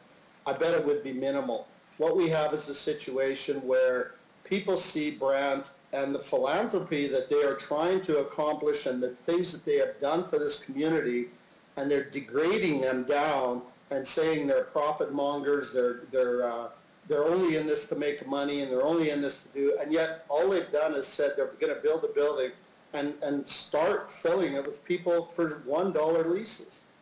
I do not get the sight of these people that is so short-sighted, and anybody else that is actually opposed to this or the location. If, again, I go back to the T.C. Douglas building, it's probably sitting on, I don't know, 10 acres? Exactly, I don't know how big it is with the parking lot and everything.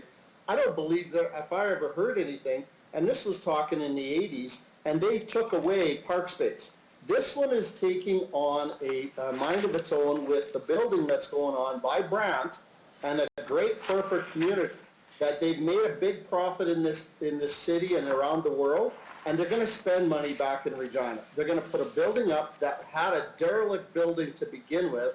They're changing the footprint slightly. Yes, they may have to remove a few trees, but we've got hundreds of thousands of trees, and I'm sure we can work something out that they'll do like Connexus did and plant 3 to every 1 that they have to remove. And some might have to be destroyed. I understand that. And as growing forward for the next 50 to 75 years, as Mr. Huber said, look forward. Don't look backwards. Don't look at just today. We've got to go forward on this. The Brant Group and the Semple family have been pillars in this community for a lot of years, and I applaud them for taking profit from the businesses that they've built and the money they've made and the jobs that they've secured in this city and the rural areas and everywhere else they've been. And now they're going to put back. They've taken money and put it towards the Brant Center, which is great, and we appreciate that. But this is monumental, and this is huge, and it is going to be a stepping stone for a lot of other businesses like the Brant Industries and Brant Corporations to move forward and do these types of things. I wanted to ask a question of administration while I'm a little off topic. Is the city got any money involved in this building, or is there any expenses that this building will cost the city of Regina? I think the answer to that would be no, but I'll ask the city manager. Through your worship, if I just have the question repeated, sorry. Does the city have to spend any money to build this building and or anything involved with the building? So through your worship, no. The city's involvement in this project is to do the inspections in terms of the building permit and those kinds of requirements, but those are all a fee for service that gets paid for by CNIB and the development project. So no, the city has no costs other than that contractual arrangement with the PCC. So, Councillor Fay, you got about a minute left in your time. Yeah, thanks. I won't take much time. It's the auditor. The auditor's report puts out a couple of things, and I'm completely fine with that. We had people wanting this auditor's report done. They got the report, and they don't like what the report said, so now they want to create a new report. I am totally good with the way the auditor put it out. There's going to be public consultation, and we don't know what those public consultations will be regardless of whatever else we lay out. So I think for the greater, and this is all about the best that we can be for Regina. This is not about any one of us.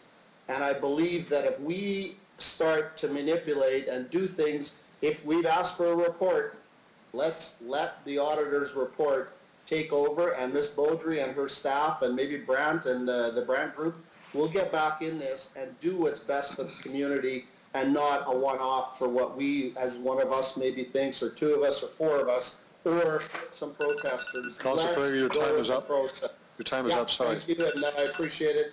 Okay. And Councillor Findura, you're next. Okay, I got my microphone on. Go ahead. And I'll put my camera on. Okay, thank you, Worship. Through you, just a few comments, maybe one question to the administration. So this motion is going in, and this is probably what I'm understanding it. It's just supplementing whatever the PCC is already some other what's in it for question, or is this something that's going to be coming back to us as a city, and what do we do with it? Who are you asking the question to, Councillor Findura? Administration. Mr. Holden? So through your worship, I mean, the motion is a recommendation in part one, obviously from council to the Capital Commission. And the second is, of course, that a public consultation process be undertaken. There would not be a requirement to report back directly to council, given the motion. It's an ask that this more intensive consultation process take place. Okay. Speaker, go ahead. So to your worship, then the comments should be such as the you have the delegation presented on what's going on. It's already consultations would have happened, or they're going to happen. PCC already working on that. We've got 2 of our representatives on there. So I'm not sure if I mean, I know that the public is asking, but I think the answers are coming out.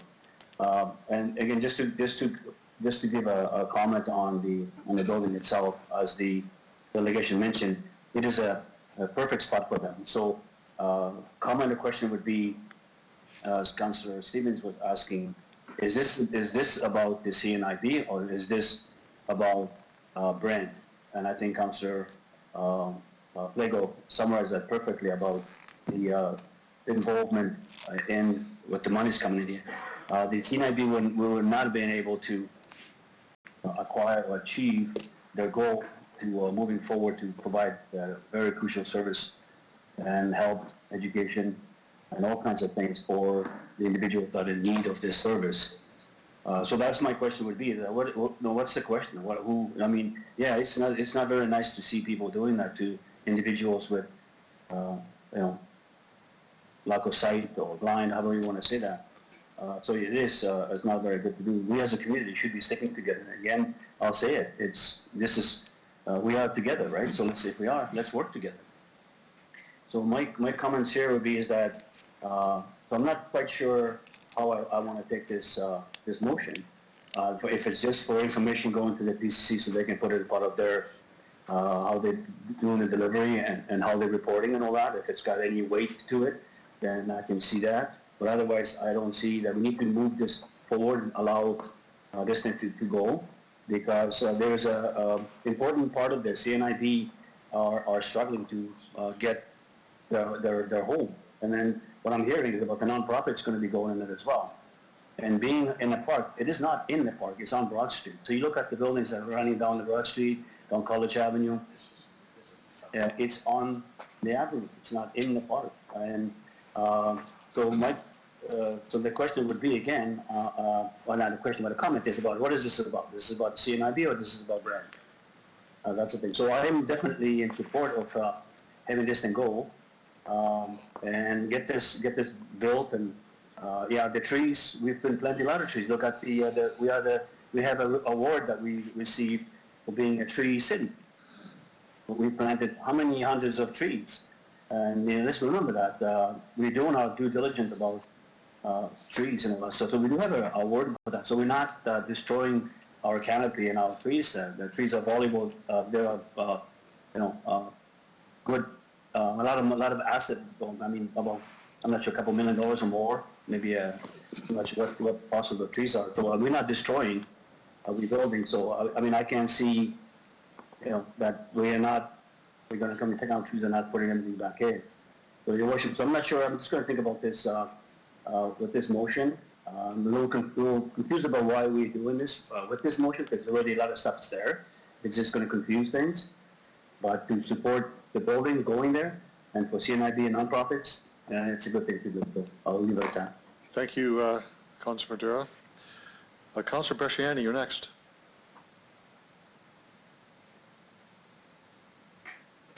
Thank you, Your Worship. I'll just keep it really short. I think when we're asking for this, if it's the PCC or whatever, I think that Councillor O'Donnell had indicated this as well, that they didn't have these things in place, or maybe they weren't at that time utilizing them. Now they've made some changes, and I think we heard that today from Ms. Beaudry. So I think that I'm not sure the reason that we want to move this forward unless something is not being done. The only other thing that we have someone on the PCC, Councillor Young is there, and I'm just wondering, will she not be communicating back with us as to what's happening with this, or how does that work? Is that not our line of communication through the chair? It is. Councillor Young, do you have any comment on that? Definitely. Yes, we are your main line of communication, and we have not had the opportunity to do that, even though we have asked that. We haven't actually put a motion on the table, and the motion I'm bringing next will certainly allow you to get some information. But I would like to see regular updates to council from members of council who sit on PCC. We represent you, after all, and we take care of the City of Regina's interests in Wascana Park, and we should have an ongoing way of talking with you. And Councillor O'Donnell may want to add to that. Councillor O'Donnell, do you want to add into that? Sure, thanks very much. In a way, I wish that the motions were in a different order so you could see what Councillor Young has to speak to. To the notion of regular updates, absolutely. I think that you need to hear more, but also that I assure you that PCC is in transition. it's an awkward place for both of us to be because we have to sign what's called a confidentiality agreement. So I'm not allowed to, without permission from the board, to speak to certain topics. So hence, what we would like to do is make sure that you get a chance to see board representation. And I think that this afternoon that'll be part of a discussion that both Barbara and I will have with them. So you'll get it very directly and have a chance to ask those questions directly. Thank you. Councilor Bresciani? Great, that's very helpful. I think today we heard also that they're going to be doing 2 more communications with the general public. So I think that, I think they're already doing the work. So I would also agree. I'm not sure that this motion needs to go forward because we have representation on the board that's going to be coming back with communications. And as well, we've heard directly from the director from CNIB that they will be doing 2 more public consultations. So I'll leave it there. Thank you. Thank you, Councilor Bresciani. Other speakers to the motion?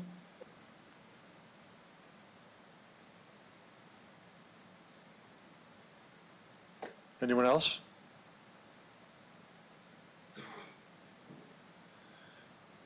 Okay, if that's the case, I'll weigh in into the discussion, and I'll be short with this. I am satisfied with the what Ms. Baudry said today in her presentation. That, and as I read the resolutions, the 2 points in Councillor Hawkins and Stevens' motion, those are being done. They're on the list, and I think the auditor did a valuable service to provide transparency and openness to the process that all parties have agreed to, of course. The PCC has agreed to put that regime in place. So while I understand the intent behind the motion, I think we're in a different environment than we were when this motion was first put forward. So I think this would be redundant and send a bit of a mixed message. Certainly, from what I'm hearing from our 2 representatives on the commission as well. So I won't support the motion because it's being done already. The regime is being put in place. In particular, Ms. Bodie talked about the 2 public consultations that will be taking place. Detailed plan that will be done, and so I'm satisfied with that. So. I don't know if there's any other speakers on this one. If not, I will ask Councillor Hawkins if he wants to close debate. I do, Your Worship. Thank you very much. It's never redundant for City Council to say, as part of its business with which it's involved, to say that we endorse public consultations. This process has been very ambiguous as it's gone along.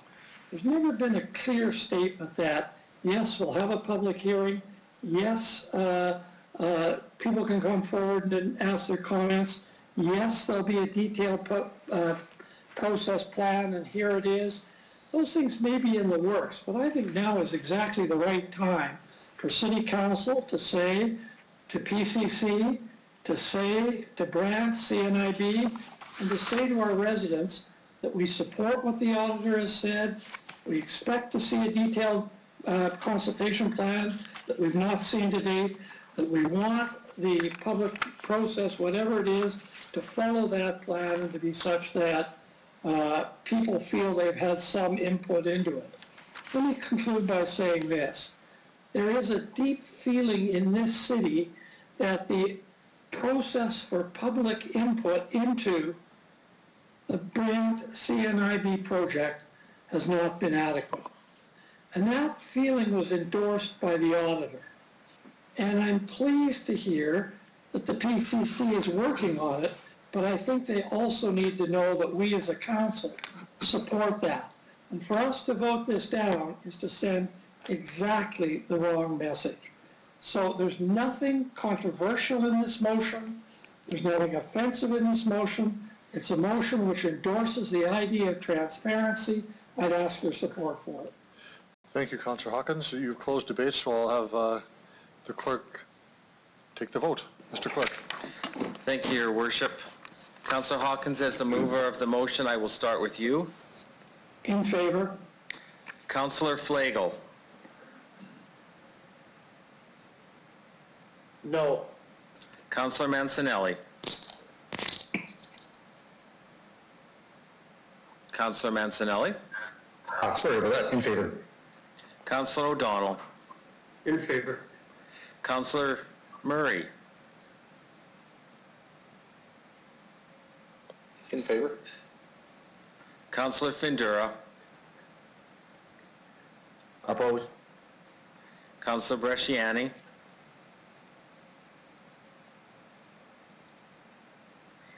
Opposed? Councillor Stevens. In favor. Councillor Young. In favor? Councillor Bryce, are you on the line? Mayor Fougere. I vote no. The vote is 6 in favor, 4 against. The motion passes. Thanks, everyone, for that. So now I want to ask members of council to turn to Councillor Young's and O'Donnell's motion, MN 19-4. And I'm going to give the floor to Councillor Young to introduce that motion. Thank you, Your Worship. I have an amendment to this motion which I would like to see on the screen for everybody to look at. There are 3 sections to the recommendation as it stands, and this would be number 4. Okay. This was also brought forward quite some time ago, and we wanted to, Councillor O'Donnell and I wish to underscore Provincial Capital Commission transparency, which we've just been talking about. And it was before the auditor took up her task and before everything was shut down with CNIB during the auditor's review. So this was early on, and some of the transparency processes that the PC had been working on were not out there and in the public sector. So we wanted that to happen. And so the number 1 talks to that we want more information from the government of Saskatchewan about the processes for development. And number 2, that any information be on the Wakana Center website.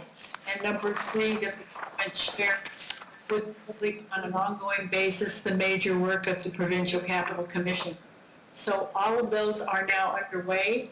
Number 4, though, if we could see, yeah, that's there, that the Chief Executive Officer of the Provincial Capital Commission, which is Monique Goffinet, be invited to provide a presentation to City Council outlining the actions taken to date in these recommendations 1, 2, and 3 at its regular meeting on Wednesday, May 27th, 2020.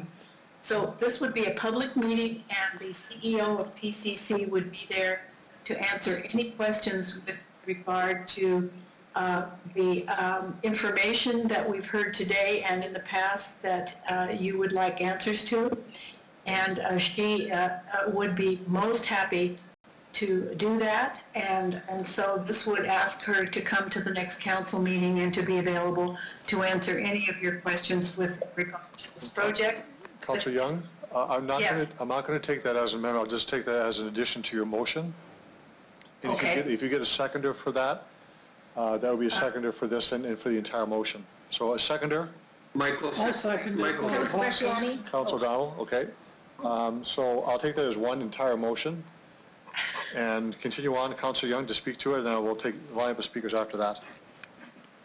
I don't think I have anything more to say. I think any questions we have could come forward at the May meeting, and I would look forward to that. It's a great idea for sure. So I'll look for speakers to the motion from Councillor Young and Councillor O'Donnell.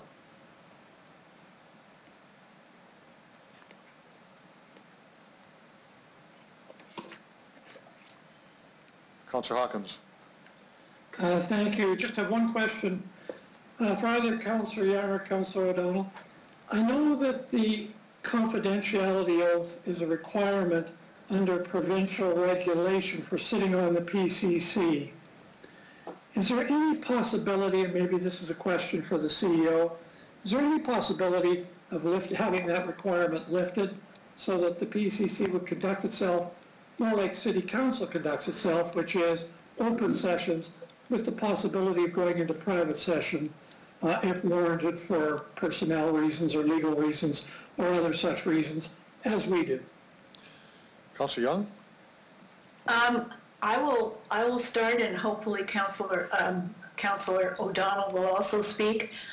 This is a government commission, and I don't know of any other government commissions that operate totally in the public. This conflict of interest is not something we can change.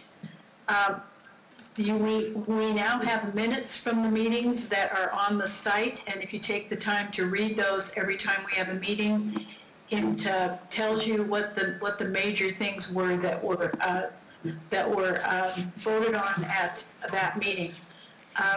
One of the things about that is that you have to go on the government website to find it. It isn't easy to find for some people, so that is something that we would ask that we be able to give to council each time those public documents come forward. We make sure that you would get a copy. So if Councillor O'Donnell has anything to add to that, that would be great. Councillor O'Donnell? Thank you. A couple of things. One, I emphasize first that the Provincial Capital Commission is just another one of the provincial government bodies that follows by this regulation of privacy. So we're not unique in that regard. Point of emphasis, though. Two, as Councillor Young has alluded to, we've tried to push the idea of some other more forms of transparency and so on that are on there. And I think I have to add this. I voted in favor of the previous motion so that we could get to this, but I think it's rather odd that we're putting a motion before you to say, can we invite someone to speak to you on these matters? That should be a matter of course. But because of that confidentiality, this person who will come and represent is open to all of those questions. As a member of Regina City Council, we take our direction from City Council and take those ideas, those notions, the previous motion forward, and I stand by that. So thank you. Thank you, Councillor O'Donnell. Councillor Hawkins? Thank you, that's it. Thank you very much. Other speakers to the motion?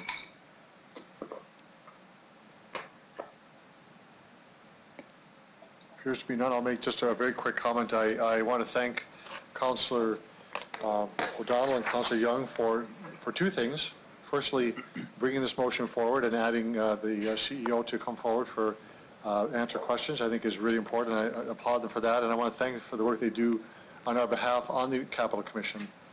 It is very much a changing landscape from the old Wisconsin Central Authority to the new Capital Commission, and they both have been steering the ship with respect to Regina's understanding and concerns, as well as providing advice to the Capital Commission as well. So I want to thank you on behalf of City Council. So, Councillor Young, do you want to close debate? Yes, I would close by saying that I also voted for Councillor Hawkins' motion because it's asking for the same information that we're going to be able to get firsthand from the CEO at the next council meeting. So I look forward to that, and we'll make sure that you get all the written material you need before that meeting so that your questions can be very specific. Thank you. Thank you, Councillor Young. Mr. Clerk, you want to do the roll call on this, please? Thank you, Your Worship. With respect to MN 19-4, I will start with you, Councillor Young, as the mover of the motion. I approve. Councillor Hawkins. Approve. Councillor Stevens. Approve. Councillor Bresciani. In favor. Councillor Findura. In favor. Councillor Murray. In favor. Councillor O'Donnell. In favor, please. Councillor Mancinelli. In favor. Councillor Flagel. Yes. I will ask if Councillor Bryce is on the line. Mayor Fougere. I agree. The count is 10-0. It carries unanimously, Your Worship. Thank you, Mr. Clerk. Thanks, everyone, for that. So we will now move back into the agenda to CM 20-11, COVID-19 pandemic update. If I could have the city manager provide us with an overview of this. Thank you, Your Worship. So the report in front of you is requesting some flexibility and adjustment to some of the bylaws that are being impacted by the fact that we are in a pandemic that has specific public health orders. So there are a number of requirements to provide some flexibility or slight modification in terms of fees, permits, licenses, applications, the filing of annual reports, and they're set out in the bylaws within the report. So this is just providing some flexibility until the crisis is over, and also just provide some flexibility in the extension of dates so that we're not in violation of our own bylaws. Some of them are as simple as the submission of annual reports from some of the organizations that are our partners. So any questions, be happy to answer them. Thank you, Mr. Holden. Could I have a motion to approve the report? Mike O'Donnell will put that on. Thank you, Councilor O'Donnell. Seconder, please. Bresciani. Councilor Bresciani, thank you for that. Any discussion on the report?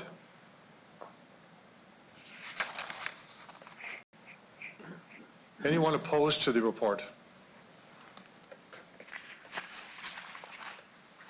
Okay, we'll consider that has been adopted. Councillor Hawkins, do you want to do the bylaw? Yes, I will. Sorry, I lost communication. Sorry, where are we on this, on the pandemic? Speaking Yes, we about are. it, or? Yes, this is the report, the city manager's report. This is CM 20-11.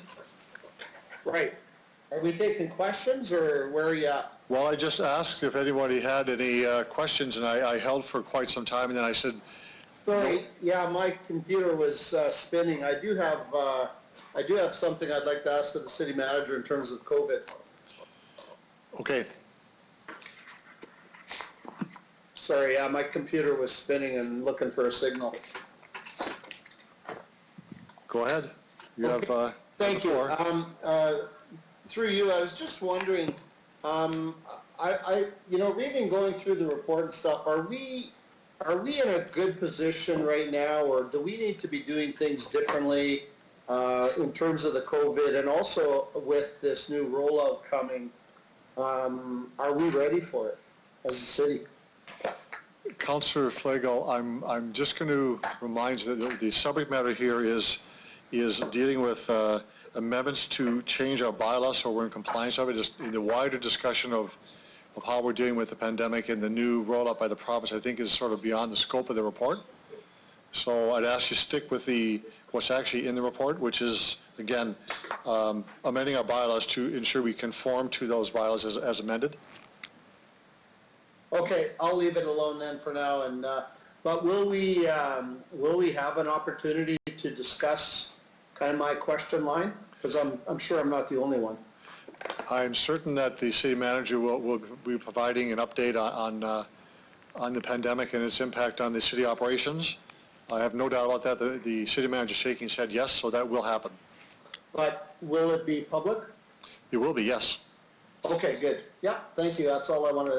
I'll wait till then. Thanks. Okay, so we did actually take a vote already on this, although I allowed Councillor Flago to speak on that. So I want to move to the bylaw now, and that would be Councillor Hawkins. Could you give me the number of the bylaw, please? 2020-27. Okay, moved by Councillor Hawkins, seconded by Councillor Stevens, that the bylaw be read for a first time. Anyone opposed? Councillor Hawkins? Thank you. Moved by Councillor Bresciani. Sorry, moved by Councillor Hawkins, seconded by Councillor Bresciani, that the bylaw be read a second time. Any discussion on the bylaw? Anyone opposed? It's carried. Councillor Hawkins? Thank you. Thank you. Moved by Councillor Murray.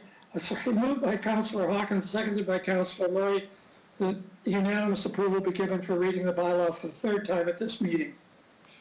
Anyone opposed? It's carried unanimously. Councillor Hawkins? Thank you. Moved by Councillor Hawkins and seconded by Councillor Flagel that the bylaw be read for the third time. Anyone opposed? Bylaws carried. Thank you, Councillor Hawkins. Thank you. We'll move into committee reports. Executive Committee, Councillor Stevens, you were in the Deputy Mayor's chair at the time, so if you want to lead us through these reports. This is a request for material alterations to the Alvarez Place site. Actually, I think we had a communication too from Alvarez Place, so I'm going to ask firstly, this is CP 20-23. If I could have a motion to receive and file that. I'll move it. Thank you, Councillor Stevens. A seconder? I'll second it. I think Councillor Hawkins, I think I heard your voice there. Any discussion on the receive and file? Anyone opposed? Thank you for that. Okay. So now we'll go to reports here 20-24. That's the request for material alterations for Alvarez Place. Councillor Stevens.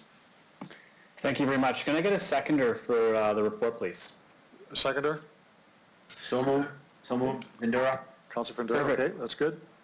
Thank you. Through the chair, just one question for administration. Could you provide us with a high-level overview of what this report entails for Evraz, the real property, as well as how it fits into the city's plan for downtown and the RRI, please? Mr. Holden. Well, through you, Your Worship, you'll recall that in February, the Exhibition Association, Mr. Reid, their president and CEO, and Ms. Masters, the board chair, gave a presentation to Party and Planning Committee about their 2020 to 2035 strategic plan. That plan outlined their intentions in terms of how they would build out their site over the next 10 years. It also identified a significant challenge around infrastructure. No different than the city itself and many other organizations. Investments were made years ago, and now infrastructure is starting to fail and needs significant investment. So this report really talks about an opportunity for Real to look at some commercial development opportunities on their site, which will generate some new revenues for Real, which will allow them to make some capital investments in their existing infrastructure, remembering that all of the infrastructure is owned by the City of Regina. This report really provides, they need council approval to be able to proceed with a material alteration, a significant change to the site. So this is providing that authority in terms of material alteration by council. Each development that occurs will have to go through the normal planning processes. So they will have to do public advertising, they will have to go through the planning process in terms of planning commission receiving approvals. The other piece of that is how does it fit into the broader strategy in terms of the city center or that district plan that council has directed the administration to undertake with our partners. So we've started that work with Real, with the Warehouse District, with Regina Downtown, with ourselves, and we've somewhat had to slow that down because of the pandemic and COVID-19, because everyone has put their focus to managing their business and trying to work through those challenges. But definitely these early commercial investment opportunities or development opportunities are something that will be definitely considered as we look at how do those pieces fit together. So how does Real, the Taylorfield neighborhood, the yards, our downtown, and our warehouse district all fit together and align in terms of development opportunity and development priority. Thank you. That's the only question I have. Councillor Stevens, go ahead. That's it. That's it? Okay. Other speakers to the report? Anyone opposed to the report? That's carried. Thank you very much. Councillor Stevens, to the Southeast Joint Use Facility report. Terrific. Thank you very much. Can I get a seconder for the report, please? Seconder, please. I'll second that, Derek. Okay. Councillor Flagel. Okay. Again, to administration, could you please provide us with just a high-level overview of what this report entails? Mr. Holden.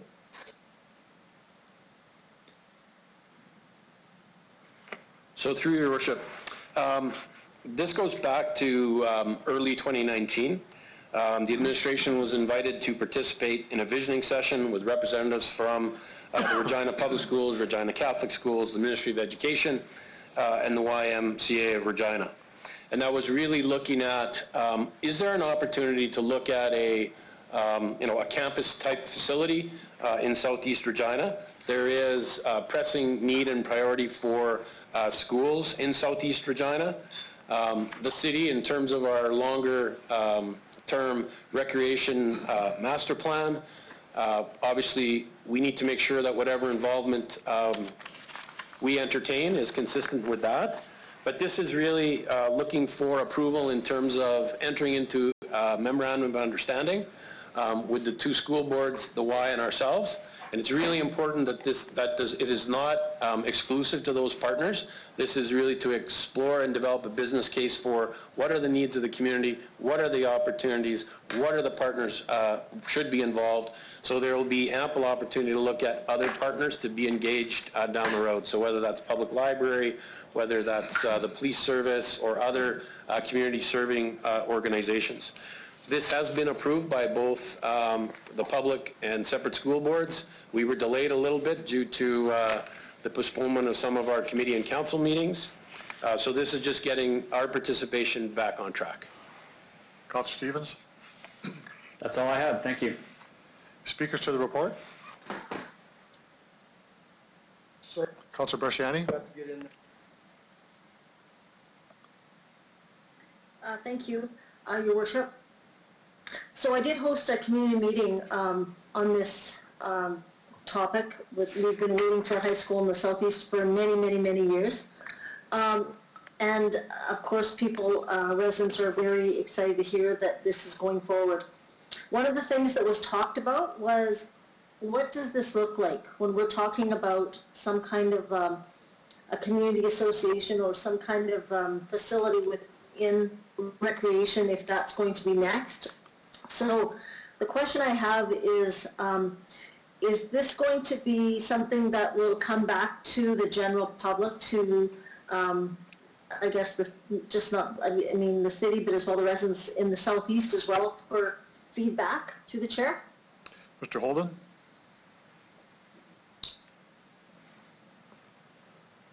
So through you, Your Worship, this first step is the development of a feasibility study. So exactly what this facility will look like, what the elements will be within it are yet to be determined. So that is obviously something that will require public consultation, public engagement. So I would say that, yes, each organization will be having conversations individually with their, I guess, constituents or their clients. And then, of course, it will have to come back to council in terms of if our participation, what would that look like? So there'll be lots of engagement and lots of opportunity for the community to have input into what this would look like. Councillor Bresciani. Thank you for that. Just make a remark, I guess. One of the things, and I remember one of the residents saying, is this is an opportunity that we can, we're to think big. Think bigger than just, something, maybe a small workout or an area for, because I think when people hear the why, they think that. But they really want something like the Shaw Centre if it's doesn't matter, we need a soccer facility, we need a hockey, we need, many recreation facilities out here, but not just recreation. There's also, it was talked about, similar to the Mama-Waitton, we need also out here, fire. It's so far on Aaron's Road there.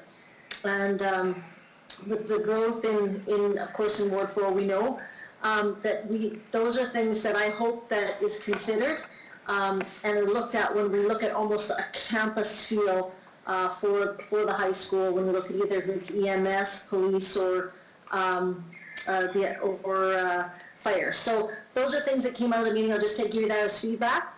And again, those stakeholders would be obviously consulted too. So again, thank you for that. And that's all I have. Thank you, Councilor Bersiani. Other speakers?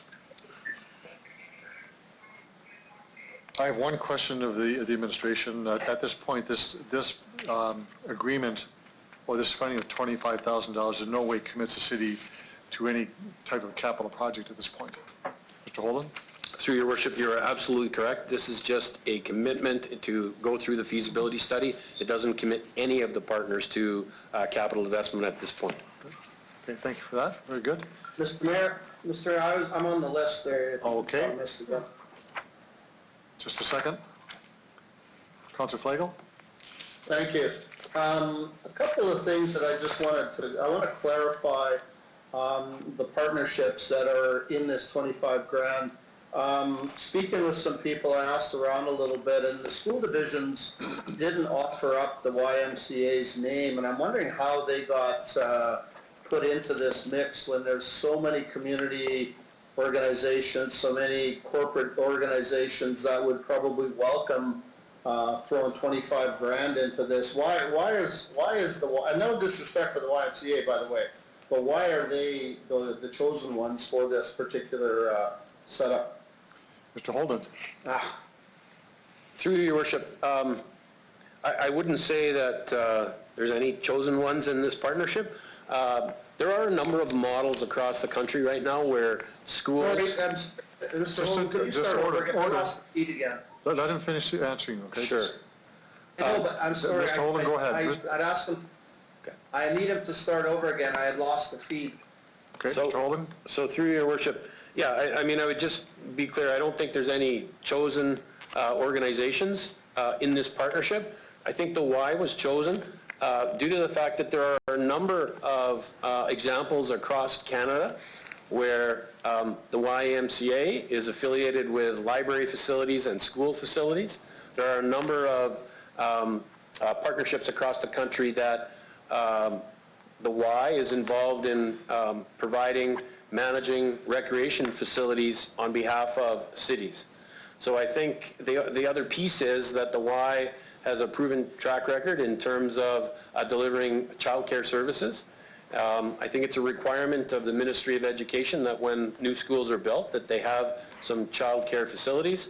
So the Y came forward as an interested party, and I would again reinforce that there is no commitment that the Y is a party that will end up being involved, but they definitely have an interest as an organization in exploring what their involvement or what their participation would look like. That $25,000 investment does not give them any preference into a partnership or the construction of a facility or a role in terms of service provision, but they are a proven partner across the country in a number of developments that are similar to what is being thought of and explored in terms of Southeast Regina. Okay, thank you. And thanks to you. I just I hope that I wasn't sure that, because I know council, we really weren't that involved with the decision making in terms of who was going to get in, and you know we got a few briefings on it that there was going to be discussion, and then all of a sudden the Y was thrown in there as a name. Did we go after other entities to maybe help us along at the very infant stages? Mr. Holden? So through your worship, I think it's really important to reinforce that this is a school board project first and foremost. The two school boards, the Catholic and the public, they're the ones that are looking at, they have the greatest need, and they actually, you know, said to the city, obviously we're looking at land in terms of where the sites will be developed, so we're a natural partner. And then I believe the Y just came out of those conversations. We're not at the point yet where we were inviting a number of other stakeholders, but there will be, I think, a number of other stakeholders. The feasibility study and assessment will look at the needs of the community. So when you look at the Mama-Wayataton Center, there are certain services, certain organizations that are on site in North Central. The services that are needed in Southeast Regina may be different. So it really, that's the feasibility study, exploring who are the partners and what is their opportunity to have a role in this facility as it moves forward. So are you saying this is $25,000 each or total? Each. Each. So $100,000. Two schools, us, and the Y. Okay. Okay, I'm good for now. Thank you. Thank you, Councillor Flagel. One last comment on this report. It really is very much the acceptance by the two school boards to have the YMCA involved. They didn't ask our approval. It's really their project. Is that right, Mr. Holden? Through you, Your Worship, that's correct. Okay, that's good. Other speakers to the report? Anyone opposed to the report? Motion is carried then.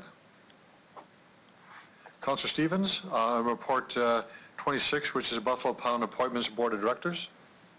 Terrific. Thank you very much. So Seconder there for are that, three please. names. Yes. Good. Seconder? To someone? Councillor Hawkins. Councillor Hawkins? I'll second it. I'll second. Okay. There we go. Councillor Hawkins, the first guy. Go ahead. Yes, pretty self-explanatory. There are three names that we've advanced for appointment to the board: Ben Boots, Dara Potion, and Patricia Warsaba. Okay. That's all I got. Thank you for that. Any discussion on the report? Anyone opposed? Report's carried. Okay, report 27. This is appointments to the School Board Liaison Committee and the Airport Authority. Councillor Stevens? Seconder, please. Seconder. Barbara seconds that. Seconded, Councillor Murray. Okay, Councillor Murray. Okay. Terrific. So there are several appointments to the Regina Catholic School Board, Ray Arscott, and to the Regina Airport Authority, Ms. Rena Kapoor, Pat McGinn, and Nick Langshaw. Okay. That's all I have. Thank you for that. Discussion on the report. Just one more. I got a procedural. What's the date? May 1st. Okay. Just a friendly amendment that December 31st. It would be May 1st, the starting date. I'll take that as perhaps a friendly amendment to you, Councillor Stevens and Councillor Murray. You okay with that? Yes, that sounds good. Okay, good. Yep, I'm okay with that. Okay. A discussion on the report. Anyone opposed? Motion's carried. Final report for Executive Committee is the Elected Official Compensation Review Committee. Councillor Stevens? Thank you. Can I get a seconder, please? Seconder? Mancinelli. I'll second that. Okay, Councillor Mancinelli. Terrific. Any discussion on that? Yeah, through the chair, I support this. It's long overdue. Based on what my veteran colleagues have said, this is about the long term, and I think the message that's important here is this is not council giving itself a raise. This is establishing a tripartite review commission that will review and make recommendations on council compensation. And those recommendations, as per my reading of this report and the process, would then go back to council for consideration. I think this is fair. I think a review of how we're paid is merited. But ultimately, what that dollar value looks like is something that would be coming back to council. So I'm hopeful that my colleagues will support this, and we'll have other discussions down the road once the commission has convened and done its work. I'll leave it at Your that. Worship, I have a point of procedure. Councillor Hawkins, go ahead. I just see that one of the people who's recommended is a colleague of mine in the Johnson-Triana School. So I want to excuse myself from this vote and from this discussion. I don't know how to do it on Zoom. If you just go out of the room and count the pen. If you just mute it, or you can, yeah, I suggest you leave the room? Put your fingers in your ear? I don't know. I think you should actually probably step away. I'll be back in the count of 25.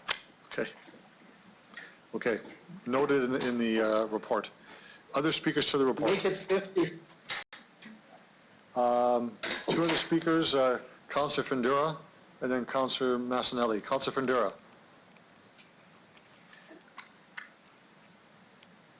You can hear me and see me? Yes. I think you can. Huh? Okay. So, Your Worship, when this came first time or second time, all the two or whatever number of times I've been dealing with this thing, I voted against this. There are better places that we can put our money to. Council increases is going to come out of the taxpayers' pockets. I'm not just not talking about now that we're in a pandemic, whatever, but this makes it worse of it. Someone has to pay for this.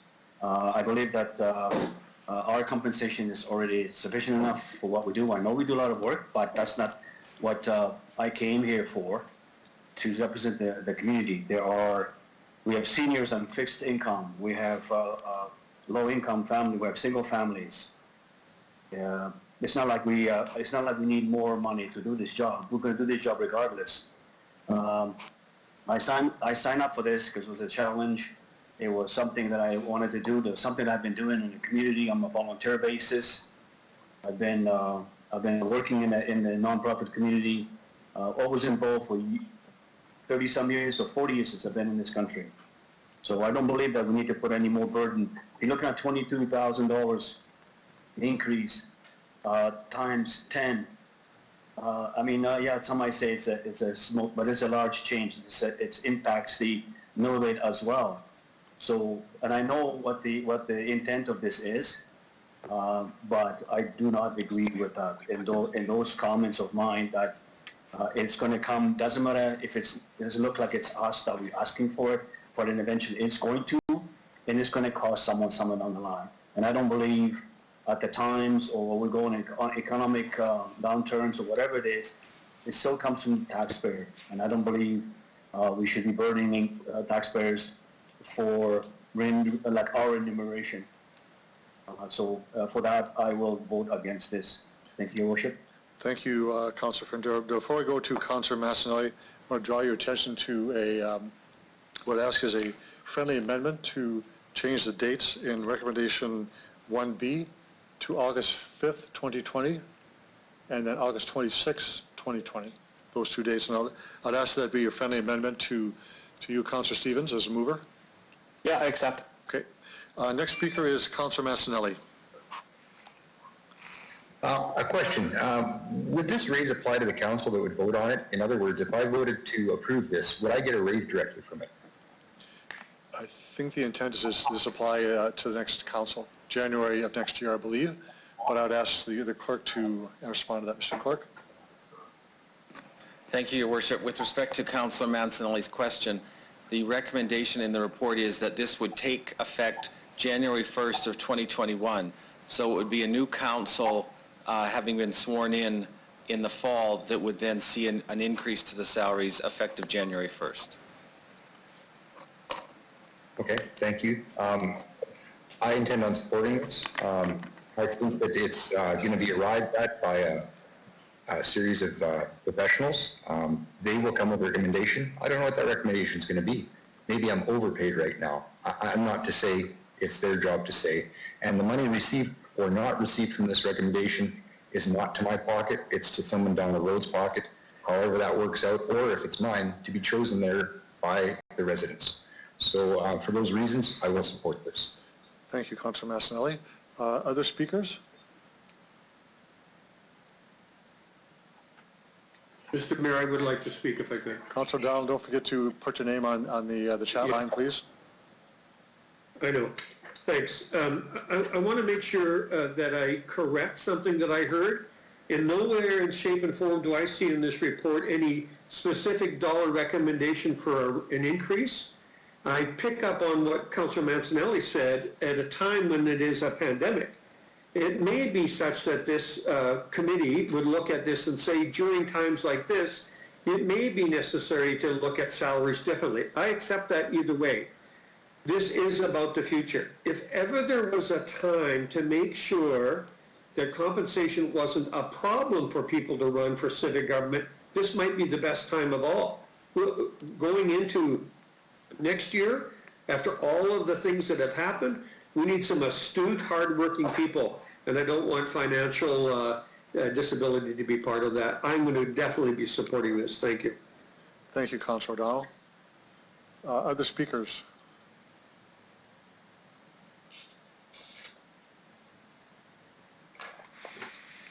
Councillor Murray? Thank you, Your Worship. I'll also be supporting this for the reasons that Councillor Mancinelli stated. I believe this gives some consistency by having a separate committee determine what the workload is. And again, the flexibility could be an opportunity in that. At times like this, the workload changes a little bit, and I think it should reflect that. So I'll support it just because it gives more consistency than what we currently do by tying it to a cabinet minister and then downward. So thanks. Thank you, Councillor Murray. Other speakers? Anyone else? So if not, then I'll weigh in. Won't surprise members of council that I will not be supporting this recommendation. If there ever was a time for us to not be talking about compensation, it is now with COVID-19. We just saw a drop of $20 million in our revenue, and we'll take another hit, likely substantial or not, in September when we have tax collection time. Our focus has to be on other issues, much more substantive, I think, than reviewing our salary. To be sure, when you have a review committee, they're not looking to lower your salary. So let's be clear on that point. It is actually to increase compensation. And that may be fair in another time or environment. I'll only speak for myself. I didn't run for council and mayor because of the salary. I ran because it's for me, it's a calling. It's something I want to do, and I know we're all here because you want to do this, and that's quite obvious. But for me, I cannot see at this time, this is really not the proper context or timing to do this. It's never a good time, but now it's even a worse time to raise this issue, so I will not be supporting this. And I'd ask members of council to set this aside and let the next council deal with it, but this council will make a statement that we are focused on dealing with essential service provision, focusing on providing better service right now, and not talking about a review for our salaries and compensation. Councillor Stevens, do you want to close debate? No, nothing else to say. Okay, Mr. Clerk, I ask you to take the vote, please. With respect to motion CR 20-28, I will start with you, Councillor Stevens, as the mover of the motion. I support. Councillor Flagel. Yes. Councillor Mancinelli. I support. Councillor O'Donnell. Support. Councillor Murray. In favor. Councillor Findura. Opposed? Councillor Bresciani. She's gone. Okay. Councillor Young. In favor. Mayor Fougere. I vote no. We have 6 in favor, 2 against. The motion carries.